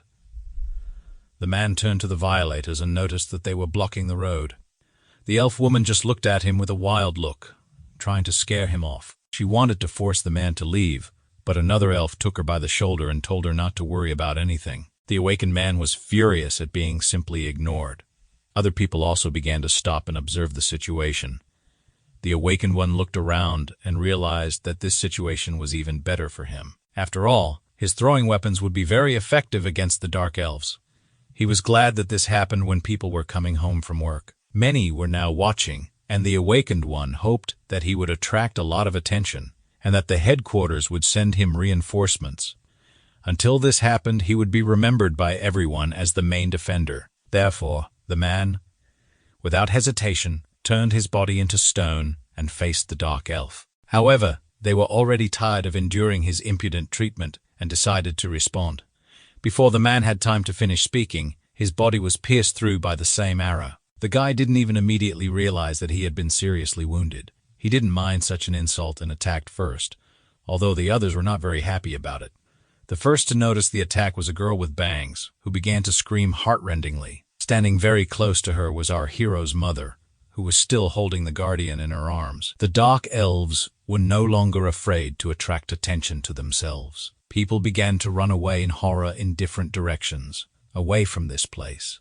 The elf girl lamented that she did not have the right to simply kill everyone. Her partner, who had recently been restraining the girl, simply waved his hand. He said that now, it didn't matter anymore, and he could do whatever he wanted. Therefore, the dark elf climbed onto one of the cars and began to shoot people. She launched her arrows of energy at everyone she could hit. Just at that moment, an unidentified dungeon was announced on TV in the restaurant. The rank of the threat was determined to be a disaster. The camera footage from the scene showed a close-up of our hero's mother. The presenter said that, at this level, this place would not be safe. Before he even had time to fully announce the news, our hero was already running out of the restaurant as fast as he could. The guy was the first to notice that his mother and guardian were in the frame. He rushed to the scene as quickly as he could. Dasha followed the breaking news that was shown on TV. The girl didn't even immediately realize what had happened when Costa suddenly took off. She froze for a few moments and continued to sit in her chair. However, she quickly came to her senses and rushed to catch up with our hero. At this time, a car with special passengers was already moving towards the scene of the incident. The gray-haired man was amazed that the awakened one was killed with one shot, even though he was supposed to be stronger than the dark elves. His subordinate confirmed that the video was not edited. Dark elves are among the weakest of all low-ranking monsters. The man still could not believe the veracity of what was happening. The dark elves were clearly up to something, and it seemed that it had to do with breaking news about the dungeon. The chief was furious with the realization that they had been outwitted by some elves. He looked at the photo, which was taken just a few minutes ago at the scene, and decided to be more careful. If this corresponds to what the green beast was talking about when he claimed that an artificial dungeon had been successfully created, even though he told him back then that they couldn't investigate without any evidence. However, the man did not expect that his story would be true. In any case, he needed to personally appear at the scene and inspect everything. The car arrived at its destination and stopped. The chief got out first. Something incredible was happening right in front of him. In the middle of the road, the elves were surrounded by military men defending the dungeon and shooting at everyone. The man was unhappy that the army had still not managed to take full control of the situation. The approaching fighter reported that they were slowly closing the distance to the elves and putting pressure on them. However, the weapons they used seemed very powerful. These are magic arrows, a coating of dark magic that elves should not be able to use. Also, these dark elves themselves were much stronger than usual. They were better with a bow and had a 120 increase in the sensitivity of their 5 senses during combat. The commander was annoyed by such a leisurely conduct of the battle and the fighter's report. He even asked for forgiveness for the fact that they could not suppress some dark elves. The boss noticed that they appeared out of nowhere in such a crowded place, which means they had prepared in advance for this. Therefore, the next step he ordered was to double the strength of the human army. At this time, a terrible hand began to crawl out of a huge portal that hung in the sky. Then, a second similar palm appeared.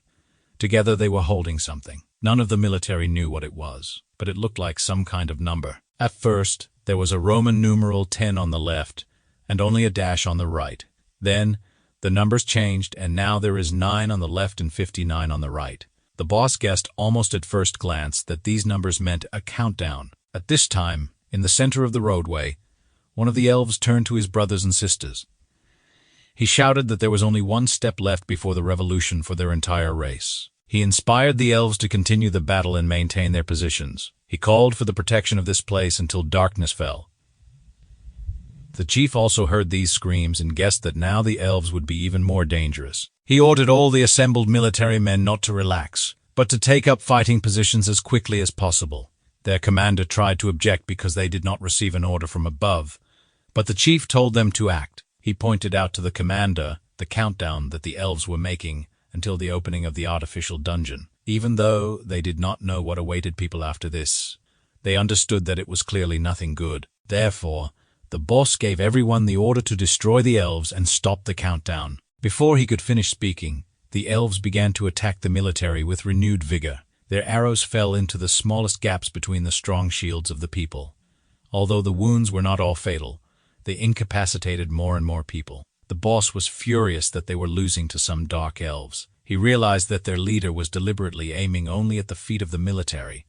He intentionally wounded them rather than killed them, hoping to cause more pain and prolong the pleasure. The chief guessed that now the main goal of the elves was not battle. They needed to buy as much time as possible. In order for the countdown to complete before the opening of the artificial dungeon, the boss didn't know what it was, but he understood that it was very dangerous for them. Meanwhile, only 6 minutes and 49 seconds remained on the timer. The Dark Elves continued to shoot at the military and inflict wounds of varying severity on them. The doctors worked harmoniously and quickly, providing first aid to all the victims. Meanwhile, the timer had a little more than a minute left.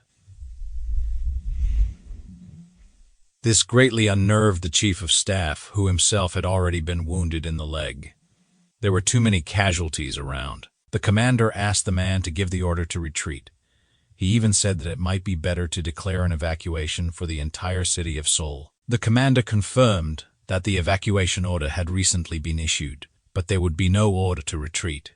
The detachment commander and the doctor standing nearby were shocked by this decision, because there were a lot of wounded. However, the commander did not want to retreat even a meter, forcing the soldiers to hold the line. The Dark Elves looked at the people who still continued to resist, and the chief shouted that the lives of the people of this country rested on the shoulders of the soldiers. He didn't believe that they became soldiers of this country with such weak determination. Now it was time to prove that, although they were not awakened, they could still protect their side. Even if the damage was small, they must do this, even if things went very badly. May all the injuries, efforts, and sacrifices of their comrades be worthy. With one speech, the chief inspired the soldiers not to give up and continue to defend the city. The elves were angry because the resistance was dragging on, and they had less and less strength. They were annoyed because they expected people to give up quickly. In response to this, the Dark Elves began to shoot the military with even greater force. There was less than a minute left on the timer before the dungeon was activated. The elves noticed that the strength and power of the military attack were concentrated on the gate. The commander ordered the use of all available ammunition to destroy this timer. In turn, the Dark Elf ordered all arrows to be used to neutralize the people's ammunition. Now, this confrontation had reached a new level, with each side dreaming of suppressing the other. The elves were at the limit of their capabilities.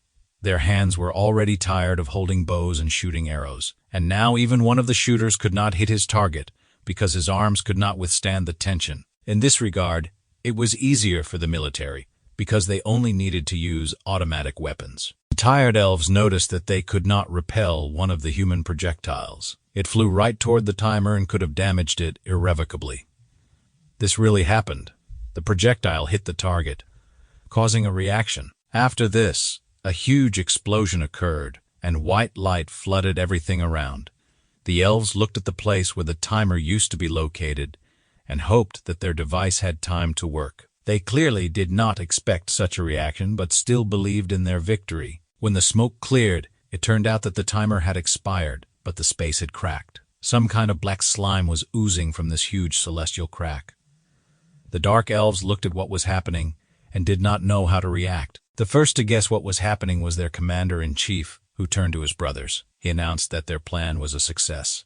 They had not risked their lives in vain. Even if they lose their lives here, they will still remain in history. At this time, a huge amount of black mucus began to gradually absorb everyone caught in it. A company was already running up to the scene of the incident, hurrying here from the restaurant. A green beast flew above the ground, turning its arms into wings. He was followed by Dasha, who helped Jenny get there.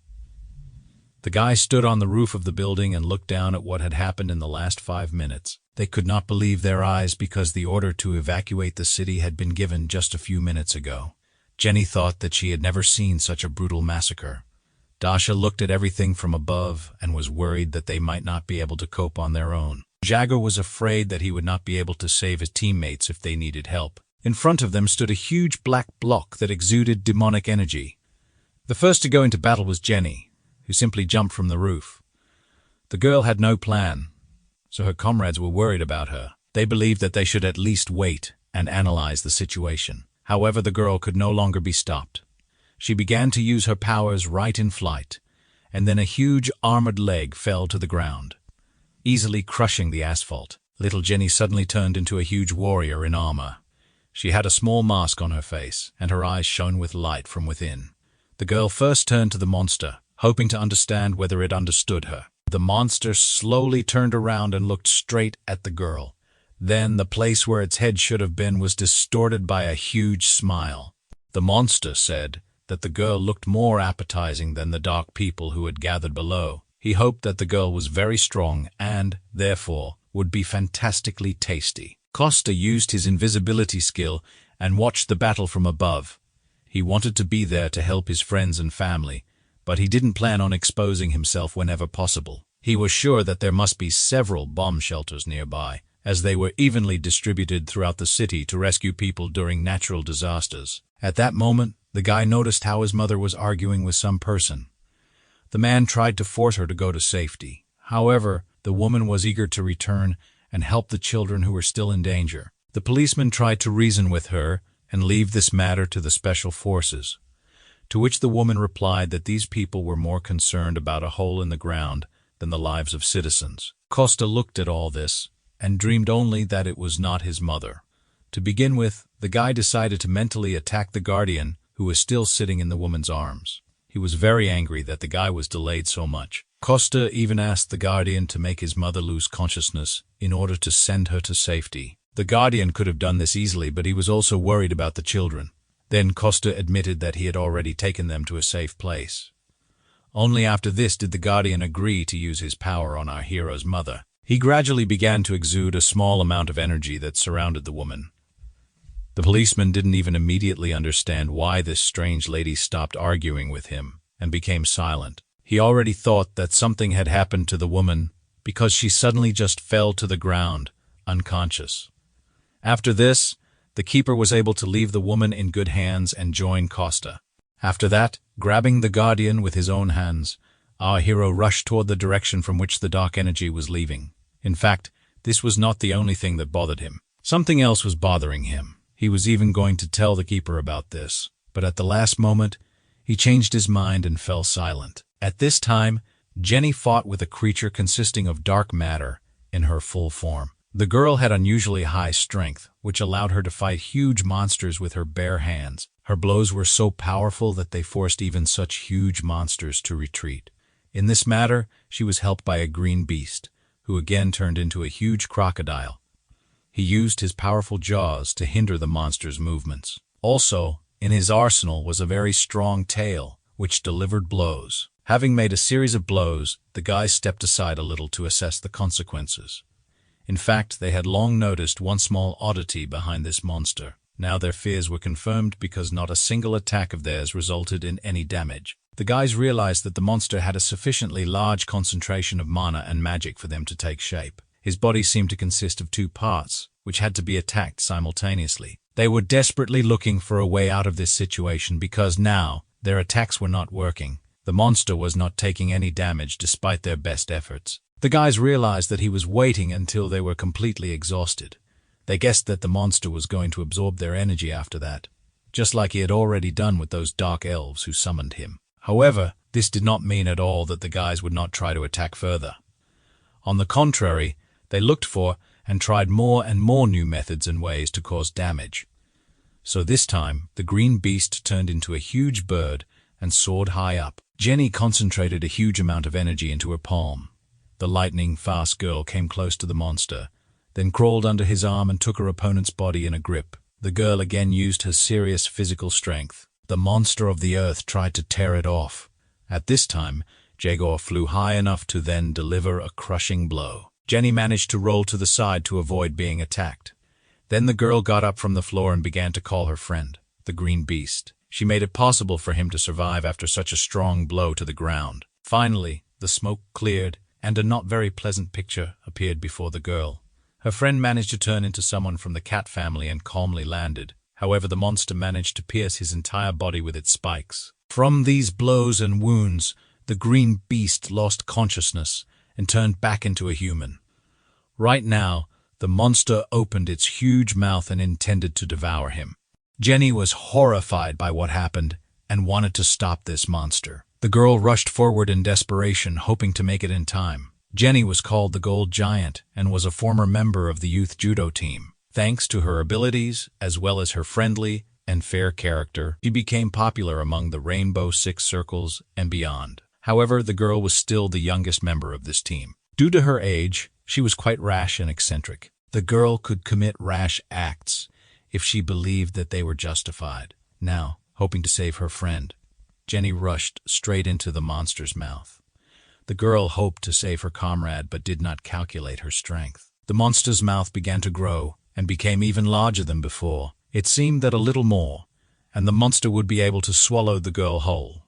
However, it was definitely not Jenny's plan to give up so early. She had to use all her remarkable strength just to get out of the trap. Literally, at the last moment, the girl was able to catch her hand on one of the monster's teeth and push herself out. The huge jaw closed, almost snatching off a piece of her leg. We can say that Jenny literally miraculously managed to avoid death. The girl was even shocked by the danger she had managed to avoid. However, this was far from the end because the monster's body began to shoot sharp needles. They were directed exactly toward the young awakened one. The girl again had to use her strength in order to jump to the side and avoid getting hit. At the same time, she did not forget about her friend, the green beast. During her escape, Jenny reached out and grabbed her friend, who was still lying unconscious on the ground. She did it just in time because the monster's body literally turned into a cluster of sharp spikes that hit the ground. Even considering her incredible strength and speed, the girl barely managed to escape. Jenny turned to Dasha and asked how much time she still needed. Their task was to distract the monster, but the green beast was already wounded, and at this time, Dasha still continued to stand on the roof where they had all arrived together recently. It took the girl some time to gather all her energy into one ball. Now, it had reached an incredible size, and Dasha was holding it above her head. The people gathered below were amazed at how huge it was. Even the ball of energy was distinct and unified, and its power was amazing. Concentrating such a large amount of energy required Dasha's enormous strength. She would like to help her partner now, but first she needed to finish the technique. The girl could only watch as her friends fought the monster below. With all her desire, she could not drop everything and go to their aid. Seeing that the green beast had not yet regained consciousness, Jenny had to take matters into her own hands. If she couldn't escape from the attacks, she had to fight. The girl only hoped that Dasha would finish the technique as quickly as possible and come to their aid. Even though the giantess could not do any harm to the monster, she could still delay him. This was exactly what was required of her now, to gain some time. Therefore, the girl endured the pain and continued to fight, no matter what. At this time, the magic ball that Dasha created became larger and larger, Even the monster felt the approach of a huge clot of energy and was distracted by it. Finally, Dasha's technique was completed. A staggeringly large stream of energy rained down on the monster from above. There was an explosion of enormous force, which caused a large shockwave. It seemed that even the air around him became somehow hot after the impact. At this time, Dasha fell on one knee on the roof and tried to catch her breath. The girl had used the strongest of her skills, so now she prayed that it would work. This idea was suggested by the green beast when he noticed that the monster was entirely made of mana and had no tangible flesh. However, they saw it with the naked eye due to the high concentration of energy in water vapor, just like during the formation of clouds. This was just his guess. So the guy decided to go back for Jenny and check it out. Even if the guy knew he was making a mistake, he still had to end the monster before it grew in size. Now, Dasha looked at the results of her work and could not believe her eyes. At that time, Costa was in another place and stepped into some kind of slurry. The guy was clearly pleased with such a mess and decided to go down the stairs next time rather than jump. However, even despite the dirt, he was pleased with what he found here. There was a real summoning machine in the air, right in front of him. It was a strange installation that looked like a huge wooden cube. The guy immediately felt that the main energy was coming from another place, so he left his comrades to fight the monster outside while he went in search. Having reached the goal, Costa finally released the Guardian and put him on the ground. He immediately guessed that the guy was going to give him the artifact and go down alone. The hero was again unhappy that the Guardian could easily read his thoughts. However, even so, his decision was no longer possible to change. Therefore, the Guardian began the formation of a small red ball, which was an artifact. Costa said that his friend Dasha was taking over the case. Then everything would be fine. The Guardian felt a strange energy underground, but did not dissuade the hero, since his nose was now like stone. Belash took on his true form and carefully touched the tip of his nose to our hero's head. Every time he did this, it seemed to Costa that he looked like a real keeper, to which he irritably replied that he was the real keeper. The hero knew that both of them were. They were connected with the earth by special warm feelings. The guy sincerely admitted that he would prefer to die on Earth. However, he added that it would be even better to stay here forever with his family. While they were talking, the Guardian climbed into the red bubble that was supposed to protect him.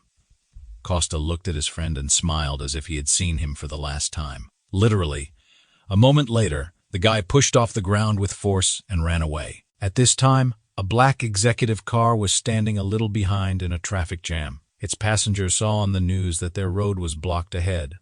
Diana looked out the window and thought she noticed something strange. Sergei noticed his secretary's confusion. However, the girl did not explain anything and simply said to continue driving straight. Instead of long conversations, she carefully reached for what was in her pocket. She held a small red ball in her hands and said that she needed to give it to Dasha. By this time, our hero had already managed to reach the source of the strange energy. He made his way through the underground tunnels of the old metro, where there was not a soul. Now the guy clearly felt that he was far from alone here. He turned out to be right because the head of a monster suddenly appeared from around the corner. It turned out to be exactly the same monster consisting of black mucus. The guy immediately guessed that this monster was walking around here and absorbing everything. It looked like this little guy could absorb a lot more than the monster above. He was just attracted by the huge amount of magic that Costa concealed within himself.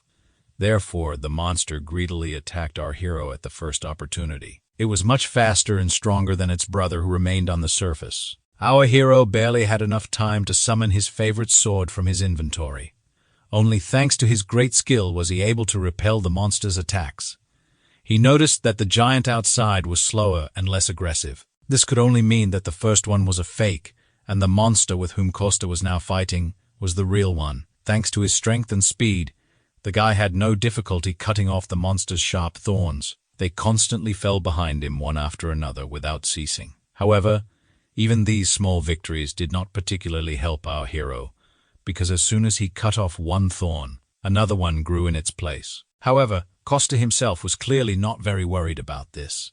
At least he could inflict enormous pain on the monster, which it had not experienced before. The guy decided not to delay, because the bigger the monster, the bigger it grows. Costa decided to take this battle seriously, so he called up his shield from his inventory. Immediately after this, he changed his energy and began to control white light. The guy guessed that these attacks could cause the greatest harm to the monster. These changes also took place internally because they allowed him to control more energy. This was also reflected in the appearance of our hero.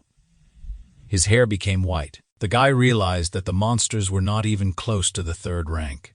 His speed increased many times, allowing him to instantly get closer to the monster's body. The monster clearly did not expect this and did not even have time to react as it should. This gave our hero a slight advantage in their heated battle. Now Costa could deliver lightning, fast blows of enormous power even more often. However, the monster was like a worm. It moved even if it was cut down. Therefore, the guy suddenly came up with a slightly different tactic. Instead of several quick blows, he decided to deliver one powerful blow, cutting all the tentacles at once. This allowed him to gain literally a few moments, while the monster was recovering. This meant that Costa had enough time to accumulate even more energy. The guy intended to burn the monster to the ground with his white flame. He braced himself for it, then grabbed the handle of his sword tighter. He rushed to attack the monster until it finally came to its senses. However, what happened next was something the guy did not expect at all. Literally, at the last moment before the strike, the monster screamed and asked for help. Our hero was surprised by this behavior, but did not have time to do anything. With one strong blow, he cut the monster in half. That childish voice did not come from his head. During this time, Sergei and Diana managed to get to the scene of the incident and were now trying to get closer. The policeman stopped them from going and said that entry into this area was currently prohibited. Sergei said that they needed to enter early and study the situation before the hunter unit arrived. The young man introduced himself and said that he had the right to command the guild's troops. However, the policeman still refused to make an exception and corrected him. He let them through. While they were trying to negotiate, Diana simply stepped aside, broke through the fence, and shouted to the policeman that she had already broken the rules, so she would be held accountable later. Now, the girl deftly pushed away from various obstacles and headed straight into the depths of the battle. Sergei looked at the behavior of his subordinate, confused him, and he did not understand where such agility came from in her. However, he noticed that a falling building was flying straight toward the girl. Diana no longer had time to jump to the side and was preparing for a strong blow. However, Sergei came to her aid, charging his magic bow with energy. He fired one accurate shot, which rushed far ahead. The arrow, which consisted of energy, carried like a whirlwind across a huge distance. It easily broke the falling building in half, allowing Diana to move on to her destination unhindered. The cop was impressed that the guy managed to cut through the building with one blow. He was also struck by the girl's fearlessness, as she rushed straight into the center of danger. Dasha also continued to stand on the roof of the building and look down at the monster she was fighting. Diana landed on a nearby building, not far from the girl. She took a deep breath and screamed with all her might, trying to attract Dasha's attention. The Crimson Witch didn't immediately realize that someone was calling her name. However, she began to look around and search for where the sound was coming from. After that, she noticed Diana, who was on a nearby building, and calling her. Despite the danger, the girl climbed there in order to give her something valuable. Diana swung with all her strength and threw a small red ball toward the Crimson Witch. Dasha had natural dexterity, so it was not difficult for her to catch the artifact. The secretary shouted that this thing had the ability to increase the strength of its holder, which meant she could help the girl fight more effectively against the monster. Dasha looked at the small red ball in her hand and couldn't believe it. However, she decided to trust her friend who told her this. The Guardian still continued to travel in his red protective bubble. Now he flew up and stopped right above Jenny, who was lying on the ground. Initially, he planned to inhabit the body and deal with the situation on his own. He remembered his last conversation with Diana. Then, the wolf was in his true form, as a huge white beast. Diana thought that this was the same dog that helped her develop her skills. Grateful for this, the girl promised to hand over this item to Dasha herself. This allowed the custodian not to waste time and do other things. Now, he noticed that Jenny had lost all her strength and needed help. The Guardian used his power to heal the girl. Previously, it had been too easy for him to even worry about people, let alone help save this planet. He kept hiding behind excuses about how it wasn't his fault. However, everything changed as he gradually regained his strength. The Guardian continued to stay close to people, and his attitude towards them changed. Jenny came to her senses and was even able to open her eyes on her own. The girl was enveloped by a huge amount of unfamiliar energy. She slowly sat up.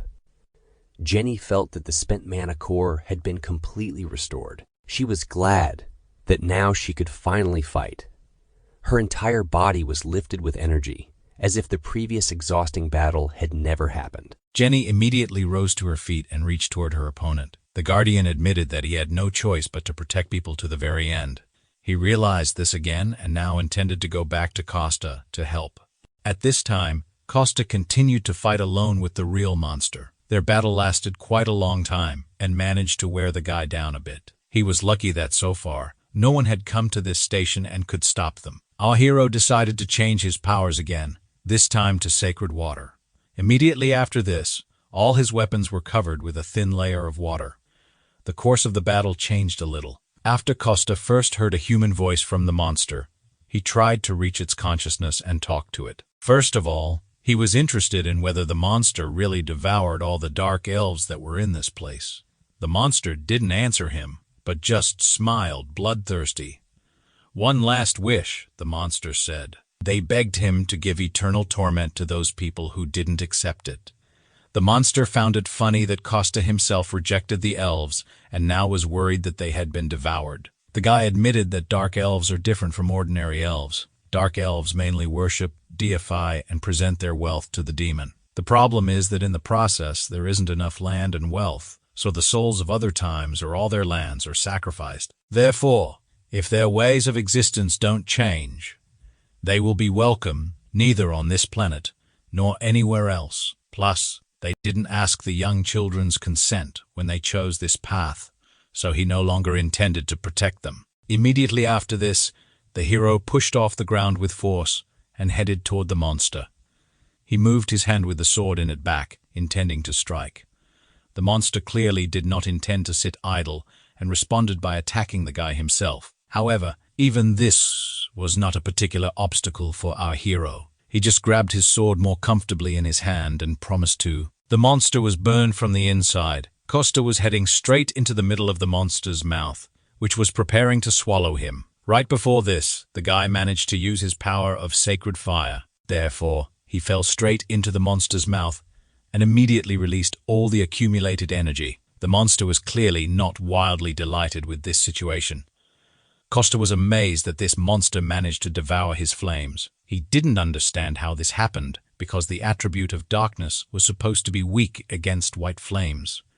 However, instead, the monster only began to attack our hero with more and more tentacles. But this time, the guy barely managed to put up a shield to protect his face. After the attack, some strange spots remained on the surface of the metal, which gave our hero an idea. He realized that he was fighting against a leech spirit because he had encountered one before. One of them had just stuck to his shield and didn't want to fall off. While the guy hesitated, more and more spirits attacked him from above. Costa had to use all his internal energy to create a protective field around himself. The hero quickly realized that he must not give this parasite the opportunity to spread. Therefore, he decided to absorb everything spiritually, including the energy that was here. At the same time, he still needed to continue fighting off the monster's attacks. The guy barely had enough strength to do several things at once.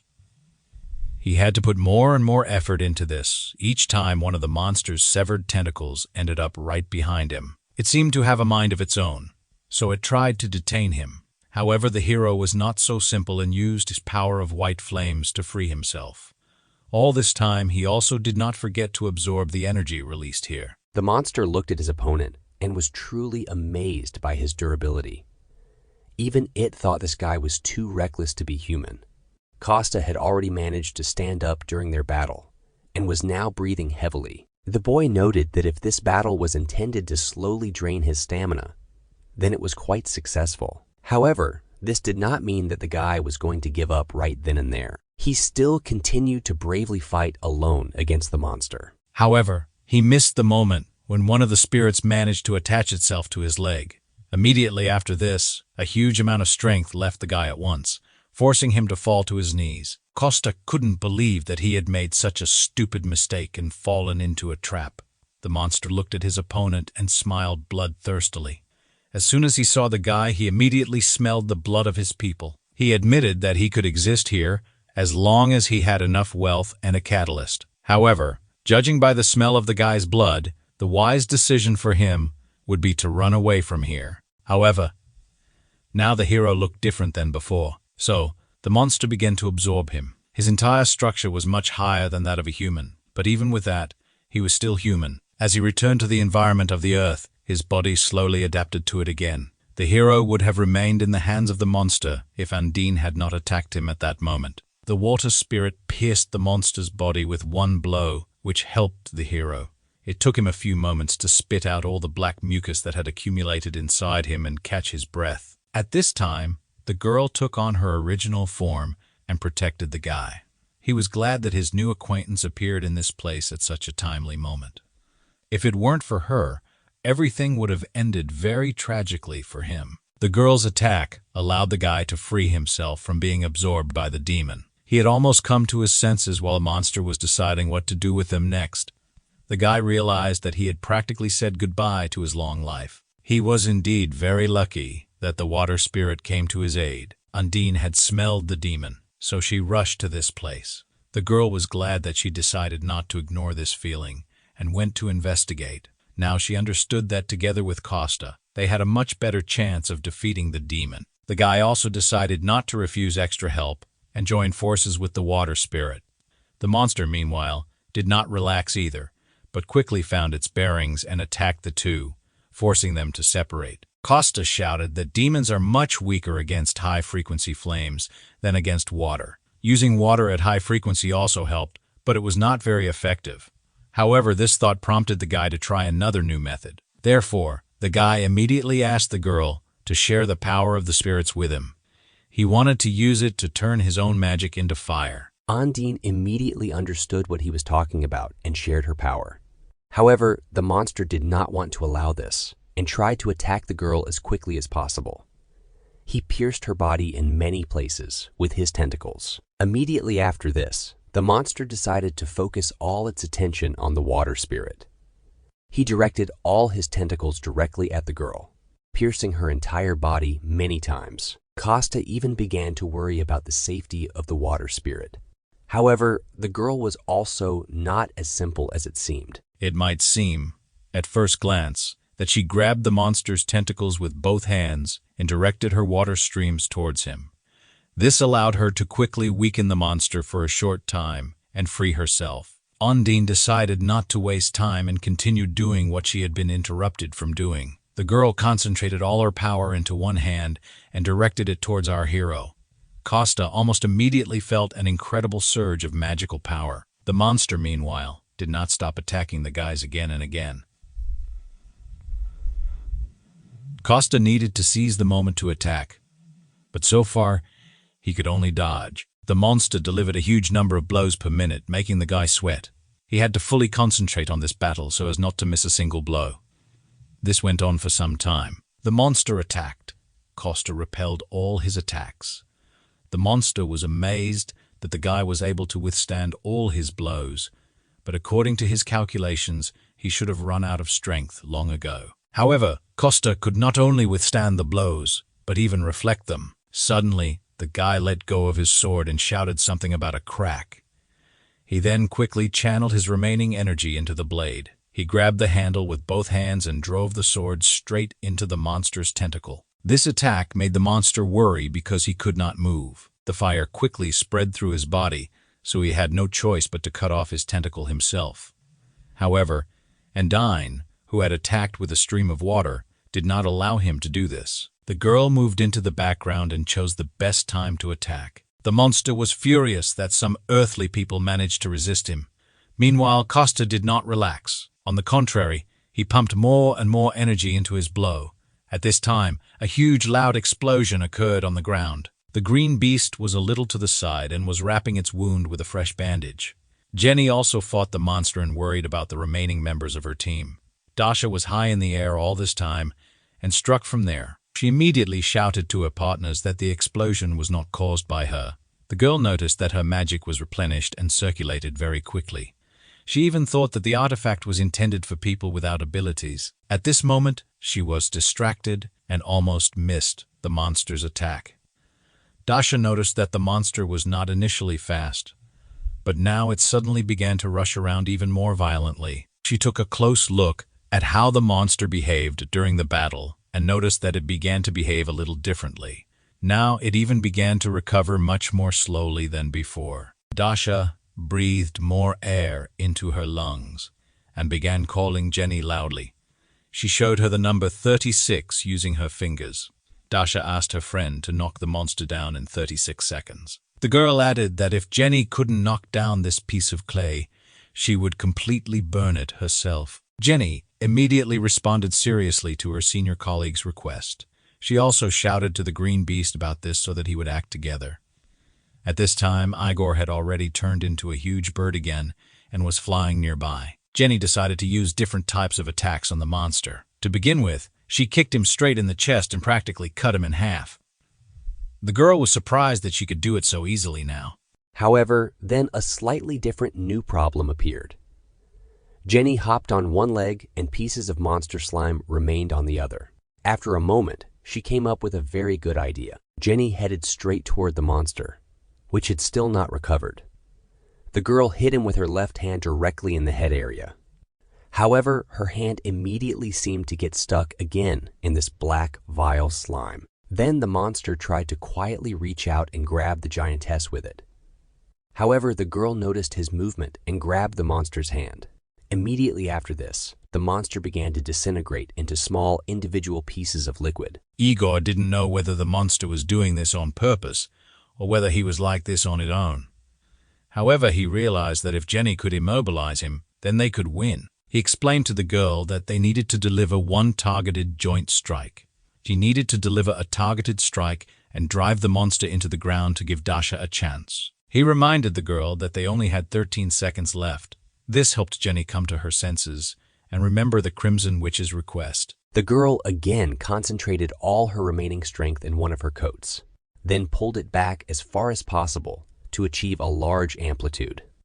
Following this, she extended her right fist forward with great speed. With this, the girl dealt one blow of incredible strength to the monster right in the face. At first, he even continued to smile because of how weak the blow was. However, Jenny did not lose heart because this was not the whole secret of her attack. The first, rather weak blow was followed by a second, which drove the monster into the ground. The monster fell on his back, and the girl's hand stuck right next to his head in the asphalt. Jenny quickly pulled her hand back and raised it again for another blow. The girl mentally counted the time and knew that she only had 4 seconds left. Suddenly, the asphalt. Directly below, the monster began to crumble from the previous impact. At that moment, Jenny said that they had 3 seconds left. The monster sank deeper and deeper and could not get back up. With just 2 seconds left, he was attacked by the green beast in the form of a bird. He cut off the monster's arms with his wing and did not give him the opportunity to rise. Immediately after this, the green beast rushed as far as possible from this place. There was only 1 second left before the final blow. The monster was driven into a corner. The sky directly above him was covered with countless small flashes. Time ran out. Dasha was finally able to gather the necessary amount of strength for her final blow. Immediately after this, a huge amount of flame fell directly into the pit where the monster was located. Another new calm and quiet day had come in the life of a cute restaurant. Costa slowly opened the door to the kitchen and walked out his room barefoot. He turned to his mother and asked her if it would be possible for them not to receive visitors for a while. His mother and assistant Maria were very happy about the appearance of our guy. The woman asked her beloved son about his health and wounds, and the assistant was cursing because the guy was so unfortunate in spilling boiling water on himself. This really happened at the wrong time because, thanks to Dasha, they had a lot of visitors. The guy didn't understand why there was so much interest in their small restaurant. Masha said that the newspapers wrote that their food had increased magical powers. They say that if you eat the same food as those who have magical powers, others can have them increase. After what happened with the Dark Elves, The Rainbow Six gained many fans. That's why all the restaurants they go to are crowded with people. They don't even need to spend money on advertising, which gave the owner an idea. She turned to her son and assistant and asked if they should consider expanding the menu. The hostess did not want to disappoint the people. The assistant agreed with her on this. She already had several ideas, and Costa was only anticipating the amount of work. The guardian listened to everything and was glad that all the dangers were behind them. After many days of discussion, it was decided that the new dish on the menu would be tonkatsu. At first, the hostess doubted it for some time because this was a rather simple and old dish. However, Costa assured her that he could cook it in a special way. Moreover, they could serve it with a bunch of different sauces to earn extra money from it. It would be better if they made a couple in advance to try out the pen, so Perry went grocery shopping. At this time, the Crimson Witch was at home with the artifact. The girl sat in front of a large red stone and looked at it from all sides. She recalled how she used to always refuse to purchase an artifact. She even claimed that their use was only for weaklings. However, now she was using it herself, so her pride was truly hurt. But since she had acquired an artifact, she needed to find a use for it. The only problem was that her class was more of a warrior than a magician. Therefore, now the Crimson Witch was spinning this ball in her hands, looking for a use for it. She noticed that the artifact was so huge that it could have killed someone itself. While she was thinking, the girl's phone rang in her hand. Without thinking, the Crimson Witch picked up the phone and brought it to her ear. However, the girl almost went deaf from how loudly they screamed on the other side of the line. Dasha even dropped her new phone on the hard floor, and it cracked. The girl was annoyed that, because of her interlocutor, she would have to repair her device. Costa asked not to pay attention to extraneous sounds and asked what she needed. Dasha threatened that if he spilled the beans about her asking him for help, something bad would happen to him. The guy was silent on the phone, so the girl had to make a threatening voice and force him to agree. Costa himself was no longer happy that his old friend offered her help. The girl turned to him because she needed the help of the gnomes, and the guy communicated with them. At that time, Costa was flying through the air and fighting off the birds that were preventing him from listening to his interlocutor. The Crimson Witch admitted that she received her artifact from Diana. Initially, she only wanted to pay her for using this artifact. However, the girl then objected and replied that she simply found it herself. The Crimson Witch was surprised that such a thing appeared at the right time and in the right place. She felt a surge of strength even just holding the stone in her hands. This artifact seemed to sense her magical power, as if they were connected. Diana just smiled and offered to consider it a gift to the Crimson Witch. The girl didn't want to admit this to her old friend, so she also said that she just found it. Costa replied that he had not seen her artifact, but he had a very skilled acquaintance, a master gnome. While Dasha was changing clothes, she managed to find out the name of the workshop she needed, after which she ended the conversation. Costa was glad that now he did not need to create the appearance that he was just going out shopping.